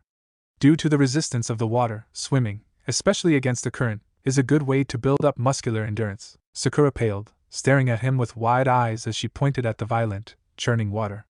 You're going to have me swim in that? Haku shook his head. Of course not. That would be far too much. Sakura breathed a sigh of relief before he continued. We'll be going upstream, to the area just before the water turns white. Sakura cast him a fearful look. That's it. Not much better. Can't we just go to where the water's calmer? Or maybe a pool somewhere? She asked hopefully. The ice user sighed. Sakura, I know this probably seems harsh to you, but this is the best way for you to improve quickly. From what I've been told, the exams will likely have several exceptional ninjas participating in it. On top of that, there are no rules against killing during the combat portion, and some genin, either on their own or under orders from their village, take it as an opportunity not only for advancement, but to eliminate outstanding ninja from rival villages. There is a possibility that you'll find yourself in a situation where all three of your skills are needed to escape with your lives, or you may find yourself on your own. You need to advance as fast as you can, for your own good as well as your teammates." Sakura seemed unsure for a moment before her eyes hardened. She remembered how helpless she felt on the bridge at Wave, and the instinctive horror she felt when she saw Sasuke's unmoving self, even if she had been told he was alive. She never wanted to find herself in such a situation again. She gave him a nod. "All right. I'll do it. You said it's not going to be here, right?" the pink-haired kunoichi said, gesturing to the turbulent water. Minutes later, Sakura, now wearing a one-piece bathing suit Haku had brought, swam, frantically, attempting to keep from slipping into the rapids just a few feet behind her position in the water. Her lungs were burning as she struggled to keep them supplied with sufficient oxygen, a task made far more difficult by the water that constantly obstructed her breathing, and her arms and legs were beginning to feel like lead. The only reason she hadn't already given in to her exhaustion was her fear of being pulled into the blue and white maelstrom behind her. The kunoichi didn't even want to think about what would happen if she got sucked into the torrent, the image of her body being dashed against one of the many jagged rocks briefly flashing in her mind, causing her to redouble her efforts. "That's good, Sakura. Keep it up." Haku called out to her from a rock near her position. "Are you out of your mind? Help me!" Sakura screamed as she struggled against the current. "What was I thinking? This is crazy." Half an hour later, she lay on the side of the river, her chest rising and falling as she breathed heavily, her eyes staring off into the sky. Her body felt as if it was on fire, except her limbs, which were completely numb. She doubted she would be able to stand up without shaking uncontrollably for at least an hour. Haku smiled down at her. "See? Was that really so hard?" Sakura glared at him. "If it's so easy, why don't you do it?" she grumbled. "Cha! Let's see if you're so calm after I throw you in there," her inner self yelled. He blinked and raised a brow. "I did. Zabuza made me do this when I was 8 years old." The pink-haired girl stared at him in astonishment. "Now, as soon as you've rested up, we'll move on to the next exercise." Sakura paled. "You mean there's more?" she whimpered. Within one of the many training grounds that surrounded the outskirts of Konoha no Saido, one Sakura Haruno was going through hell. Well, she called it hell, Haku called it training. The training she had been given sounded simple enough. She was balancing 2 buckets of water attached to a bamboo pole that was being carried over her shoulder, and in order to complete this level of training she needed to run through the obstacle course that Haku had created for her without spilling a drop. Sakura shivered. Nothing good ever came from spilling water. Nothing. The kunoichi was panting, sweat running down her face as she ducked under a swinging log, the hunk of wood passing so close to her head she could feel the faint rush of the wind as it passed overhead. Fortunately, it was the last one, but she was allowed no time to breathe as she cleared this obstacle and moved towards the next one. "Don't think about it, Sakura, just keep moving. Nothing good would come of thinking of the consequences that would befall her if she spilled a drop of water. If she stopped for a moment. If she fell." She shook her head and moved onward. Springing a few feet into the air, she landed on the first of a long series of platforms, each about the size of her heel, all sticking out of the ground at different, random heights ranging from 1 foot, the one she just stepped on, to 4 feet. She only barely managed to maintain her balance as she touched down on the ball of her foot. Struggling to keep from falling over, her eyes widened in terror as she bent at the waist and the water in the bucket on her right sloshed, almost over the edge, before going back in and settling as she righted herself. The pink-haired Genin sighed in relief before something zipped past her face. Following the sound, fear painted her features as she saw 2 sticking out of a platform, a reminder not to stop, and she quickly started to move again. Leaping from one platform to another, Sakura struggled with her awkward footing, shifting her weight and footing almost constantly as she struggled to retain her balance and keep from spilling the water in either of her pails. God, this sucked. Haku had told her that he had done this while training under Zabuza, only that the swordsman had tried slicing into him with a kunai when he had undergone this kind of training. While Sakura was very glad she was not training under the Kiri swordsman, very glad, she also felt very inadequate when hearing how hard Haku had it. How pathetic must she be if this was difficult for her? Absently, she wondered how Naruto and Saske would do this. She shook off the depressing realization that they would certainly fare far better than her. Don't think about it. Don't think about anything else. Just get this over with so you can go home, man. Oh God, he's going to make me do things like this with each other. No! Stay focused. She was nearing the end of the raised platforms now. Seeing this she prepared, and upon reaching the last platform jumped off. Channeling chakra through her legs to strengthen them, and more chakra to the bottom of her feet to act as a cushion so the water wouldn't slosh around, Sakura landed on the ground and bent her knees slightly to help absorb the shock of impact. Dashing forward, she couldn't help the smile that spread across her face. This was the last challenge. countless lengths of ninja wire criss-crossing over each other, ranging from halfway up her shin to just above her ankle in height. Just one more impediment, and she could go home. She thanked all the deities she knew it was almost over. Her legs felt like they were made of lead and they ached terribly. She would have long since collapsed had it not been for what would happen if she stopped or spilled the water. She shivered again. Don't think about it. Don't think about it. Just get it over with. Seeing how much difficulty she was having, Haku decided to save testing her knowledge of fauna for tomorrow and let her go home as soon as she was done with this. He'd also decided to let her take it easy every other day, something she was extremely grateful for. As she grew nearer, a feeling of apprehension grew within her. So many wires, so few spots where she would actually be safe. She shook her head, clearing her mind of such thoughts. She couldn't stop trying to figure out the safest way through. All she could do was trust in her luck and move forward. Taking the first step into the wire field, she leapt into the air, seeing no area nearby with enough clear space for her to stick her foot without it getting caught. She landed on her left foot, narrowly avoiding the wires that threatened to trip her. Repeating the process, she made it halfway through, the end clear in sight. When suddenly, she felt something catch her leg.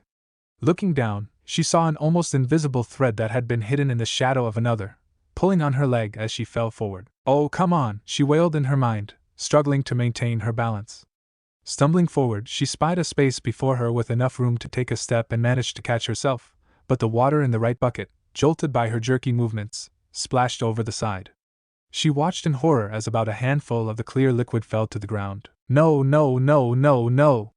The pink-haired girl's eyes followed as the water hit the ground with an almost inaudible splash. The world seemed to stop dead in its tracks, and for her the feeling of dread increased.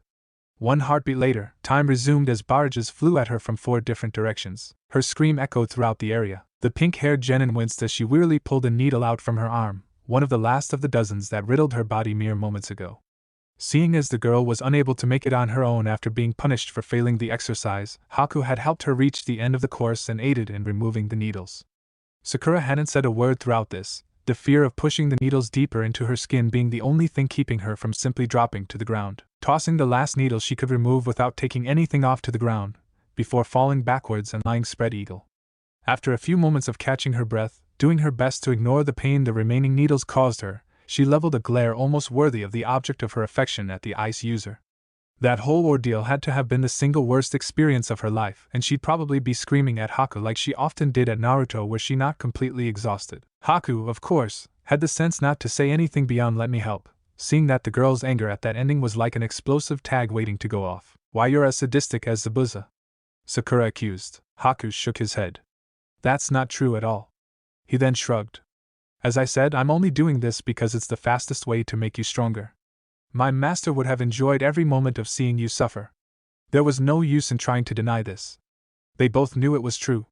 "You know this is for the best." Sakura's inner self raged within her mind, screaming out obscenities and promising to make Haku experience the same hell she had, and for once they were in perfect unison, but she was far too tired to vocalize her fury, so she settled for, "Screw you." Haku raised a brow. "So you'd prefer I take it easier on you or train you as you told me Kakashi did prior to meeting us? And risk you not being prepared for the Chunin exams or the next time you run afoul a missing ninja?" Sakura was silent. As much as it pained her to admit it, thinking of the events in Wave, she knew this was probably necessary. After letting her contemplate this for a few moments, he spoke up again. "Do you need any help?" Sakura gained a slight smirk. "You know, if you had asked my master to do this, he'd probably have tossed you back in the river," Haku said as he carried her, piggyback style, through the village to her home. "Shut up and keep walking." Naruto walked through the streets of Konoha with Haku, pointing out places the teen hadn't seen yet as they went along. He and his team had just finished a few D-rank missions. Walking dogs and de-weeding a garden, not exactly a job befitting a ninja, but they needed to complete a certain number of missions before they could qualify for the Chunin exams. They reported to the Hokage for their pay and went their separate ways. The blonde had wandered the village for a while, debating on whether or not he should take the rest of the day off aside from some practicing his chakra control and wind manipulation at home, or if he should do some more training. However, when he ran into Haku, he decided it would be a good idea to show him to Yamanaka flowers as they had talked about earlier. He needed fertilizer for his potted plants, and, even if it wasn't his style to use such things, he was curious to know if they actually sold poisonous plants and medicinal herbs. It was nice, giving a friend a tour of the village. Though he didn't want to tell Haku, or anyone for that matter, about his status as a Jinchuriki, Haku was someone who could sympathize with the way his life had gone, though he was aware that there was nothing he could compare to the tragedy that had occurred when the older boy's father had discovered his bloodline. However, he had one distinct misgiving about the situation. To his chagrin, Haku was dressed casually. In other words, he was dressed in that pink kimono and was wearing his hair down, making it impossible to tell his true gender. Well, this is the place, Naruto indicated as they came upon their destination. A 2-story tall, traditional Eastern-style building with rows of potted flowers on either side of the door. To the upper right of the door was a pink sign with the name of the shop. So I see, Haku replied, looking at the sign briefly before turning to Naruto and seeing the blonde walking into the open door and following. Stepping into the shop, the two looked around briefly, the sweet smell of the countless flowers reaching them as they passed through the threshold. While Naruto turned his gaze to the front counter, Haku scanned the plants, identifying many of them, though his knowledge of plants without useful properties was limited. Sitting at the counter, Ino rested her head in her right hand, her arm propped up on the table. It was a fairly slow day, and the blonde was looking decidedly bored due to the lack of customers. She enjoyed tending to and being among the flowers, but they'd all been taken care of, and watching the shop could be monotonous on slow days like this. Hearing someone enter, she perked up and looked towards the entrance and saw Naruto and someone she'd never seen before. It seemed to be a girl, one Ino had to admit was nearly as pretty as her, though something seemed to be off that she couldn't quite place. Still, it intrigued her how Naruto knew this person. She raised her hand and waved at the two. Hey Naruto. Naruto grinned as he ran over to the desk with Haku trailing behind, examining the many flowers. Hey Ino. How've things been? You know how Shikamaru and Choji are. A slacker who would rather gaze at clouds more than anything that takes effort, and a glutton who'd spend all day stuffing his face with snacks. I pretty much have to force them to do anything. And our leader, Asuma-sensei's really laid back, so he's no help at all. Naruto chuckled. Yeah, I know all about laid-back senseis. Kakashi-sensei was too until the Hokage let him have it over it. Ino raised a brow. Really? Wish the old man would chew our sensei out, she replied before raising an eyebrow. What's with the sunglasses? Naruto grinned and adjusted his shades with his right hand. Nice, huh? I think they make me look cooler. Plus, they protect my eyes from things like flash bombs. It was a decent excuse, and one that sounded a lot like him. Ino blinked, surprised Naruto would think about the advantages the sunglasses could bring. Smart thinking. And I have to agree, they do improve your look, though that's not really saying much, she said, chuckling at his enraged response before resting her head back on the palms of her hands. It was hard to look good in a bright orange tracksuit. Not to mention the fact that such a bright color was impractical for a shinobi. So, what's it like being on a team with Sasuke? It must be easy with him on your side. Can we not talk about him?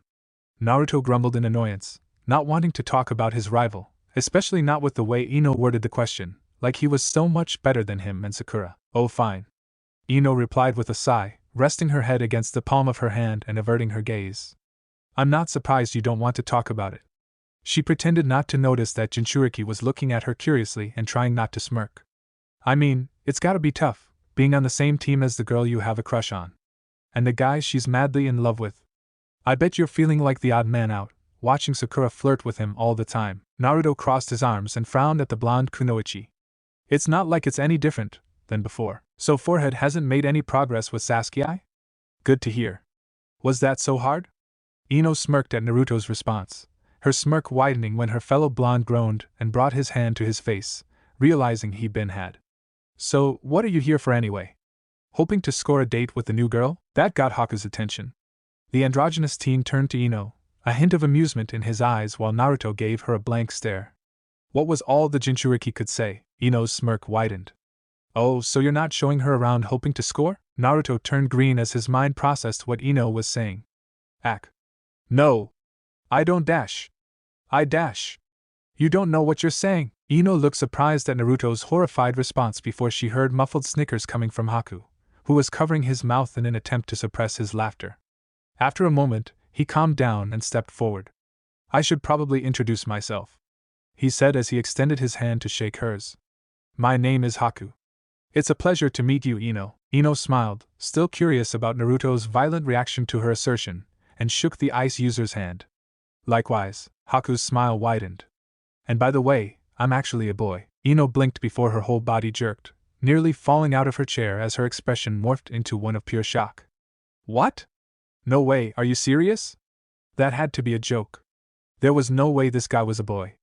He was prettier than her biggest rival, Sakura. Almost as pretty as her. Her reaction caused Haku to chuckle slightly. Yeah. I made the same mistake when I met him. Naruto grumbled before giving the clearly amused Haku a slightly annoyed look. Oh haha, laugh it up.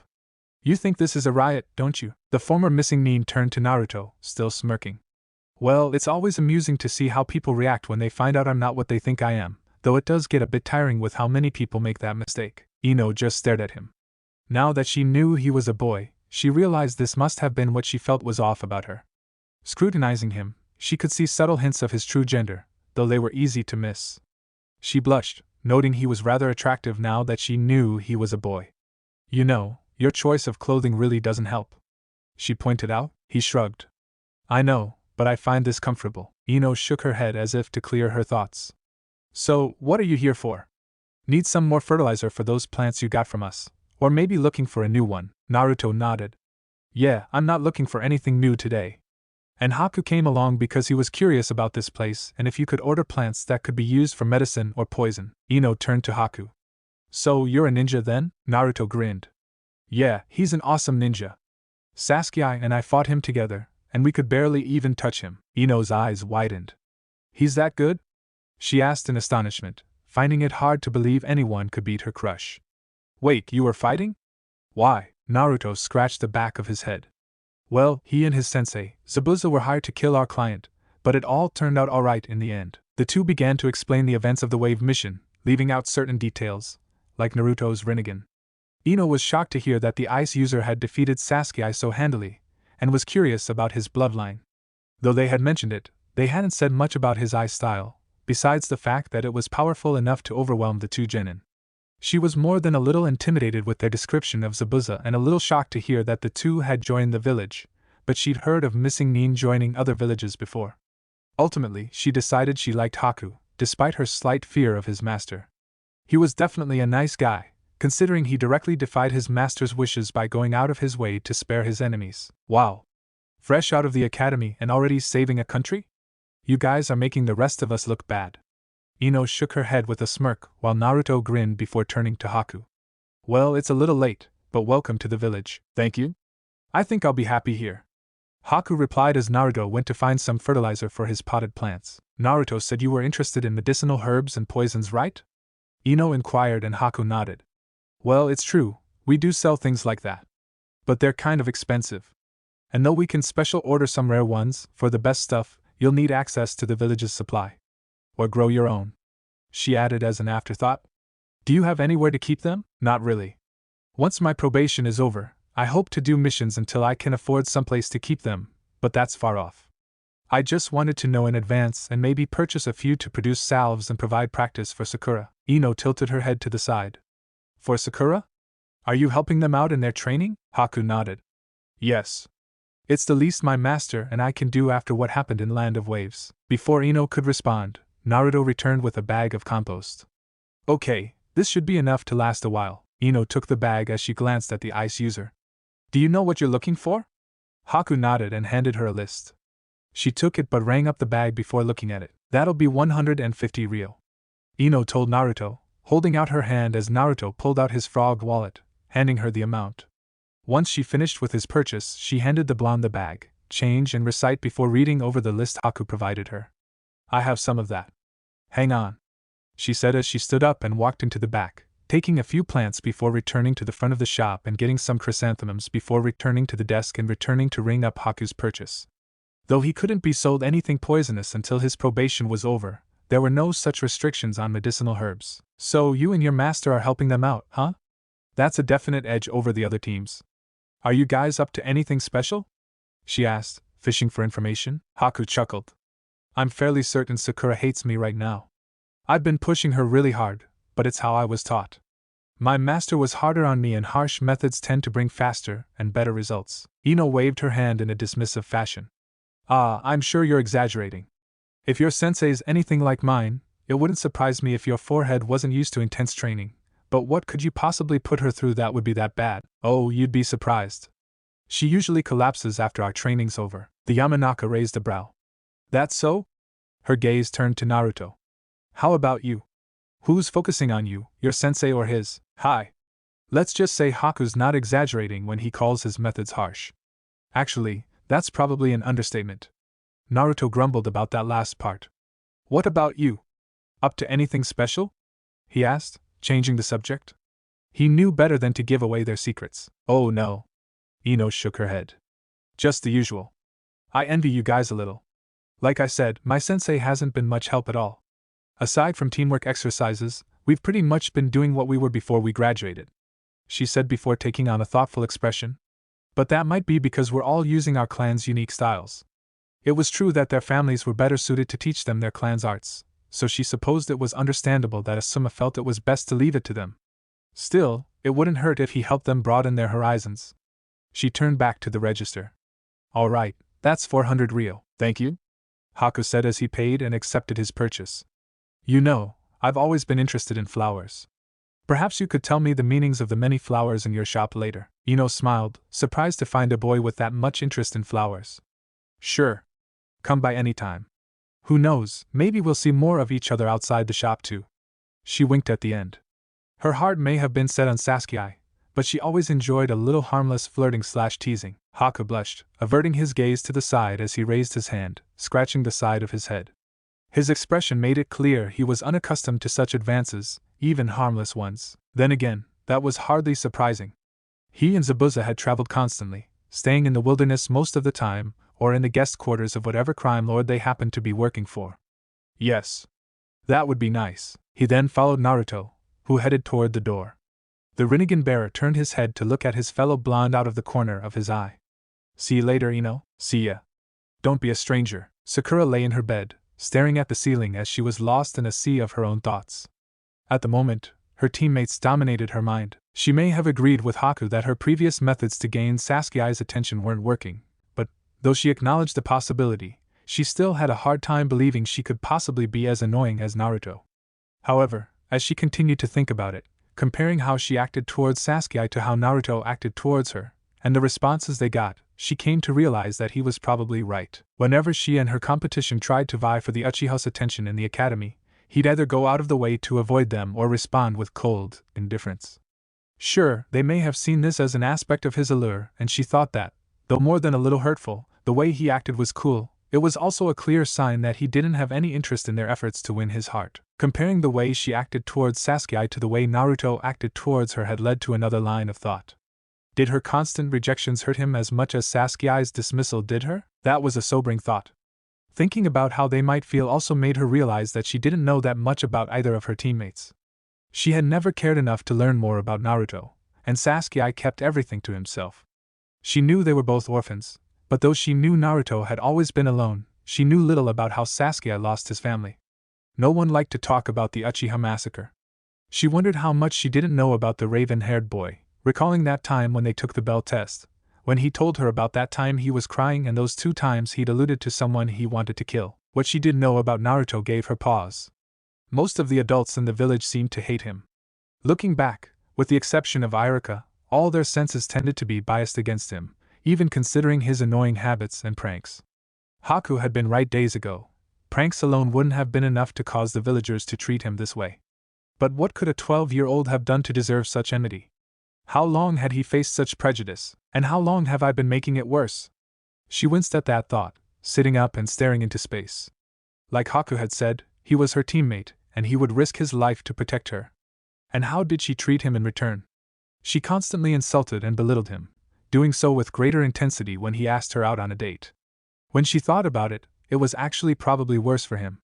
He had no family to fall back on, and hurtful as Saske's rejections were, he rarely insulted her and never hit her, like she did to the blonde on a regular basis. She turned to look at the picture on her nightstand. It was a group photo taken when Team 7 first formed. She was standing in front, a smile on her face while Kakashi stood in the back, giving his eye smile and resting his hands on his 2 male students' heads. Saske looked aloof and uncaring as always, while Naruto glared at his rival. As she stared, she continued to wonder what went on through their heads. After a few moments, she stood up, ignoring the protests from her body which still ached from the previous day's training, and walked outside her room and down her hallway. As she stepped into the main room of her family's apartment, her mother, who was standing before the sink, washing dishes, looked up and smiled. Sakura's mother, Sayuri Haruno, was a woman in her mid-30s with fair skin and long pink hair and green eyes matching her daughter's. She wore a red blouse with a matching skirt. "Hey, sweetheart," her mother greeted. "I was just thinking of checking on you. You've had me worried, you know." "I know," Sakura replied, taking a seat at the kitchen table. "You don't need to worry so much. I'm not a little girl anymore." The pink-haired woman chuckled. "I know. But you'll always be my little girl," she said. "Are you hungry?" Sakura shook her head. "Not right now." Sayuri gave Sakura a worried glance. "You're not dieting again, are you?" "No, I don't do that anymore." Sayuri smiled and returned to the dishes, pulling one out of the sink and scrubbing with a rag. "How've things been with your team?" Sakura groaned, leaning forward and resting her head in her hands as thoughts of her new training routine filled her mind. She shuddered slightly as she recalled the aftermath of her last session with Haku. She hadn't even been able to make it home on her own. She was lucky Haku allowed her a day's rest between rigorous exercises. Honestly, how did he and Naruto survive training under Zabuza? Hard. Kakashi-sensei used to be really easygoing most of the time. Ever since we got back from the Land of Waves, he, Zabuza and Haku have been driving us harder and harder. I'm not sure if I can keep this up." Her mother turned to look at her out of the corner of her eye. "Haku? That nice boy you were telling me about? From what you've told me, he can't be that bad. Don't forget who trained him," Sakura responded. "He's teaching me the same way he was taught," she said with a sigh. "I guess I can't complain. He does let me rest every other day. And at least I wasn't stuck with Zabuza." She shivered at that thought. Zabuza managed to run even Naruto, who seemed to have boundless energy, ragged. And on the occasions when they trained together, Zabuza didn't pull any punches. She didn't even want to think about what the masked ninja would do to her. Sayuri turned back to her daughter, giving her daughter a warm expression. "I still can't believe how that mission turned out. Fresh out of the academy, and part of a team that saved a whole country. Your father would be so proud if he could see you now." The kunoichi slumped in her seat. "No, he wouldn't. I didn't do anything.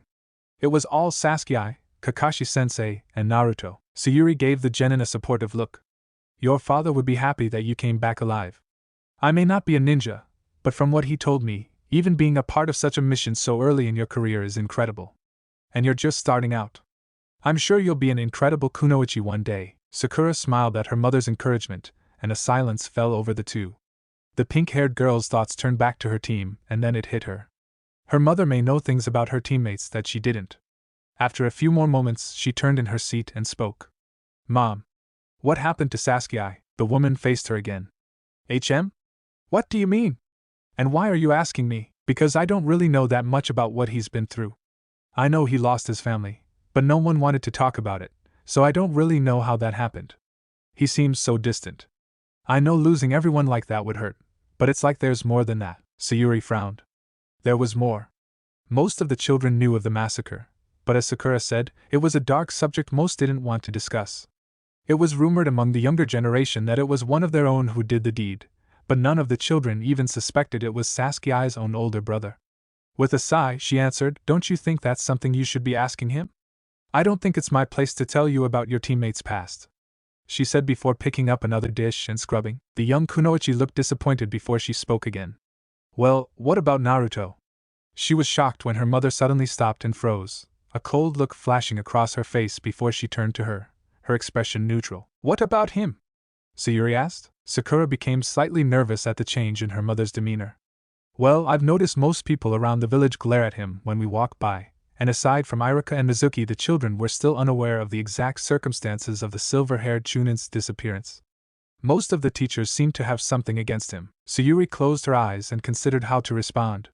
She really didn't like that her daughter was on the same team as the young Jinchuriki and wanted to warn her, but she knew better than to break the third's law.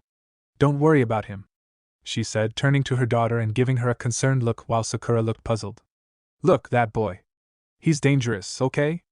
I know he's a member of your team and you have to work together, but try to avoid him when you can, all right?" Sakura's brow furrowed as she stared at her mother.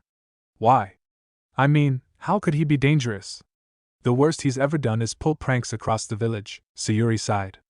"I wish I could say more, Sakura. I really do. Just, please, avoid associating with him as much as you can. He's more dangerous than you could possibly know," she said, turning to the dishes and glaring into the sink as she muttered. I still can't believe Lord Hokage allowed him to become a ninja. Sakura's expression hardened at her mother's words. Thoughts of the events in Wave, of how Naruto refused to give up and abandon their sensei when Zabuza captured him, of how he reacted to Inari's past and how he inspired and connected with the boy, entered her mind. She unconsciously balled her hand, forming a firmly clenched fist. Did he really face this kind of treatment all the time? Why? What could possibly make so much of the village feel this way towards him? Sure, he was annoying, and he probably played some trick on at least half the village, probably a lot more, but he couldn't deserve this. Her head fell forward, her hair falling forward and hiding her eyes in shadow. Mom, why would you say that? Do you even know him? Sayuri faced her once again, raising a brow. What? The kunoichi stared intensely at her mother as she straightened up. I said, do you even know him? Do all the adults feel like that? How long has he been treated this way? Her gaze grew more intense as she continued. She could feel anger beginning to bubble up inside her from these realizations, but that anger wasn't directed entirely at her mother. Part of it was at the village. Sure, she may not particularly like Naruto, but no one deserved to be treated that way. And part of it was at herself, for not seeing it sooner and treating the blonde so poorly, especially when you factor in how hypocritical it was of her. Sakura, what is it? If there's really something so bad about him, why can't you answer? Sayuri met her daughter's defiant stare for a few moments before removing her gloves, stepping over to her and placing her hands on her shoulders. Listen, she said, knowing that, from Sakura's perspective and with her knowledge, it did seem unjust. I know it might seem unfair. But please just listen to your mother on this. That boy is trouble. I'm only worrying about your safety. Sakura's face twisted in anger as she shot up, brushing her mother's hands aside. I'm telling you, you don't need to worry. He wouldn't hurt either of us. Well, he'd certainly like to beat the crap out of the object of her affections, but he would never do anything serious or permanent, and if they were in danger, she knew from the events in Wave that he would do everything he could to protect them. Sayuri frowned, growing frustrated with her daughter sticking up for that boy. And with the third's law. She still couldn't understand why he wanted to hide the Jinchuriki's true nature from those who he'd be around the most. Who would be in the most danger? Sakura, you don't know who he really is. Don't take his side in this. Just listen to me, then explain it to me, she said, getting fed up with all the secrecy. I can't. The woman almost snarled. I'd like to, but I can't, she growled as she averted her gaze.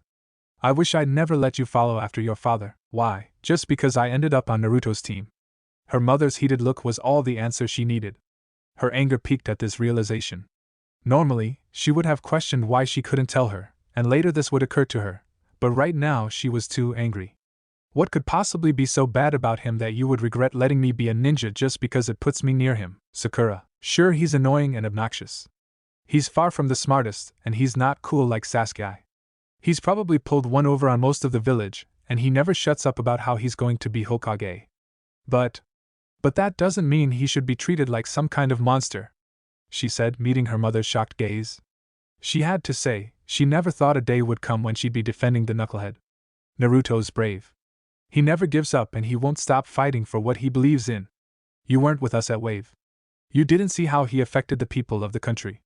How he fought against hopeless odds to save our sensei when we could have run, or how he inspired a boy who'd lost his hero.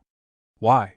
What could possibly justify the way you and the rest of the village see him? A loud smack echoed through the room as Sayuri's anger finally boiled over, causing her to strike her daughter.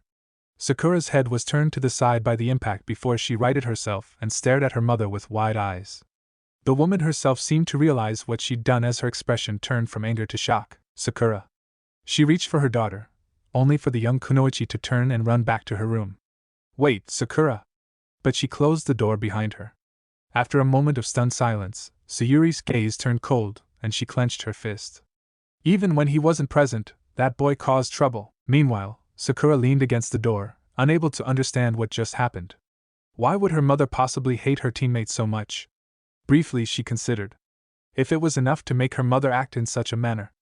Was there really some secret that could justify all this? As she thought of that, memories of the blonde, his better moments, and the things she'd seen of him in waves flashed through her mind, and she immediately shook off such doubts. Even if there was some dark secret surrounding Naruto, it couldn't possibly be a good enough reason to warrant such loathing. Knowing now the kind of resentment most of her village held for him, she resolved to try to be nicer to the blonde from now on. Chapter 5. It looked to be another beautiful day in Konoha as the sun began to rise over the horizon, shining its bright rays upon the stirring village. Several of those rays of light managed to make it through the window of the apartment to one Uzumaki Naruto, causing the whiskered blonde to stir from his slumber. Cracking a single Rinnegan eye open, Naruto groaned as light hit his retina and caused some minor discomfort. He wished he could sleep in, but knew that if he didn't get up on time, Zabuza, the heartless man that he was, would probably come to his apartment and drag him out. And so, with the deliberate slowness from one who had not fully woken up, Naruto moved into a sitting position, his eyes still closed as he scratched his belly. It took a few moments for him to become capable of movement, but when he did, Naruto threw the covers off and slowly turned his body until his legs dangled over the edge of the bed.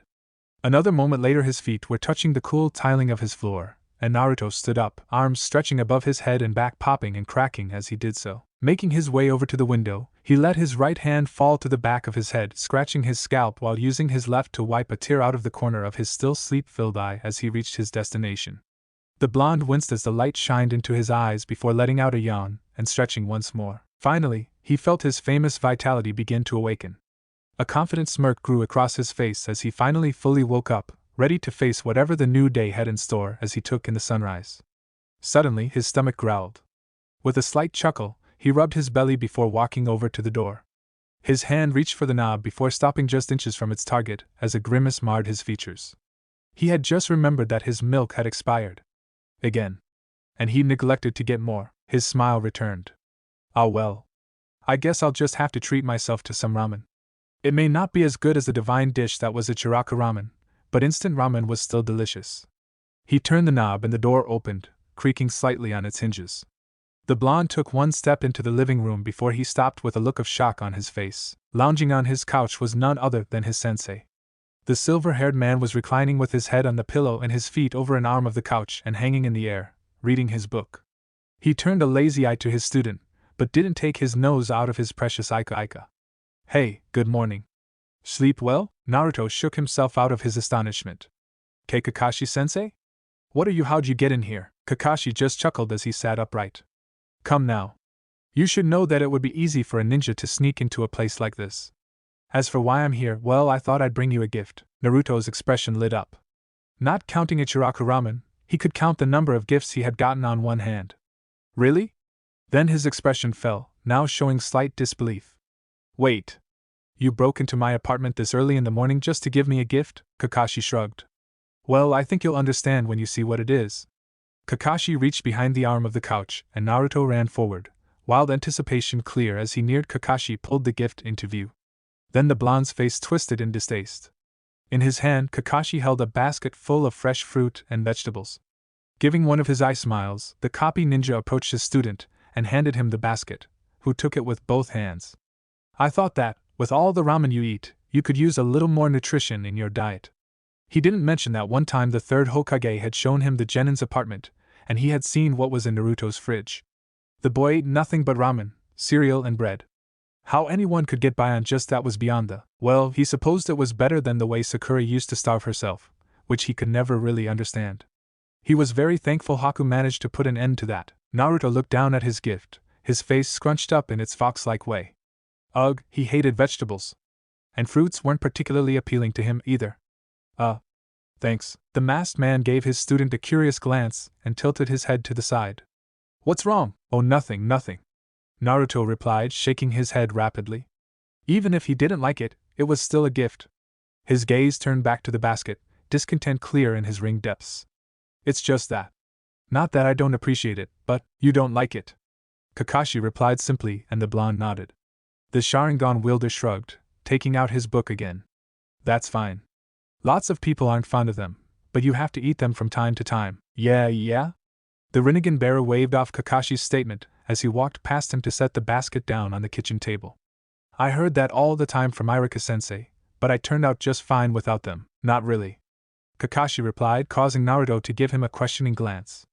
If I recall correctly, you're not particularly satisfied with your height. Or lack thereof. Seeing his student's gaze become a heated glare, the man quickly raised one of his hands in a pacifying manner.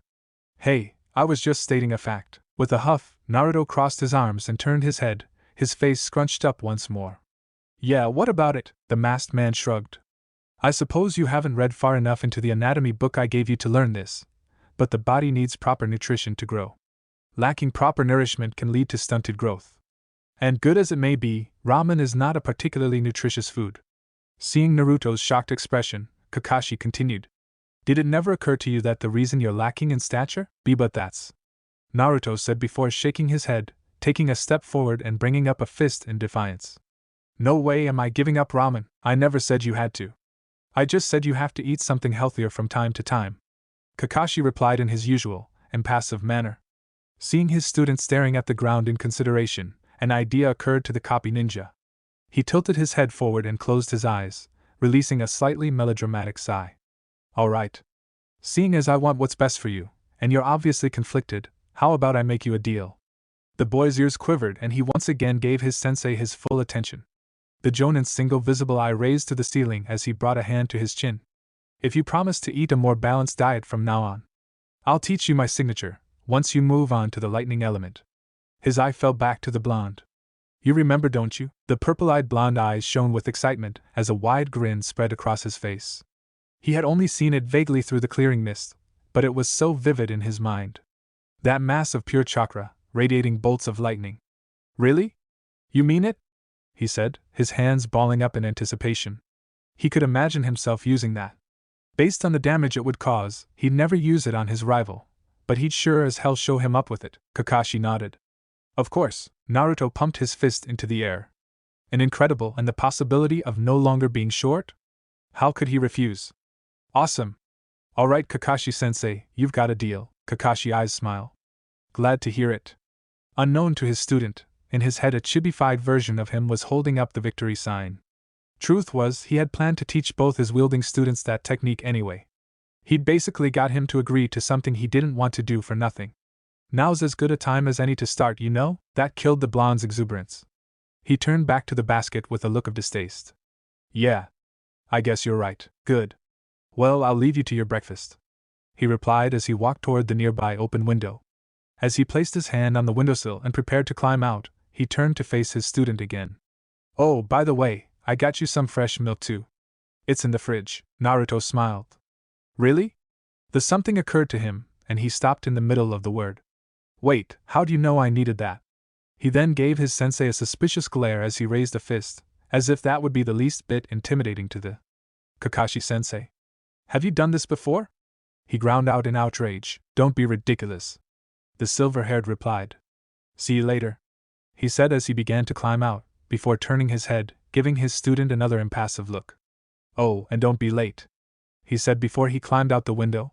Naruto's expression became one of absolute disbelief as he sputtered in shock, dumbstruck from the absurdity of Kakashi Hatake telling him not to be late. The moment he was out of sight, Naruto regained his bearings with a shake of his head, followed by a glare at the Jonin's former location. He bolted after his sensei, stuck his upper body out the window, glaring in the copy ninja's direction as he shook his fist after him. Who do you think I am? You. As the sun reached the halfway point on its journey towards the horizon, the three genin of Team 7 made their way back to their homes. All three were covered in scratches and dirt, and in Naruto's case, blood. Not much, and nothing serious, just a few minor cuts. Much to the blonde's dismay, Zabuza had discovered his healing abilities, and as such decided not to go so easy on him anymore. The blonde had simply gaped at hearing that.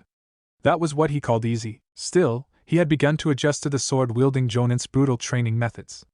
At the very least, he wouldn't collapse as soon as he got home anymore. The blonde didn't notice, but he'd adjusted unnaturally quickly to his new regiment. The reason for this lies in his healing rate.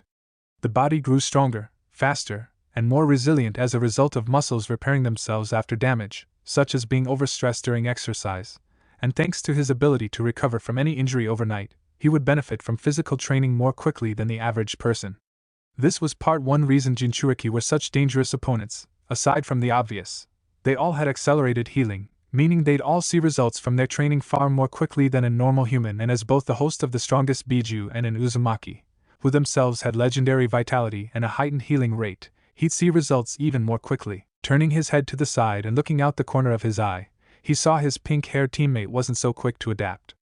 Despite the rest they'd been given before departing, the girl was hunched over with her head down, her arms hanging limp at her sides as if they were weighed down, her legs lumbering as if held back by mud.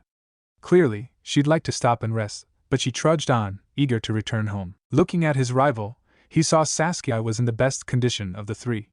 But then, Kakashi wasn't as harsh a teacher as Zabuza or even Haku when the latter decided it was necessary. He walked leisurely with his hands in his pockets, perfectly fine aside from the dirt on his clothes and a few holes where Haku's needles had struck true during their daily chakra control exercise. Man, they really don't pull any punches, Naruto commented, bringing his hand to his shoulder, massaging the area where he had taken a kunai during the torture session Zabuza called training. Thanks to Kyubi, all his minor injuries had already healed, but that one was taking time and there was still a dull ache. If he gained nothing else from the training under sword wielding, he would at least build up a heightened tolerance to pain. Tell me about it. Sakura groaned, finally giving in to the mental and physical exhaustion. She placed her hand on a nearby wall and leaned against it as she bent forward, her head falling limply. Bath. I need a bath. Seeing this, Naruto took a step forward, concerned while Saske spared them a single glance before continuing on his way. You okay? Sakura lifted her head slightly to look at him out of the corner of her eye. Yeah. Just give me a minute, she replied. She could feel her arms and legs trembling from the day's activities. Turning, she put her back to the wall and slid to the ground, letting her legs slide out in front of her. She closed her eyes and breathed deeply, her chest rising and falling as she welcomed the reprieve from the strain on her legs. What about you? Naruto blinked, surprised that she was actually interested in how he was doing. It must have shown on his face because Sakura managed a slight chuckle. Haku told me some stories about Zabuza's methods. She frowned at that, knowing they were probably more extreme than Haku's. And unlike the ice user, the demon of the mist likely didn't cut him any breaks. How can you handle it so easily? Naruto gave her his wide grin and brought his fist to his chest. You know me, Sakura. I can take anything the world throws at me. Somehow, I don't doubt that you really could. Sakura replied, looking down. Her tone was slightly bitter, but her fatigue hid it well. After her fight with her mother, the pink-haired girl had calmed down and considered her mother's words. What could it be about Naruto that would make her worry for her safety? And why couldn't she tell her? There had to be some reason everyone acted this way. Her mother was usually right, after all. She might have listened, had she not known Naruto. While she didn't know him all that well, having had no interest in getting to know him before, what she did know didn't paint a picture of the monster her mother's reactions and the village's general mistreatment of him seemed to hint at. Quite the opposite actually. The way he acted in Wave proved he had a good heart. Further thought on the matter led her to suspect his situation was similar to Haku's childhood experience, and the villagers' hatred was irrational. Besides, even if there was some horrible secret surrounding the blonde, if it was really dangerous, something would have happened by now, right? Especially given how he's treated. She kind of envied the Rinnegan bearer's strength. If she was treated like that every day for most or all of her life, she'd probably wind up dark, cynical, and mad at the world. Sensing Naruto sit down beside her as she mused, Sakura sighed and closed her eyes, letting her head fall forward as she turned her mind back to her training, knowing that it was best to avoid that topic. Thinking of her poor performance brought a recent fear to the surface of her thoughts, that she would drag the team down. That she would be useless, or worse, a liability, next time there was a crisis. But I'm not like you, Naruto. I'm not sure I'll ever get the hang of this. Naruto sat back, propping his leg up and resting his arm on his knee as he turned to look at Sakura with a reassuring smile. Come on Sakura, don't think like that. You'll get better in no time. I'm sure that pretty soon, you'll be able to take whatever Haku can dish out, no problem. Sakura gave the blonde a grateful smile.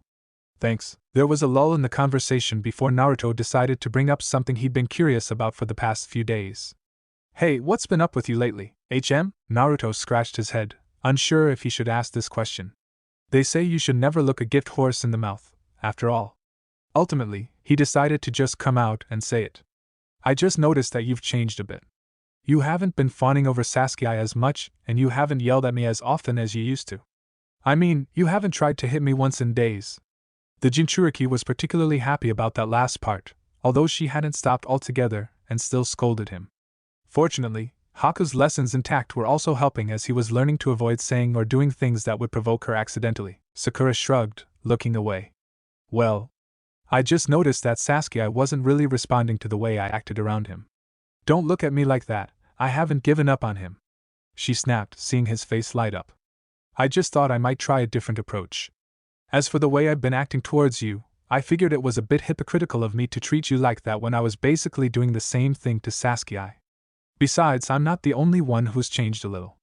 You haven't asked me out in a while, or been nearly as annoying as you used to be." She then smirked. "But if you liked how I acted before, I could always." "No thanks," Naruto said quickly, raising his hands defensively. Sakura chuckled at his response, and he joined her after a few seconds. "So, what do you have in mind for the rest of the day? Any plans?" Kunoichi asked. Naruto turned to her, and raised a brow before tilting his head up and looking to the sky. "I don't know."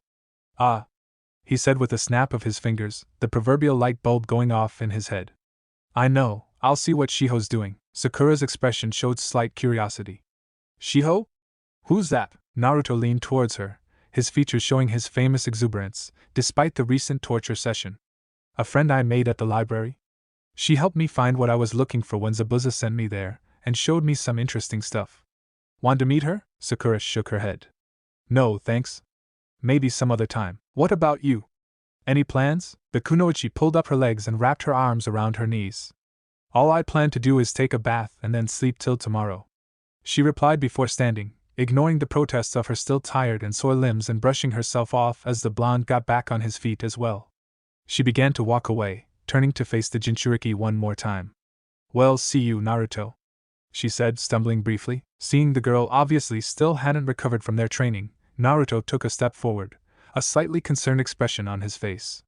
"Need a hand? I could help you home if you want." Sakura turned her head and smiled at him. "No thanks, I can make it.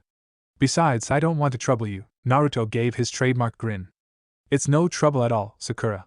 You're a lot lighter than you look." The smile instantly fell off Sakura's face. With a jerk, her head fell forward and shadows covered her eyes. "What did you say?"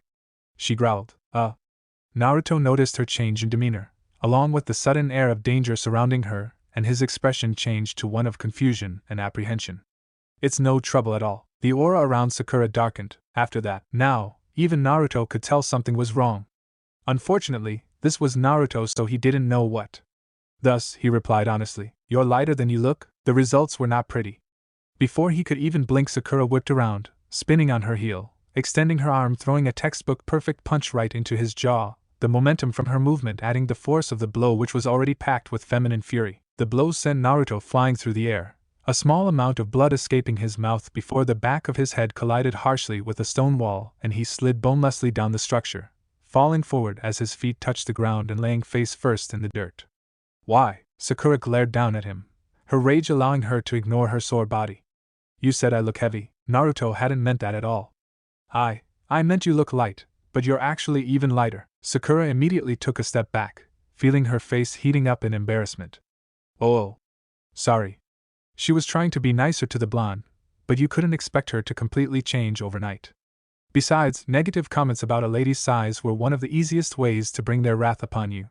Having rationalized her slip, she shook off her embarrassment. Be more careful how you word things next time." She got it. The Rinnegan bearer sat cross-legged on the ground, holding a triangular onigiri, which he quickly brought to his mouth and took a bite out of. Standing beside him, holding her own rice ball and also leaning against the wall, was Shiho. Fortunately for the Rinnegan bearer, the girl had been on her lunch break, and didn't mind sharing a rice ball or two. Actually, quite the opposite, she made them herself and was anxiously awaiting feedback on her cooking. So she watched with an expectant smile as the blonde swallowed a mouthful before quickly taking another, obviously enjoying it. This is great," the Rinnegan bearer said, briefly forgetting Haku's lesson and talking while still chewing. Granted, he kept his face away from her, and his mouth mostly closed. The girl beamed at the praise. "Really?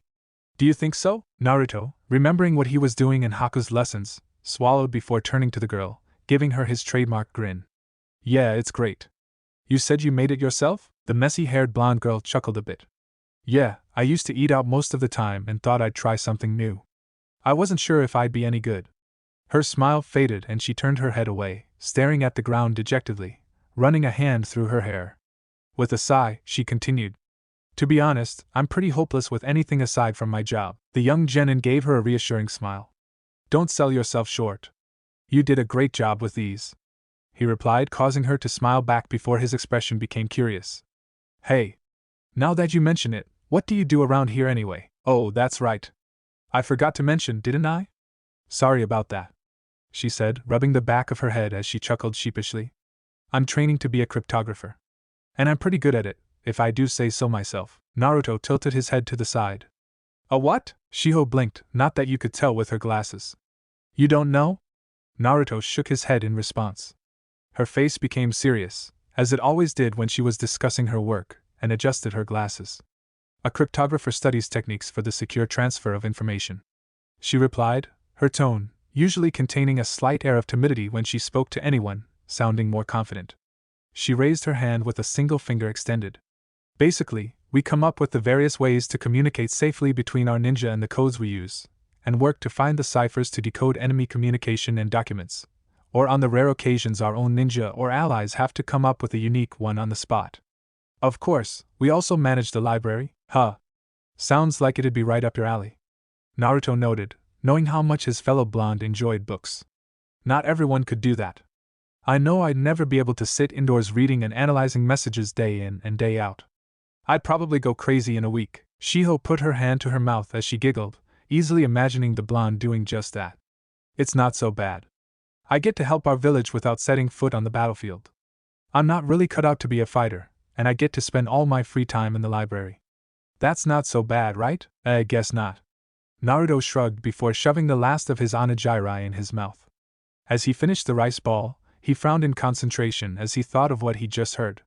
This conversation had been somewhat enlightening. He had never really given much thought to the espionage side of a ninja's duties, beyond direct spying anyway. This reinforced something that Zabuza had repeatedly hammered into his mind: he still had a lot to learn.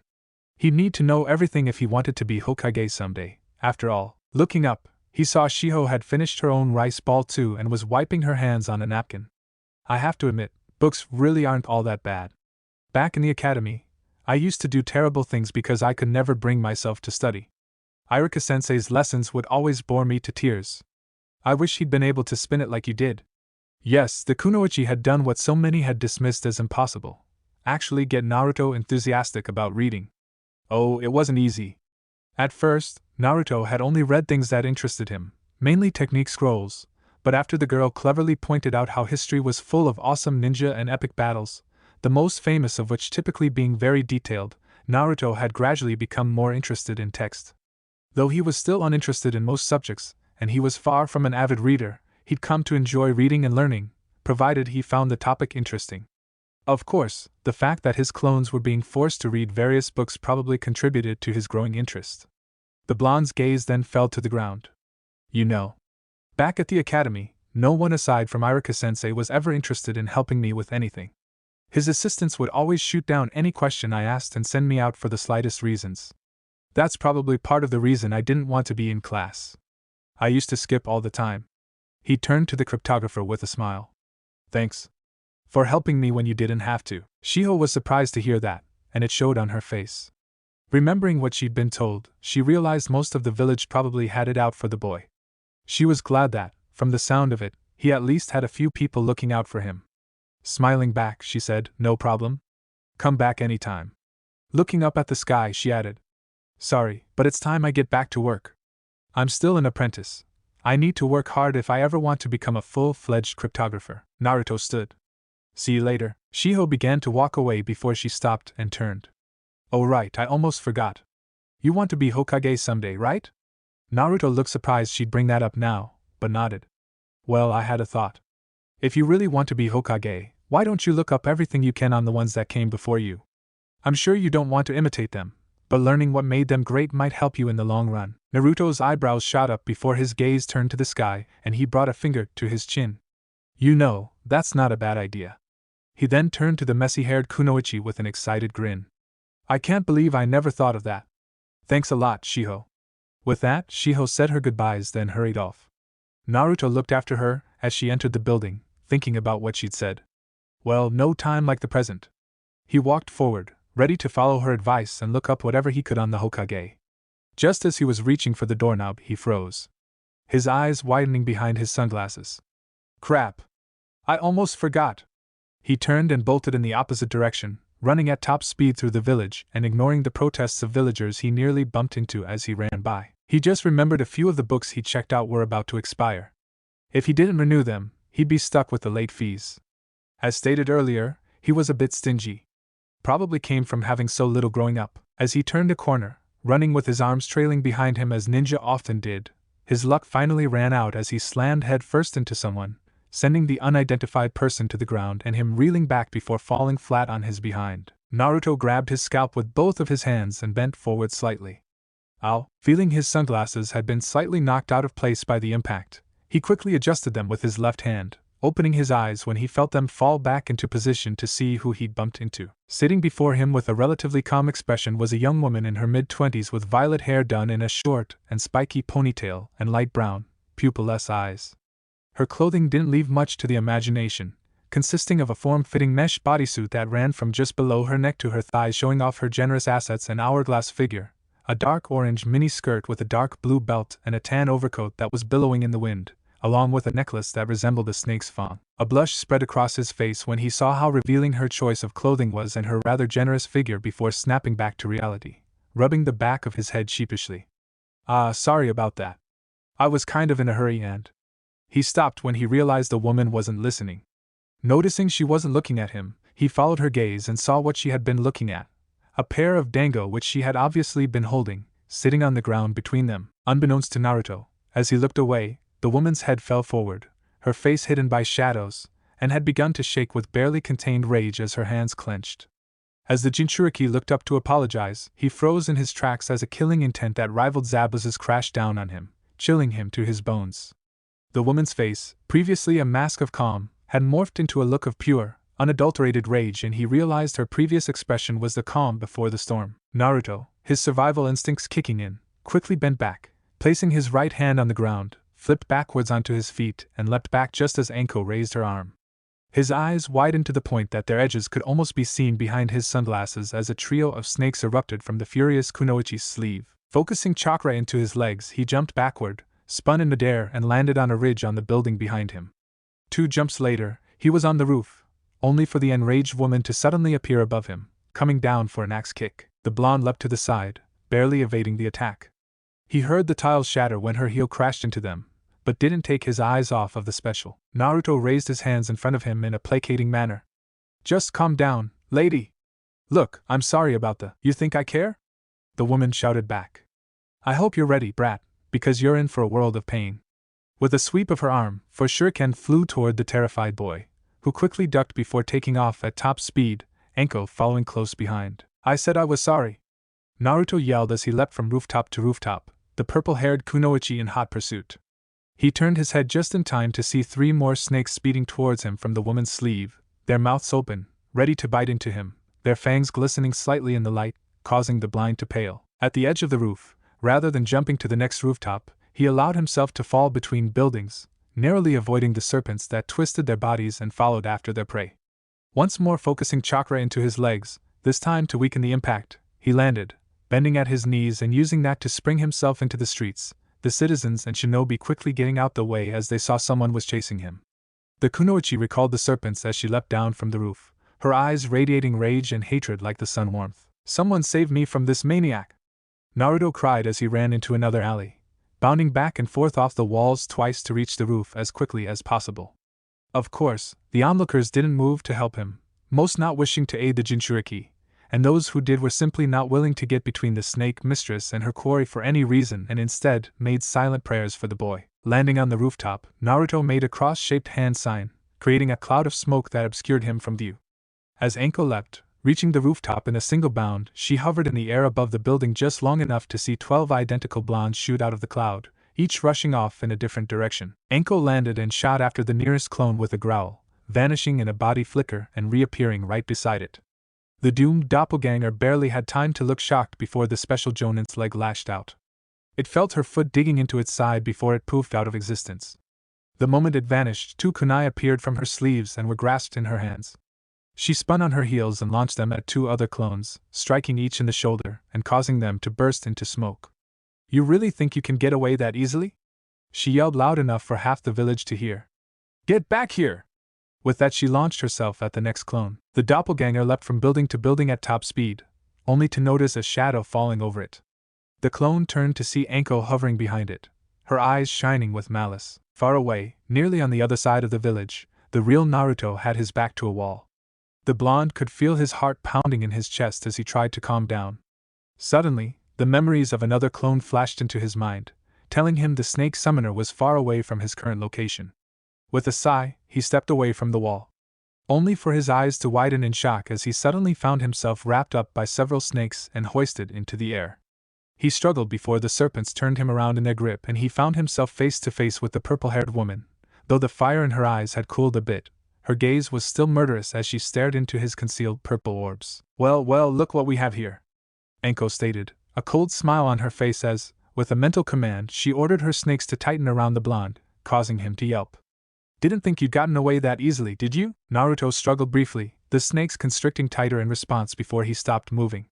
Anyone could see that he was officially screwed. Most people in this situation would probably start saying their prayers, but Naruto wasn't most people. Growing inside him, alongside his fear, was anger over his current situation and for receiving such a disproportionate response to knocking a few sticks of dango on the ground. He wouldn't even act like this if someone knocked over his ramen. "Listen, lady. I don't know what your problem is, but I said I was sorry. Seriously, what the hell's the matter with you? It was just 2 sticks of dango." Anko's expression twisted in rage. "Just dango? Just dango? Are you out of your mind? Dango's the single most heavenly dish on the planet. And you ruined 2 perfectly good sticks of it," she hissed at the end. "Well, I'm sorry," Naruto replied, ignoring the snakes, whose heads were mere inches away from various parts of his body, ready to sink their no doubt venomous fangs into his skin before his own face then contorted in anger as well. "Sorry you have some major screws loose. First of all, no one should be this upset over some spilled food. Hell, not even Choji gets pissed off over something like this." He mumbled the last part. "Secondly, ramen is the most heavenly dish on the planet." Anko's eyes widened in shock. "What? Are you crazy? How can you compare a bowl of noodles and broth to dango? There's nothing better. Ramen's the most delectable food in existence. Dango, ramen, the hell's wrong with you, kid? What you're saying is bordering on blasphemy. You're one to talk.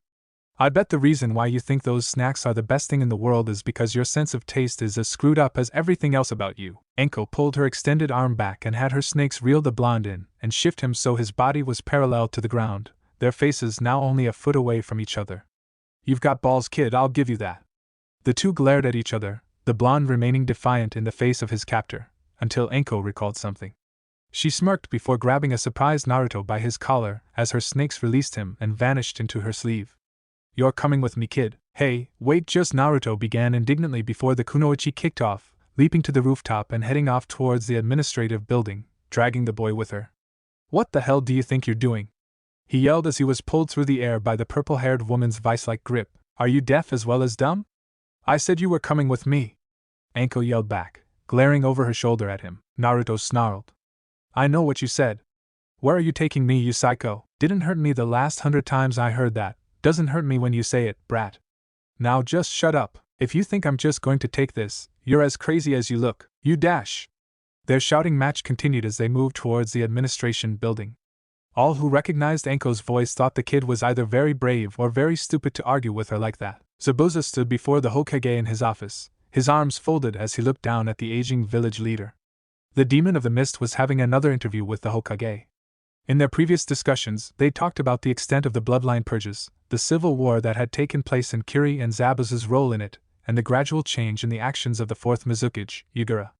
This time, they were discussing more recent events, mainly his travels across the nations, the contacts he made. "So, Gato wasn't the first to betray you?" Hiruzen asked with a raised eyebrow. Zabuza had just finished explaining his interactions with another crime lord in the land of hot springs, which ended in a manner similar to his dealings with Gato. In other words, said crime lord's head was sent rolling across the floor. However, they had been far less lucky in that situation. The diminutive tyrant had been forced to reveal himself earlier than the opportune time due to the clearing mist. They had no such luck the last time they'd been betrayed and had barely made it out of the trap their employer set by the skin of their teeth. The masked ninja snorted. "Hardly. You'd be surprised at the amount of times an employer decided that they'd rather cash in our bounties after we've completed our end of the bargain and tried to screw us. Luckily, we could usually make up the loss by taking everything of value the bastard had, or cashing in the bounty of whoever they hired to take us down." Hiruzen wasn't the least bit surprised by that. He closed his eyes as he spoke. I know full well how greedy people can be. To be honest, I'm not particularly shocked they attempted to betray someone of your character either. Arrogance can lead people to do foolish things. After a moment, he looked up at the new leaf ninja. I'm surprised you never asked about the fate of the demon brothers. Zabuza tilted his head back. I was wondering what happened to them. I assume your ninja rounded them up? Hiruzen nodded. Yes. They are in custody. I assume you wish for them to be released. No. They can rot for all I care. Hiruzen's expression hardened. You would abandon your comrades so carelessly? Zabuza met his glare. Those two weren't my comrades. They turned on our village for their own gain. When they heard I abandoned the village, they decided it would be a good idea to hook up with my group, and I allowed it because I was in need of followers. They only followed me as long as it benefited them. They may not have turned on me in the middle of a contract, but they weren't really loyal. Those two would have abandoned me as soon as they had more to gain from doing so I don't have any problem returning the favor. Hiruzen nodded. Though he didn't entirely agree, he could understand that, and the way they worded it suggested that if they were loyal, he would have done something for them. I see, he replied. After a moment, he spoke up again. What is the current condition of the 7 swordsmen of the mist to the best of your knowledge? Zabuza gave a short laugh. Last I heard, basically disbanded. Hiruzen's eyes widened slightly at that. Kiri only had 3 of the swords in their possession last I checked, but that was years ago. They could have lost them all by now, and considering how successful they were in reclaiming my Kubikuribocho, I doubt they managed to retrieve any of the others. Do you know of the fates of the other swordsmen? Zabuza shrugged, his eyes gaining a slightly nostalgic gleam. We didn't exactly part on the best of terms. I got along with most of my generation, but most of the new guys pissed me off, especially Raiga and Kisame. As far as I know, those 2 are still around. The rest may be, or they could have all gone belly up. I made a point of acquiring the newest versions of the bingo books I could, and my contacts were of some help. But I've been pretty much out of the loop as far as Kiri's concerned for a while now. The 3rd Hokage nodded again. That was definitely an interesting bit of information. It was well known that Kiri had lost 2 of the fabled blades, but to hear that they'd lost nearly all of them? He closed his eyes and thought, raising his pipe to his mouth and inhaling deeply before breathing out a plume of smoke. Can you describe the abilities of the other swords? Zabuza cocked his head to the side, his eyes rising to the ceiling as he considered it. That was one of the village's greatest secrets. Then again, they'd lost most of the swords, and with a few exceptions, among the newer generation, the weapons didn't make the man. With a shrug, Zabuza answered sure. With that, he began to count them out on his fingers. Firstly, there's the Kiba.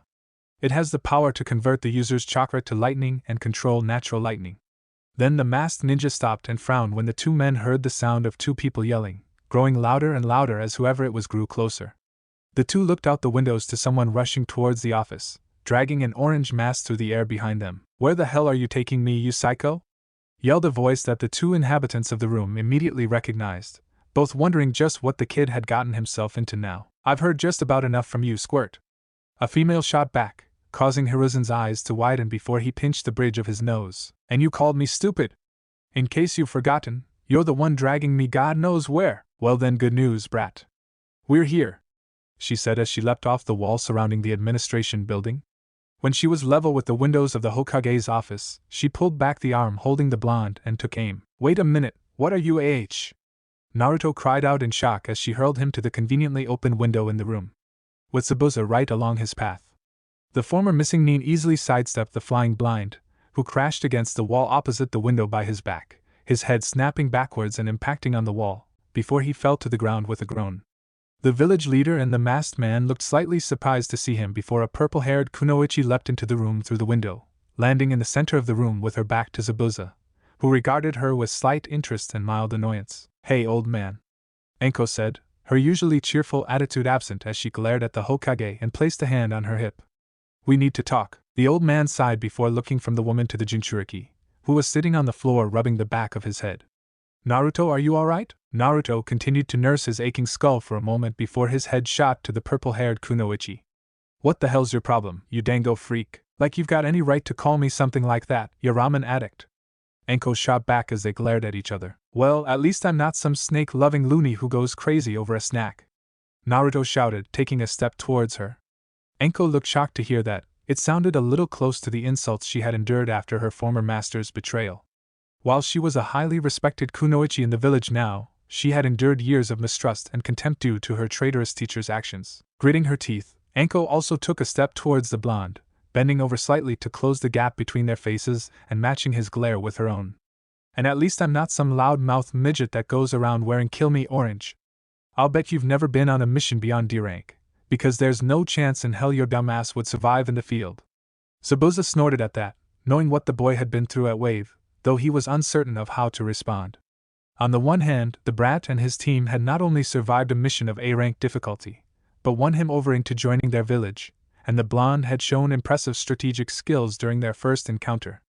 On the other, some of the things he'd seen the blonde do, most notably trying to charge him without knowing who he was, which would have been suicide if Kakashi hadn't intervened, announcing his presence when he had the element of surprise and entering Haku's ice mirrors while having no idea what they were, led credence to her opinion.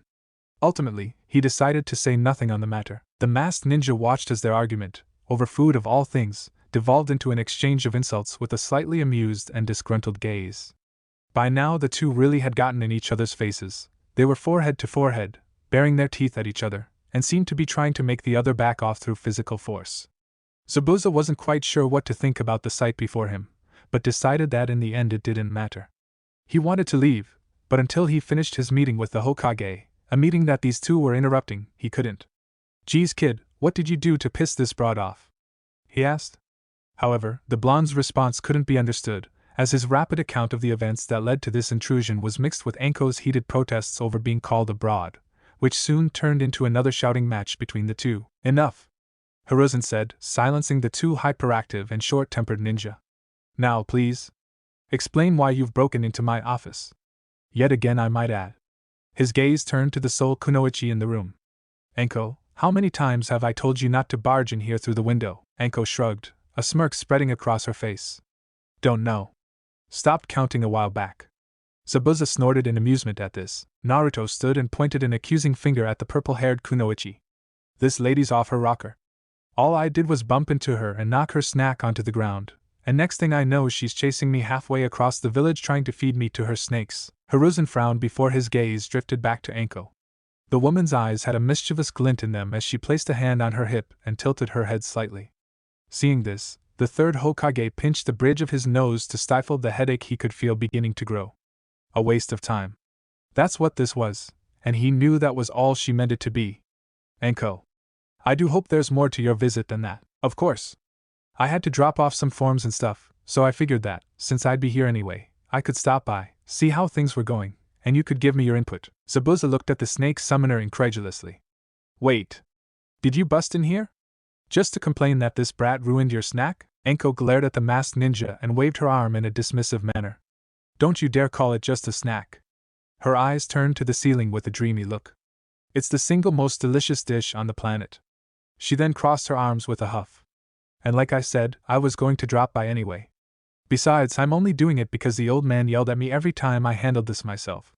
He even went so far as to forbid me from using my usual method for dealing with people who waste my dango." "Jerk." She muttered the last word. Hiruzen gave her a deadpan expression and laced his hands together on his desk. "Anko, sending anyone, especially other Leaf residents, to the hospital with bone fractures and possible nerve damage is not an appropriate response to them spilling your food, no matter how much you enjoy it." Zabuza raised a non-existent brow as Naruto paled. "Says you?" Anko replied. "If you're so upset about the loss of your meal, why don't you have him treat you to more?" The smirk returned to the kunoichi's face. "Yeah, that's what I was thinking," she replied, causing the old man's eye to twitch. "Anko, how long are you going to continue to waste my time like this?" The kunoichi shrugged. "That depends. Have you changed your mind?" Hiruzen's expression showed he wasn't budging on whatever matter they spoke of. "Anko, I've already told you, this is not up for debate," the snake summoner huffed. "Ah, come on, old man. Wouldn't it be a better use of my abilities if I went on some mission? There have to be some VIPs who need guarding or some missing nin who needs to be taken down." Naruto was thoroughly confused at this point, and it showed. "Wait a minute, you lost me. What's this about?" Hiruzen sighed again, placing a hand on his forehead. "Naruto, Zabuza, allow me to introduce you to Anko Midarashi, one of our prominent kunoichi." He gestured towards the woman, who gave a grin at the praise that the observers noted to be Naruto-ish. "I've made her a proctor for the upcoming exam. This, coupled with my disapproval of her methods of dealing with people who seriously annoy her, has displeased her, So she's been doing things like this to waste my time, or cause me more work as her way of getting back at me, he said, waving his hand towards the looming pile of papers sitting on his desk and giving the bane of all Kages a look of distaste. And in hopes that it may convince me to change my mind. The woman gave a dismissive wave. Well, there's not much else I can do besides complain, and that's not going to get me anywhere. Zabuza gave her an appraising look as he reevaluated the woman. So, you're the infamous snake mistress of Konoha? Interesting. Anko smirked and preened slightly. Ah, nice to see my reputation precedes me, Zabuza snorted with amusement. Yeah, well, you've scored a few points in my book. You're one of the few in this village who's not against shedding some blood. Anko's smirk became a wide grin. Really?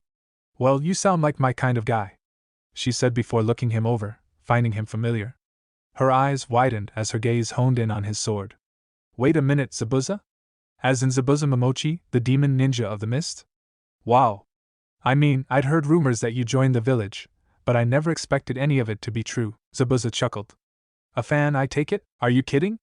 You're an inspiration to anyone who appreciates the art of assassination, she said excitedly before calming down, taking a moment to compose herself before looking at him, placing her hand in her pocket. But enough acting like a fangirl, what led to this change in careers? Zabuza shrugged. I had my reasons. I got tired of working for arrogant assholes who think they own the world and can get away with putting a dagger in your back for one.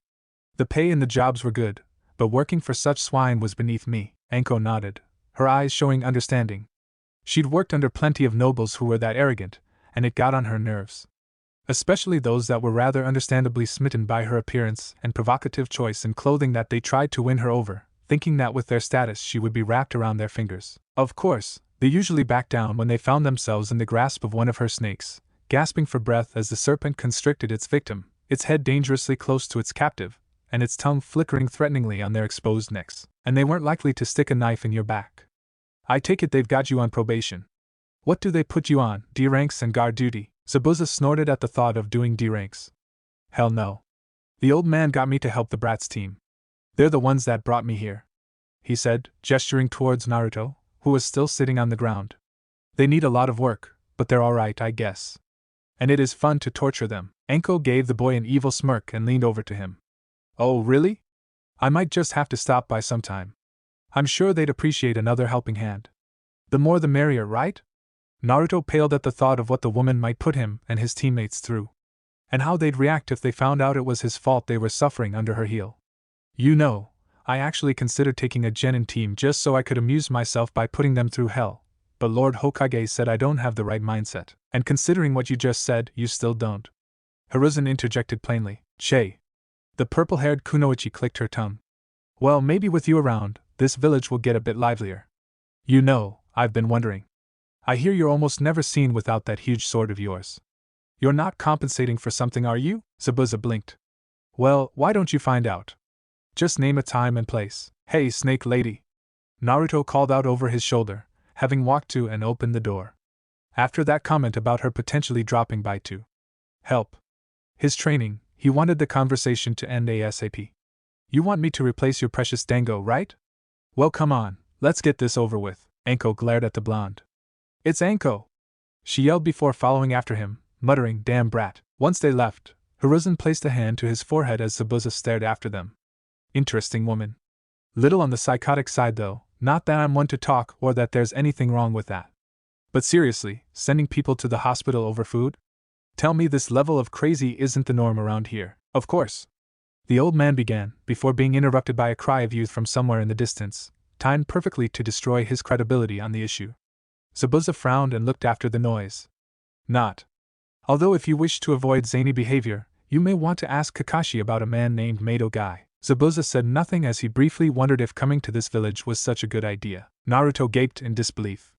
He was seated at a table in a traditional Japanese restaurant Anko had brought him to after dragging him along with her on the errands she had at the administrative building. It was a fairly usual establishment. The only thing standing out about it was the red lanterns that hung over the tables. Unfortunately, the shop didn't sell ramen, so he had what Anko was having, dango and red beans soup with a side of green tea. However, while his food was half eaten, Anko had more empty sticks of dango before her than he was willing to waste time and effort counting. Naruto felt the urge to facepalm. Of course, she liked dango as much as he liked ramen, and ate like it too. Just great. A wide smile on her face, Anko took a stick of dango and stuck it in her mouth, taking in all 3 dumplings at once and chewing happily. Though she hadn't forgiven the boy before her, the sweet dumplings did wonders for her mood. She said as she swallowed. See kid, what did I tell you? Nothing better than dango with a side of red bean soup, Naruto snorted in response. You must not have tasted the wonderful dish that is Ichiraku ramen. You'll never be able to convince me that there's anything better than that. As for the dango, it's alright, but I prefer the soup. Red bean soup was his second favorite food, next to ramen, all kinds. I've tried that place before. It's good, I'll give you that, but it can't compare to the heavenly taste of dango. Anko responded, her smile becoming somewhat strained. I'm eating dango right now, and I'd take ramen over this any day of the week. Anko glared at the blonde, who met her intense stare with his own. Sparks flew from their challenging gaze as they had what would no doubt become a common argument between the two. Finally, Anko huffed and looked away. Whatever. You just don't know what's good, she replied before taking another bite, her smile returning as she did. So, why were you in such a hurry anyway, HM? Oh, I realized a few books I checked out were going to expire today and… Naruto's eyes widened in shock. Crap. I completely forgot. Then, realization struck him and he hung his head and sighed. Rushing had cost him far more than turning the books in late would have. Anko tilted her head. And you were in a hurry because, what, you were afraid you'd forget and get charged late fees? When he nodded, she snorted. That worked out well, didn't it? Don't remind me. Naruto grumbled, leaning forward and grasping his head in both hands, his gaze directed towards his food but not really looking at it. A few moments later, he picked up one of his own sticks of dango and took a bite as a silence fell over them. Thinking about his recent troubles, he felt the urge to grimace as he realized 2 things. 1. He'd gotten himself on the bad side of one of the proctors of the Chunin exam he'd be participating in, and 2. He'd gotten himself on the bad side of an apparently powerful and slightly insane kunoichi who right now would like nothing more than to teach him a new definition of pain. Realizing it was in his best interest to turn this around, and that he'd be pissed if someone ruined his ramen like he had her dango, though not to the same degree, he began trying to think of ways to rectify this. 2 sticks of dango later, a smirk spread across his face as an idea began forming in his mind. Thankfully that their senseis had decided to give them tomorrow off, Naruto began to voice his idea. Say, Snake Lady, the woman scowled. It's Anko, yeah? Naruto waved his hand. You're trying to get back at the old man for scolding you and making you do something you don't want to, right? The kunoichi raised a brow. Yeah. What's it to you? Naruto's grin widened. What would you say if I told you I could help you get back at him? Anko scoffed and tilted her head, giving the blonde a disbelieving look. Oh yeah, and how would you do that? Whine at him until he caves? Cry him into submission? Naruto gave her a slightly annoyed look before looking away and waving his hand. Just trust me. I know a way to get at the old man, and there won't be a thing he can do about it, he said before bringing his gaze back to her. So if I help you out with this, can we call things even? The snake summoner seemed to consider it for a moment before nodding. Fine. If you can actually pull it off, great. Then meet me tomorrow at, say, 7 a.m. at the Hokage monument behind the old man's mug. Anko made a disbelieving sound, obviously fairly certain that this would just be a waste of her time, but nodded all the same. After a few moments of silence, he looked curiously at the purple-haired kunoichi. So, what's with the snakes? I've never heard of ninjutsu like that before, eh? Seriously? Anko raised a brow before shrugging. It's the summoning kid. It's a space-time ninjutsu that allows the user to call animals or people to their location, though the latter is extremely rare. Actually, I've only heard of one example of a technique like this that applies to humans. Anyway, to summon an animal, you have to sign the contract with the species. Naruto's usual enthusiasm returned when he heard that and a grin spread across his face. Really? Wow, sounds useful. Wish I could do that. It is. Depending on what animal you make a contract with, she said before returning to her dango. Anyway, I'm not here to teach you. If you want to know more, ask your sensei. Naruto made a mental note to do just that. 10 minutes later, Anko finally had her fill and called for the bill. As she stood up, Naruto slumped in his chair, staring dejectedly at his wallet, which had gone from nearly bursting at the seams to less than half empty. Thanks for the dango, kid. Anko walked past him, stopping to give the blonde a pat on the back before heading out. See you around. And I hope for your sake whatever your idea is good. If not, well, I'm sure your imagination can fill in the blanks, she said, waving without turning back. Yeah. Naruto replied half-heartedly, still looking at his wallet. After a moment, he pocketed the frog-shaped wallet and stood up. He pushed the chair back into place and walked toward the door. Stepping outside, he looked up and saw the sun was sitting just above the horizon, painting the sky red and the clouds a beautiful gold. However, this was lost on the blonde. His head shot up when he saw the position of the sun, knowing the library wouldn't be open for much longer. He quickly made his way to the roof and shot off towards his home, determined not to have this cost him any more than it already had. The young Rinnegan bearer stepped out of the library and closed the door behind him, sighing in relief. He just barely made it in time. That was too close. I would have kicked myself if this wound up costing me any more. Naruto thought out loud. Looking to the sky once more, he decided to head home. He'd have liked to head to Ichiraku's, but after his encounter with Anko, he was a bit short on funds, so he decided to hold off on that. Besides, he had just eaten. He supposed it was for the best, as he had a lot of planning to do for tomorrow. If everything went according to plan, he'd have a blast and he might get on Anko's good side. That in mind, he took the fastest route back to his apartment aside from traveling the rooftops, cutting through alleyways at every opportunity. As he emerged from one such passage, he heard a voice he recognized from his class call out to him. Eh? Naruto? Naruto stopped and turned around to see teammate, Sans their sensei, walking down the road. Kiba Inuzuka, the one who'd spoken up, grinned. Hey, long time no see. His canine companion Akamaru, resting on his usual spot on top of the boy's head, barked a greeting to the blonde. Naruto grinned at seeing his old classmates. Oh, hey guys. Good to see you. Hinata Hyuga stood behind her teammates, only half her body visible from behind the Inuzuka. She seemed to struggle against herself to look at the blonde, pushing her index fingers together nervously.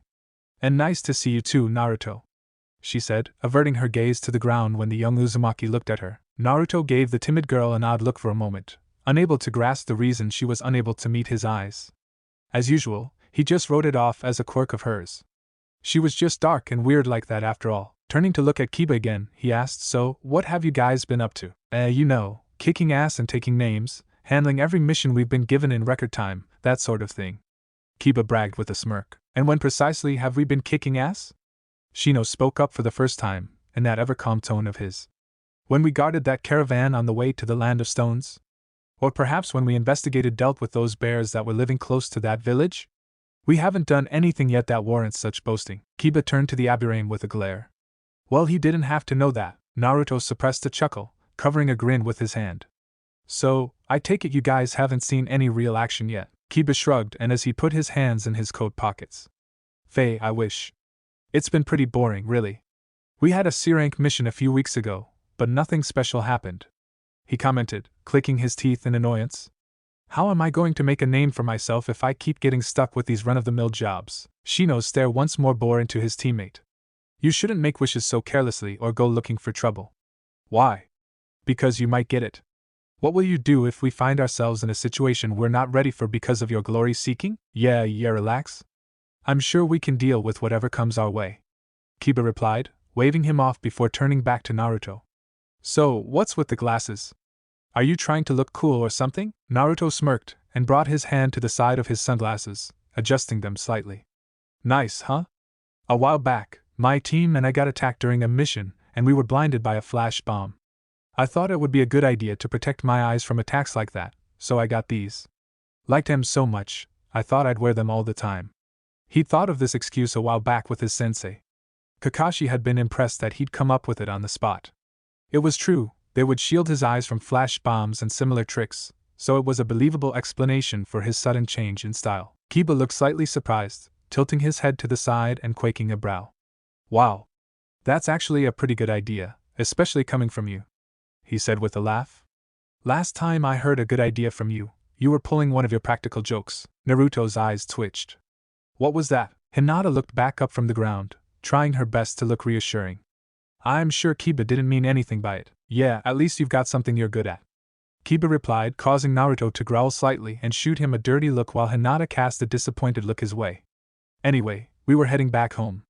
Kurenai-sensei took us out to celebrate after we finished training today. The blonde blinked, his anger momentarily subsiding upon hearing that as he thought of his own sensei. Really? Kakashi-sensei almost never does anything like that for us, he grumbled, his face scrunching up as he crossed his arms. The only time he had was when they'd returned from the mission to Wave. No one could deny the way that situation turned out had warranted a celebration, and even then, Naruto had had to pay for it. He and his teammates had gone to get something to eat together on one other occasion since then, but they hadn't accompanied them. Kiba smirked. Maybe you don't deserve it because you guys aren't as impressive as we are. Seeing Naruto glare and step forward, preparing to fire back at him, Kiba continued. Sasuke was pretty tough, but we aren't in the academy anymore. And face it, you'll always be the dead last, Kiba. Hinata said with a hint of disapproval in her tone. Shut up. Naruto yelled at the Inuzuka, who didn't seem the least bit intimidated. If you think that, then why don't you put your money where your mouth is? You said it yourself, we're not in the academy anymore. Those days are over. And in case you've forgotten, I'm the guy who's going to be Hokage someday. Ha, you Hokage? Kiba replied, amused. Like anyone who failed the graduation exam could ever be Hokage. He spread his arms in a self-affirming gesture. I've got a better chance at becoming Hokage than you do. Yeah, right. Like the old man would ever let you take the title, dog breath. Naruto shot back, taking another step forward and bringing up a balled fist. Kiba did the same. Sorry, what was that? I think I misheard you, dead last. I said how can anyone expect you to lead the village when no one can tell who's calling the shots between you and Akamaru? The enraged Inuzuka. Well, at least I'm not some punk who's all talk. Remind me again, how it turned out every time we were spared in the academy. Oh right, you wound up flat on your ass. Shino gave out an almost inaudible sigh as they argued. Having such a loud hothead as a teammate was so bothersome sometimes. Finally, Hinata stepped forward, unable to watch her teammate and the boy she admired fight any longer. She to them and pushed them apart. Kiba. Please, don't start a fight in the middle of the street. Don't worry about it, Hinata. We can take this elsewhere, if he's got the guts. Naruto growled. Kiba's eyes narrowed before he jerked his head in a dismissive gesture. Hell, why should I bother? I win, and all I prove is that I'm better than the class loser. He then began walking away before Naruto could retort. There'll be plenty of opportunities to prove who's the top dog around here. Shino shook his head as he watched Naruto glare at Kiba for a moment before shaking his head. Thinking of how the two were similarly impulsive and hot-headed. They'd either get along or butt heads whenever they encountered each other. He started to walk away, giving a nod as a goodbye to the blonde before continuing on his path back to his compound. Naruto was still glowering at Kiba, crouched over slightly with his fist shaking in suppressed rage. Man, that guy pisses me off. Always acting like he's in charge. Don't listen to him, Naruto. Hinata began, causing the blonde to turn to her, his anger subsiding. Hinata's eyes fell to the ground and the blush on her face grew slightly as she brought her hands to her chest, almost like she wanted to hide behind them. Why, you've never been the type to let what others say get to you. Why, you'll prove him wrong. I know it. And even if you fail, you'll just get back up until you succeed. Naruto's expression had become one of shock from Hinata's reassurance. The blue-haired girl once again pushed her index fingers together in a nervous gesture.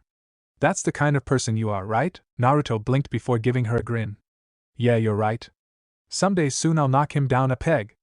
And Sasuke too, he said before his grin turned into a smile, a genuine one as opposed to the fake one he usually had plastered on his face. You know, not many people would have said anything to help me. So thanks, Hinata. I really appreciate what you told me. Hinata, seeing her crush give her such a warm smile and thank her in such a way, stood frozen for a moment, before fainting in a way so cliché, one might think she practiced. Naruto's eyes bugged out before he ran to her. Hinata! Hey, what's wrong? He placed his hand on her forehead. Your face is burning up. Hey, wake up. Hinata! The next morning, Naruto headed to the designated location, wearing his usual clothing and a backpack full of things he needed for his plan. He felt a little bad about causing the old man trouble, but he wasn't planning to do anything he hadn't done before. He arrived just a few minutes early. He sighed as he saw no sign of the woman but shrugged. Waiting for her wouldn't be half as bad as waiting for his sensei back before the Hokage had threatened him to break his habit of showing up late, at least when his students were concerned. Having brought nothing with him to pass the time, the blonde lay down, resting his head on his hands, and gazed up at the morning sky. The sun had just begun to rise, its rays painting the clouds a magnificent orange on top of the sky's own dull blue. One could already tell it was going to be yet another beautiful day in the land of fire. The blonde found watching the morning sky relaxing, the thought briefly making him think of his old classmate, Shikamaru. Though it was nice how someone would want to spend all day sitting around watching the clouds, he didn't think he'd ever know. Finally, Anko arrived the moment 7 a.m. rolled around, suddenly leaping up from the cliff and landing a few yards away from him. Naruto got up and dusted himself off as she approached, the woman covering a yawn as she reached the boy. Alright kid, so what's this plan of yours? And it better be good for getting me out here so early, the Rinnegan bearer grinned. As much as he didn't want to admit it, the woman seemed to have a lot in common with him. She also seemed to have a playful side. He was sure she'd love his plan, provided those aspects of her were genuine. First, tell me, exactly how much of the old man's time have you managed to waste so far? Anko shrugged before bringing up and rubbing the back of her head as she looked off to the side, thinking of how much trouble she'd caused him. I don't know. A few hours since he made me a proctor, I guess. And I've annoyed the hell out of him with my methods. She smirked. Why, what can you do better? Naruto's grin widened. Oh really? What if I told you I could more than double his paperwork? Anko raised a brow. Is that so? Do tell. Well, you may have heard this before, but I've got quite the reputation as a prankster. The snake mistress nodded with a blank expression, not seeing where he was going. Yeah, I hear painting the Hokage monument was your handiwork. She thought that was hilarious. It was too bad the brat had gone and spilled her dango. He seemed like someone she'd enjoy hanging out with. The blonde tilted his head to the side. Tell me something. Who do you think has to clean up the aftermath after a prank's over? Naruto asked. Anko shrugged, still not seeing where he was going. Whoever pulled the stunt if they're caught, or whatever poor bastard owns the property. After that, there was a pause before her eyes widened in realization, and she brought her hand to her chin, her expression becoming thoughtful. But if the property was public, then the village has to clean it up. And all public works, even clean up like that, would have to be approved by the old man. Naruto nodded. Not only that, but he also has to read and stamp the damage reports, complaints and things like that caused by every prank. He responded before chuckling and rubbing his hands together. I was called in once after a pranking spree to find him with a stack of papers taller than he was. Anko stared at him blankly. So let me get this straight. Your plan is to go on a pranking spree, hitting as many publicly owned places as you can and in the process create a mountain of paperwork for the old man so large that it will take him all day and possibly all night to get through? Does that sum it up? Naruto nodded eagerly and there was a pause. Then the woman began chuckling before throwing her head back and bringing her hand on her face while laughing out loud. That's priceless. I can't wait to see the look on his face. She then took a step towards the blonde and patted him on the back. Kid, you're alright? Naruto felt a slight sense of relief was over him at knowing he was off the slightly insane woman's bad side. Thought you'd like it. After spending the next several hours getting into all kinds of mischief across the village, Naruto flopped down onto his bed and lay there, now wearing his casual clothing, his tracksuit pants and a short-sleeved t-shirt with the Leaf Village symbol emblazoned on the front. He closed his eyes and laughed aloud, the memories of every joke he'd played flashing through his mind. He felt a little bad for the old man, but it was nothing he hadn't done before. Still, the paperwork was definitely something he wasn't looking forward to when he took the mantle. He wondered why the Hokage couldn't just relegate it to someone else or, if that wasn't possible, have his shadow clones do it for him. That thought brought another round of chuckles. What problem couldn't that solve? He sat up, placing a hand on his chin as his expression turned inquisitive. Why hadn't the old man thought of that? Was there some rule that said Kage couldn't use that? If so, he couldn't think of why. As it wouldn't expend chakra by fighting, a single shadow clone, given a small amount of chakra, could do all the paperwork the Hokage hated so much, and since he'd receive its memories, he wouldn't really miss anything. I wonder. If there's not something keeping him from doing it, what would the old man give me if I told him that? He thought about it for a moment before chuckling to himself. Right, I've got to start thinking ahead. He'd wait a few weeks, see if the god of shinobi figured out what he'd done, and tried to make him suffer for it. If so, he'd share his idea with him, and see if it was enough to make amends. If not, he'd probably tell him anyway. Now, the question was, how was he going to spend the rest of his day? He planned to go to Ichiraku's later, but at the moment, he had nothing to do. He fell back and gazed at the ceiling and contemplated how to spend the rest of the day. Suddenly, he sat up again, his eyes lighting up as he recalled the advice Shiho gave him the previous day, to learn how to be a great Hokage by studying those that came before him. Naruto grinned. He knew that, given who they were, there would probably be a lot about the Hokage that wouldn't be written down anywhere the public and lower-ranked ninja could access, if it was written down at all. But anything he could find would not only make for an interesting read, but it might also give him some insight into why they were so revered.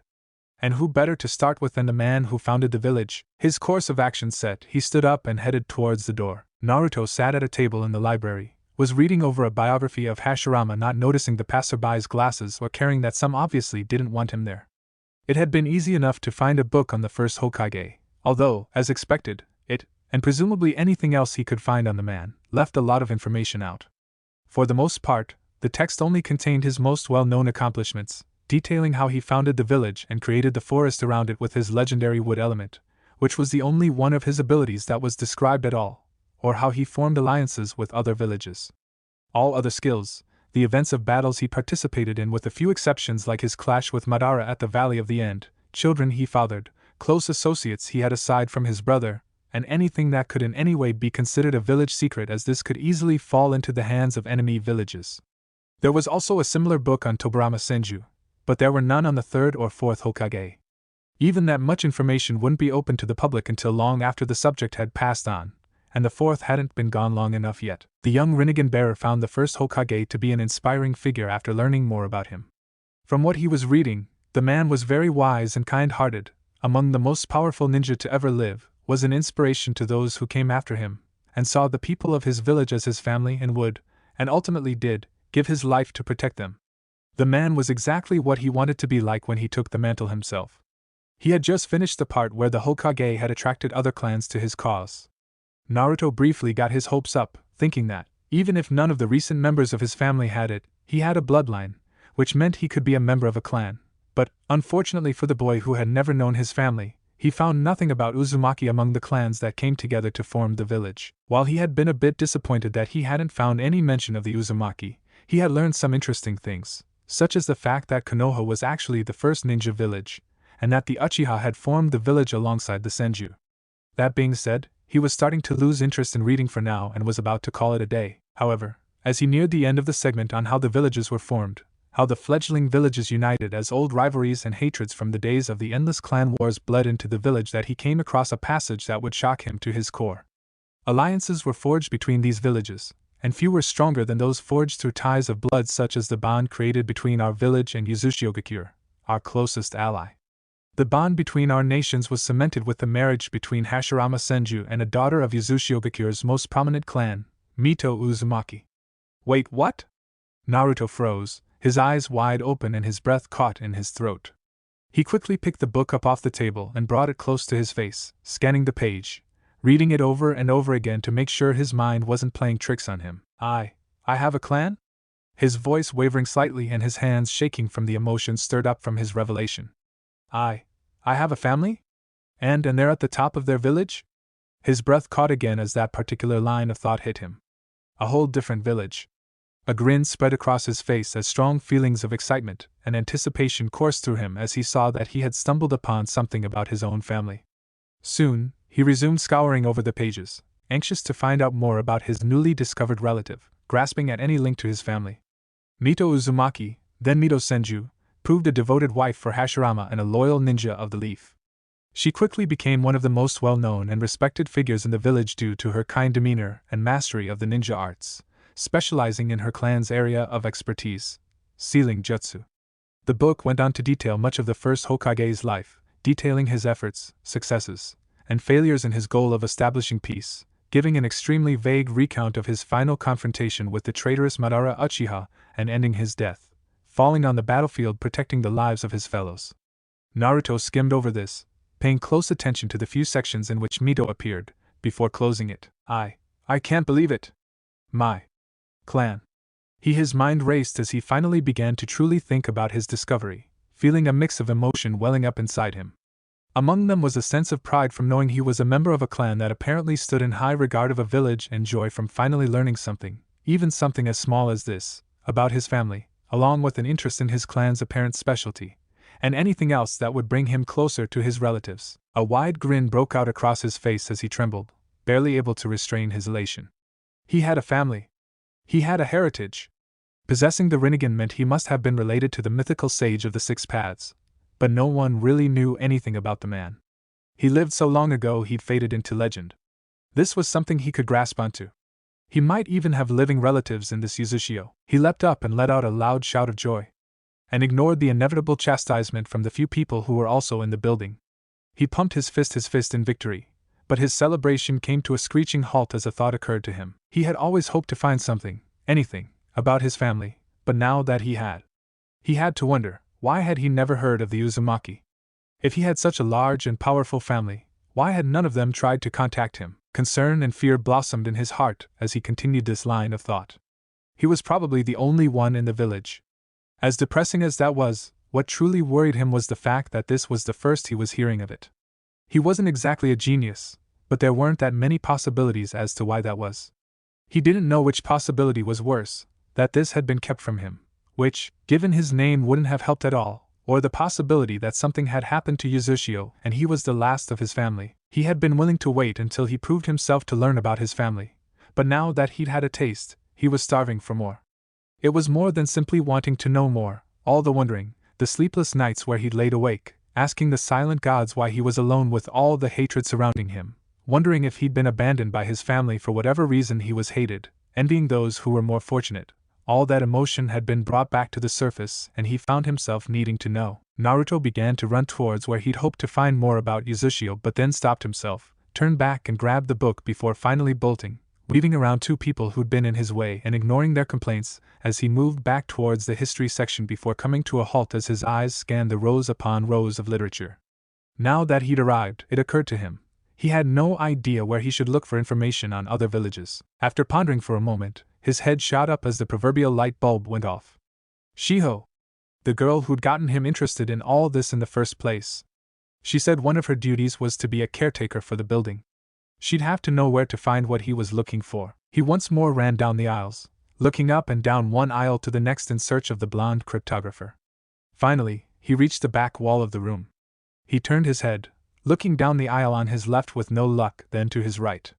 And there she was, standing on a ladder about halfway down the aisle, about 10 shelves up, carrying a stack of nearly a dozen books she was in the process of putting away. "Hey, Shiho!" Naruto called out as he reached her, his excitement causing him to briefly forget where he was. Shiho, accustomed to the quiet one would expect in a library, was startled.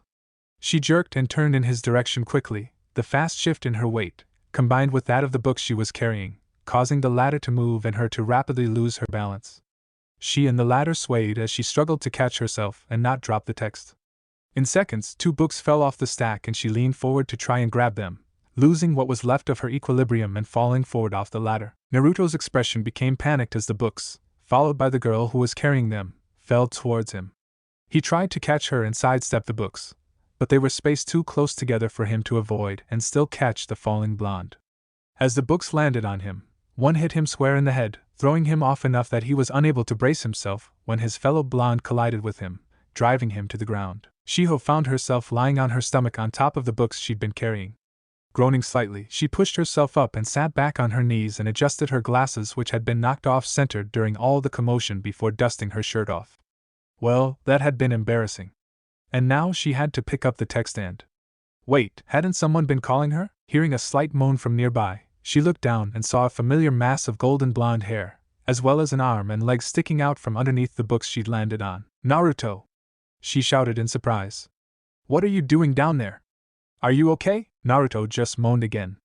"Hey, what were you supposed to say when several dozen books and another human being falls on top of you?" The 2 blondes were sitting on the floor and had just finished setting the books into 2 stacks when Shiho turned to the Uzumaki and rubbed the back of her head in an embarrassed manner. "Sorry about that. Don't worry about it, it was my fault." Naruto quickly waved it off, speaking much faster than normal. He leaned forward, placing his hands on the floor. "Listen, Shiho. I need to find something. Where do I go to find information on other villages?" Shiho blinked. "Other villages?" she said, placing her finger to her chin. It was easy to see how wound up he was, now and when he'd helped her a moment ago. "Yeah, but why? What's got you so anxious?" Naruto closed his eyes and took a deep breath to calm himself down before beginning to explain. "You remember when you suggested I look up the previous Hokage, right?" When she nodded, he continued. "Well, I did. And I found it." "Well, you know who the wife of the first Hokage was?" Shiho's brow furrowed at the question, searching her mind for the answer while at the same time trying to see where he was going. "Mito, I think."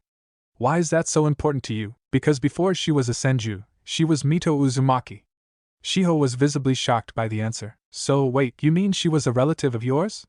the cryptographer asked. Naruto nodded rapidly. "Yeah. Apparently the Uzumaki are from a village called Yuzushiogakure, and they're pretty important over there. They were married to bring the villages closer together. Shiho, now understanding, found this fascinating. Her head turned to the ground as she considered what she just learned. I see. So your family was actually part of a clan from another village. Naruto nodded rapidly, his eagerness returning.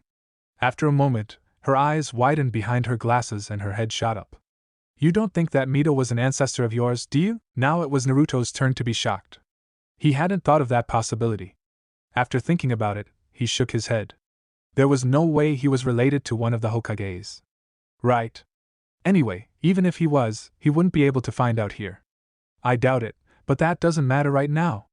He seemed to calm a bit, and the blonde girl could almost feel hopefulness radiating from him. Shiho. I've never known anything about my family. This is the first chance I've had to find out anything about where I came from. Can you point me in the right direction? Why, yeah, of course. Shiho nodded before her expression turned pensive. Though I've never heard of Uzushio before. But I know just where to look. I'll help you, but can you wait until I put these away? She asked, gesturing towards the stacks of books. Naruto stood up, obviously anxious to move on with his search. Yeah, but can you hurry? After putting the books away, Shiho led Naruto back to the history section of the library. She ran her index finger across the spines of the books as she searched for the one she had in mind. Let's see. It should be. Ah. Here it is, she said, plucking the chosen time from its place and handed it to the young Uzumaki. It was about as thick as a dictionary with a brown cover. They should be listed here. Naruto frowned as he read the title of the book. Clans of the Elemental Continents, The Complete Compendium, Volume 2? He then turned to Shiho, his face scrunched up in its fox-like fashion, not that one could see it due to his sunglasses. Hey, should there really be something like this just lying around where anyone could pick it up? Shiho brought a hand to her mouth and chuckled at this, causing his frown to deepen. What's so funny? Oh, come now, if the information in this book was that dangerous, you don't think it'd just be out in the open, do you? She said, rolling her eyes. That book details the history and origins of the known clans, which isn't much since they only really started recording history after the villages were formed, and their relationships with other clans and villages. It's not going to say, these are the signature abilities of the clan and how to counter them, or anything like that. The only time it'll even mention a clan's abilities is if it played a role in some major event, or if it's world-renowned, like how the first Hokage created the forest around the village or the Uchiha and their Sharingan, and even then it'll only be brief and won't go into detail.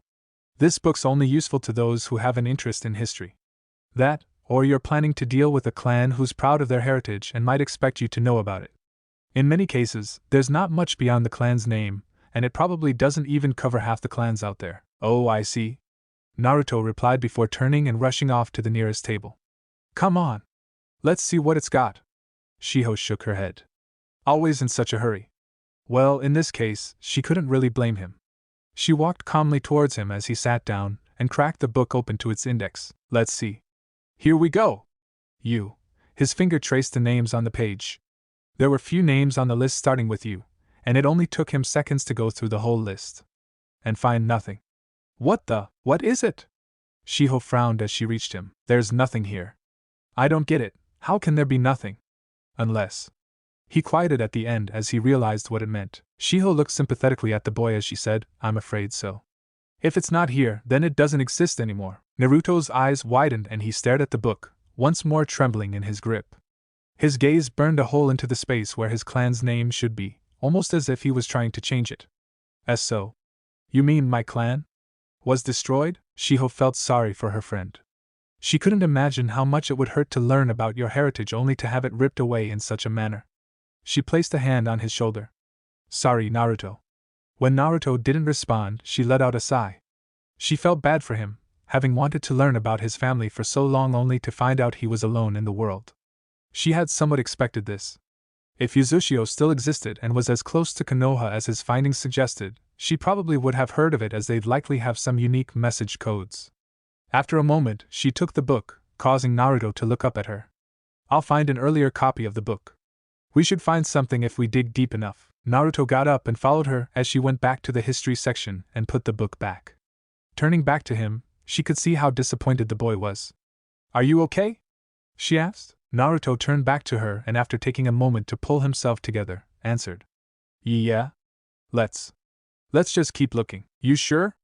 I mean, we don't know what we'll find. Shiho replied. Naruto nodded. I'm sure. I want to. No, I need to know. Looking through the books, he found one of the same series as the compendium from 20 years earlier. Not saying a word, he flipped the book open to the index and checked it, only to slam it shut and sigh. Nothing again. He muttered too quietly for Shiho to hear. His gaze fell to the floor. They were gone before I was even born. No luck? Shiho asked, and her fellow blonde shook his head. She then grabbed the one she'd been looking at, one from 50 years earlier. All right, let's check this one. Once again, looking at the index, she searched through the U's. And there it was. Naruto. I found it. What? Let me see. Naruto said, his enthusiasm returning for the first time since he had discovered his clan no longer existed. Shiho handed him the book and saw what she had. Sure enough, there was the Uzumaki clan. He walked a few steps away, not bothering to return to the table as he flipped open to the appropriate page and his breath caught in his throat.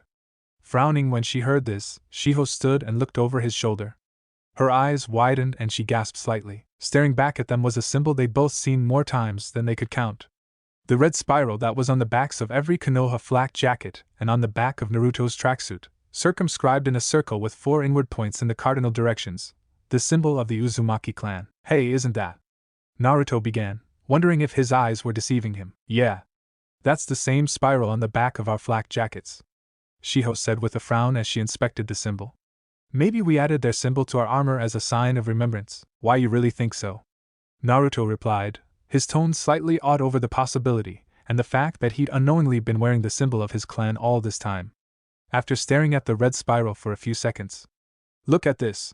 The Uzumaki clan, founders of the village Uzushiogakure, and the most prominent of the few clans that inhabit the land of whirlpools. He looked up at the slightly surprised girl, a brilliant smile spreading across his face. Did you hear that? They weren't just high up in Uzushio, they built the village, he said before putting his nose back in the book. He rapidly read through the entry, soaking up every bit of information as he became deaf to the world, all his attention on the book in his hands. He continued reading, learning how the people of Uzushiogakure, and the Uzumaki especially, were known for their vitality and long lives, earning the village the nickname, the Village of Longevity, more about the clan's sealing talents, and that the spiral from the Uzumaki clan symbol, which was emblazoned on the flak jackets of Konoha, was actually used for the symbol of the village. Soon, he reached the section on the alliance between Uzushio and Konoha, and his already gleaming smile grew. Shiho! Look at this! He said excitedly, pointing to a portion of the page. Shiho looked at the part he indicated and read. What she saw floored her. The Uzumaki clan. Splintered off from the Senju clan? Can you believe it? No wonder they were so close. Naruto replied before he turned back to the book. He turned the page and saw a picture of a man he recognized as Hashirama Senju, standing with a group of several members of his clan in front of a banner that bore their symbol. Standing across from them were the Uzumakis before their own banner, but what he saw made Naruto frown. They didn't look anything like him. All the Uzumaki had fair skin and long red hair, as opposed to his tan features and spiky blonde hair, though on closer inspection, there was some resemblance in facial structure. He wondered why he looked different, but realized he probably inherited his appearance from the other side of his family. After staring at the picture for a few moments, idly wondering how he'd look if he looked more like the rest of the Uzumaki, and went back to reading, the blonde sighed in slight disappointment as he reached the end of the entry. A lot of the information had been vague or missing bits and pieces. There'd only been 4 pages, for crying out loud. Flipping back to the first page of the entry, and staring at his clan symbol as Shiho stopped looking over his shoulder. After a few moments of silence, the cryptographer spoke. So, how do you feel? Better? The Rinnegan bearer sighed once more. I don't know. It's great knowing where I came from, and I'm proud that my ancestors were such amazing people. But they're all gone. I never even knew them. And it seems like they've been forgotten. Sorry there wasn't better news, she replied. I'll look around and see if there's anything else on them, okay? Naruto gave a grateful smile. Thanks, Shiho, no problem. This is fascinating. I can't believe I'd never heard of any of this before now. She then placed a finger to her chin and hummed. Naruto looked at her curiously. What is it? Shiho frowned. Nothing. It's just. Now that I think of it, I've never heard of the land of whirlpools before. Naruto raised a brow and tilted his head. Well, it's not like you've memorized the names of all the nations, right? Shiho shook her head. Why don't we check an atlas? I'd like to see where Uzushio is. Or was. He hadn't seen any direct confirmation, but he knew Uzushio was probably gone too. If they were still around and such close allies, they'd probably have heard of them, although there was the small possibility they'd simply grown apart without the two clans. The fact that the ninja of Konoha were wearing the symbol of the village and the Uzumaki were all but forgotten painted a bleak outlook for the fate of the village. He didn't really know how to describe how he felt about this. It was nice. It didn't make him any better than he was before. What did it matter if your ancestors were great if you didn't live up to their example? But it felt comforting to finally know his heritage, especially given who his ancestors were. The problem was that the more he found out, the more he wanted to know. Shiho nodded. Good idea. She went to retrieve a map of the elemental continents, while Naruto turned back to the book and began rereading the section on the Uzumaki. He briefly thought about reviving his clan in Konoha if he ever found himself in a real relationship someday. He couldn't stand the thought that they'd been forgotten. Shiho returned with an atlas, and the two sat down at a table and cracked it open, only to be shocked when they looked at the list of countries and found the land of whirlpools wasn't listed. It's not there. Naruto began. Don't tell me. Was the entire country destroyed? Looks like it. Shiho responded. We need an earlier copy. She left to find just that, followed by Naruto, who tucked the book on clans under his arm. Finding what they were looking for, an atlas from around the same time as the book, they checked the map and located Uzushio. It was a very small island nation just off the east coast of the Land of Fire. It's such a small country. No wonder. The nation's economy probably relied on Uzushio Bakure. Its loss, together with the damage such a war would have caused, would basically be a death sentence for the nation. Naruto contemplated. Do you think anyone still lives there? The messy-haired blonde frowned and cupped her chin in thought. Possibly. But I doubt it. Look here. Her fingers circled the nation, trailing over several spiral shapes. The island lives up to its namesake. It's surrounded by whirlpools. I'm guessing it required either powerful water or a ship manned by an extremely skilled crew to navigate such dangerous waters. There might be people who couldn't afford passage off the island, but I can't imagine anyone wanting to live there now that the country's gone. Any survivors of the nation or the village probably scattered across the continent. A thought occurred to her. And there's always the chance that some of the Uzumaki managed to escape. Who knows? Maybe your mother or father was one such survivor. Naruto's expression became hopeful again. Really? Do you think so? Maybe. I mean, whoever destroyed the village obviously didn't get everybody. Maybe you'll run into a relative of yours someday. Naruto smiled at that, thinking of meeting a member of his clan, of actually having a family. As he continued down that line of thought, his expression then became thoughtful when he realized how much he still didn't know. He didn't even know which side of his family he just researched. He'd found out a lot, but he still wasn't satisfied. His head jerked up when it occurred to him that Kakashi could probably tell him. The question was, would he tell him, and how much information could he share without saying too much? The blonde stood up, picking up the books and rushing off to check them out. Hey, I've got to go. Thanks for the help. I owe you one. He called over his shoulder. Shiho waved at him. See you? I'll find you if I uncover anything else about your clan. Naruto ran outside the building, through the gate in the wall that surrounded the academy, and quickly leapt up the wall of the nearest building onto the roof and came to a stop on the center of the structure, his eyes roaming over the village. After a moment, he crossed his arms and looked down, frowning in concentration. Damn it! Where would Kakashi-sensei be? This was frustrating. Whenever he needed the man until now, it had been during their training or missions, or he could put it off until such time. He didn't know his sensei's habits. The team had shared their residences with each other in case they needed to be found quickly for whatever reason. That was an obvious starting point, but somehow, he doubted he'd find him there. Aside from that, the next most likely place would probably be the memorial stone. What else did he know about his sensei that might be some clue as to his whereabouts? His frown deepened for a moment before his head snapped up. Of course! He was always reading that orange book. Anywhere he could buy it would be another good place to search. Making a familiar cross-shaped hand sign, 4 copies of the blonde burst into existence in a cloud of smoke. Turning his head to shift his gaze over all of the gathered doppelgangers, Naruto simply said, "All right, you all know what to do. Let's move." With that, the 5 of them scattered. The real Naruto quickly leapt from building to building, quickly arriving at his sensei's apartment building. Standing before it, he crossed his arms and tilted his head back, his eyes moving to the sky. Now, what was his room number again? After racking his brain for a few moments, snapped his fingers as he recalled that the masked man stayed in room 245. Jumping off the roof he was standing on and landing in a slight crouch, he ran into the building, up the stairs and found Kakashi's room. He brought his hand up and slammed the bottom of his hand against the door. Kakashi-sensei. No answer. He stared at the door for a few moments, crossing his arms and tapping his foot impatiently as he stared anxiously. Certain that his sensei wasn't there, he rushed out of the building. As he stepped outside the complex, he suddenly received the memories of one of his clones. He cursed under his breath. Kakashi wasn't at the memorial stone. The others were checking every bookstore that might carry Kakashi's precious book, training ground and restaurant. Focusing chakra into his legs, he leapt up to the roof of a nearby building in a single bound and shot off to join his clones in their search. Hours later, he sat on the roof of one of the cylindrical buildings, looking down on the village as twilight began to fall and wondering where his sensei was. Suddenly, a familiar voice called out to him from behind. Yo! The blonde's eyes widened and he quickly spun around to find who else but Kakashi standing behind him at the center of the roof. Kakashi-sensei? He said, standing up in shock. Hey!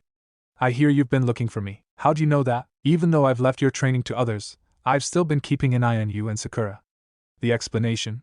For example, I know you've been spending time at the library. I'm glad to see you're starting to realize how helpful books can be. Naruto smiled, though Kakashi noted there was a hint of sadness. Yeah, you can really learn a lot from old books, even if they can be boring. He then looked up at his sensei. For example, I've been reading about the first Hokage. Kakashi tilted his head to the side. The first Hokage? The copy ninja mused, wondering where his student was going with that before it clicked and a look of realization came across his sole visible eye. Ah, you found out about Lady Mito, I take it? Yeah. And about my family. He began.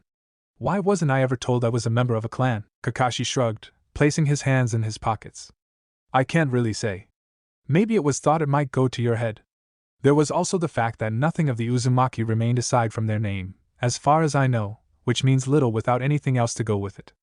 And as I'm sure you know, though they were strong allies and related to the Senju, they weren't a Konoha clan. Not many in our village know who they are. I'm sure none of your friends do. The blonde sighed and sat down, looking out on the village. After a few moments, Kakashi stepped forward and sat down near him. I'm afraid Uzumaki was destroyed before my time. There's not much I can tell you that you couldn't find out from the library. What do you already know? Naruto told him everything he found out. I see. That's pretty much all I could tell you. The only thing I can think of that was left out was that they weren't only the best seal masters, but also created their own unique sealing style. But as far as I'm aware, the last who knew of those arts are gone. Naruto was silent for a moment before, taking a calming breath and turning to Kakashi. The question he was about to ask had been burning in his mind since he discovered his clan's fate. Kakashi-sensei. Why? Why was my clan destroyed?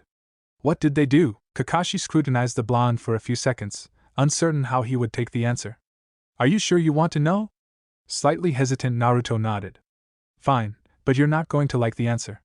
Waiting a moment to see if Naruto would change his mind, Kakashi sighed and looked out onto the village as he gave his answer. The answer is nothing. Naruto blinked and his mouth fell open, not certain he'd heard his teacher right. What? They did nothing, Naruto. Kakashi replied. The Uzumaki were among the most powerful clans in all the nations, comparable to the likes of the Senju and Uchiha clans, and their sealing made them extremely dangerous enemies, to the point that they were feared across the nations because of their abilities. Not only that, but most ninja of Uzumaki were seal masters, though not to the same level as the Uzumaki, and the basics of the Uzumaki style were taught to all shinobi of the village who mastered the art, though of course the clan kept the most advanced and powerful arts to themselves. His gaze returned to his student. Naruto, let me ask you a question. What is the difference between the great ninja villages and the minor ones? Naruto made a surprised sound, caught off guard by the change in subject. Seeing the Sharingan wielder was going somewhere with this, he tilted his head up and thought for a moment. Well, obviously the minor ones are smaller. He hummed. Do we have better ninjas? Kakashi nodded. That's right. There are 3 reasons the minor villages are so much weaker than the great ones. The first is simple, population. The second is that, though there are exceptions as there usually are with everything, their ninja aren't as skilled. Few minor villages had anyone capable of comparing to the Kage, and generally, ninja from minor villages tend to be weaker than ninja of the same rank from major villages. The third is wealth. Since they're fewer in number and not as good, they're not as successful with missions and aren't hired as often. Because of this, more jobs go to the great villages and our villages have larger operating zones. He closed his eyes, brought his right hand out of his pocket, and held it in an instructive gesture. Uzumaki was unique. Their shinobi were comparable, if not stronger, than those of the great villages, and between their effectiveness and the unique seals they sold to other nations, they were quite wealthy. The fact that they were among the smallest villages was the only reason they were a minor village. Naruto listened closely as the Jonin's eye opened, and his gaze fell upon him again. Our enemies feared what would happen if Uzumaki should ever gain a large enough population to become the sixth great ninja village. They would have stood little chance between the united front formed by Uzumaki and our village. He then sighed as he got to the end of his explanation. So, the leaders of IWA and Kumo decided that it was too much of a risk. In the time of peace that preceded the Third Shinobi World War, they came together and launched a surprise attack on Uzumaki. It was over before we even had a chance to lend them aid. Naruto looked down to the rooftop, not moving for a few moments. His mouth pressed into a thin line and his hands clenched into tight fists, as he processed what he'd just been told. Finally, he spoke, "You're telling me my clan and their village were wiped out because they were a potential threat?"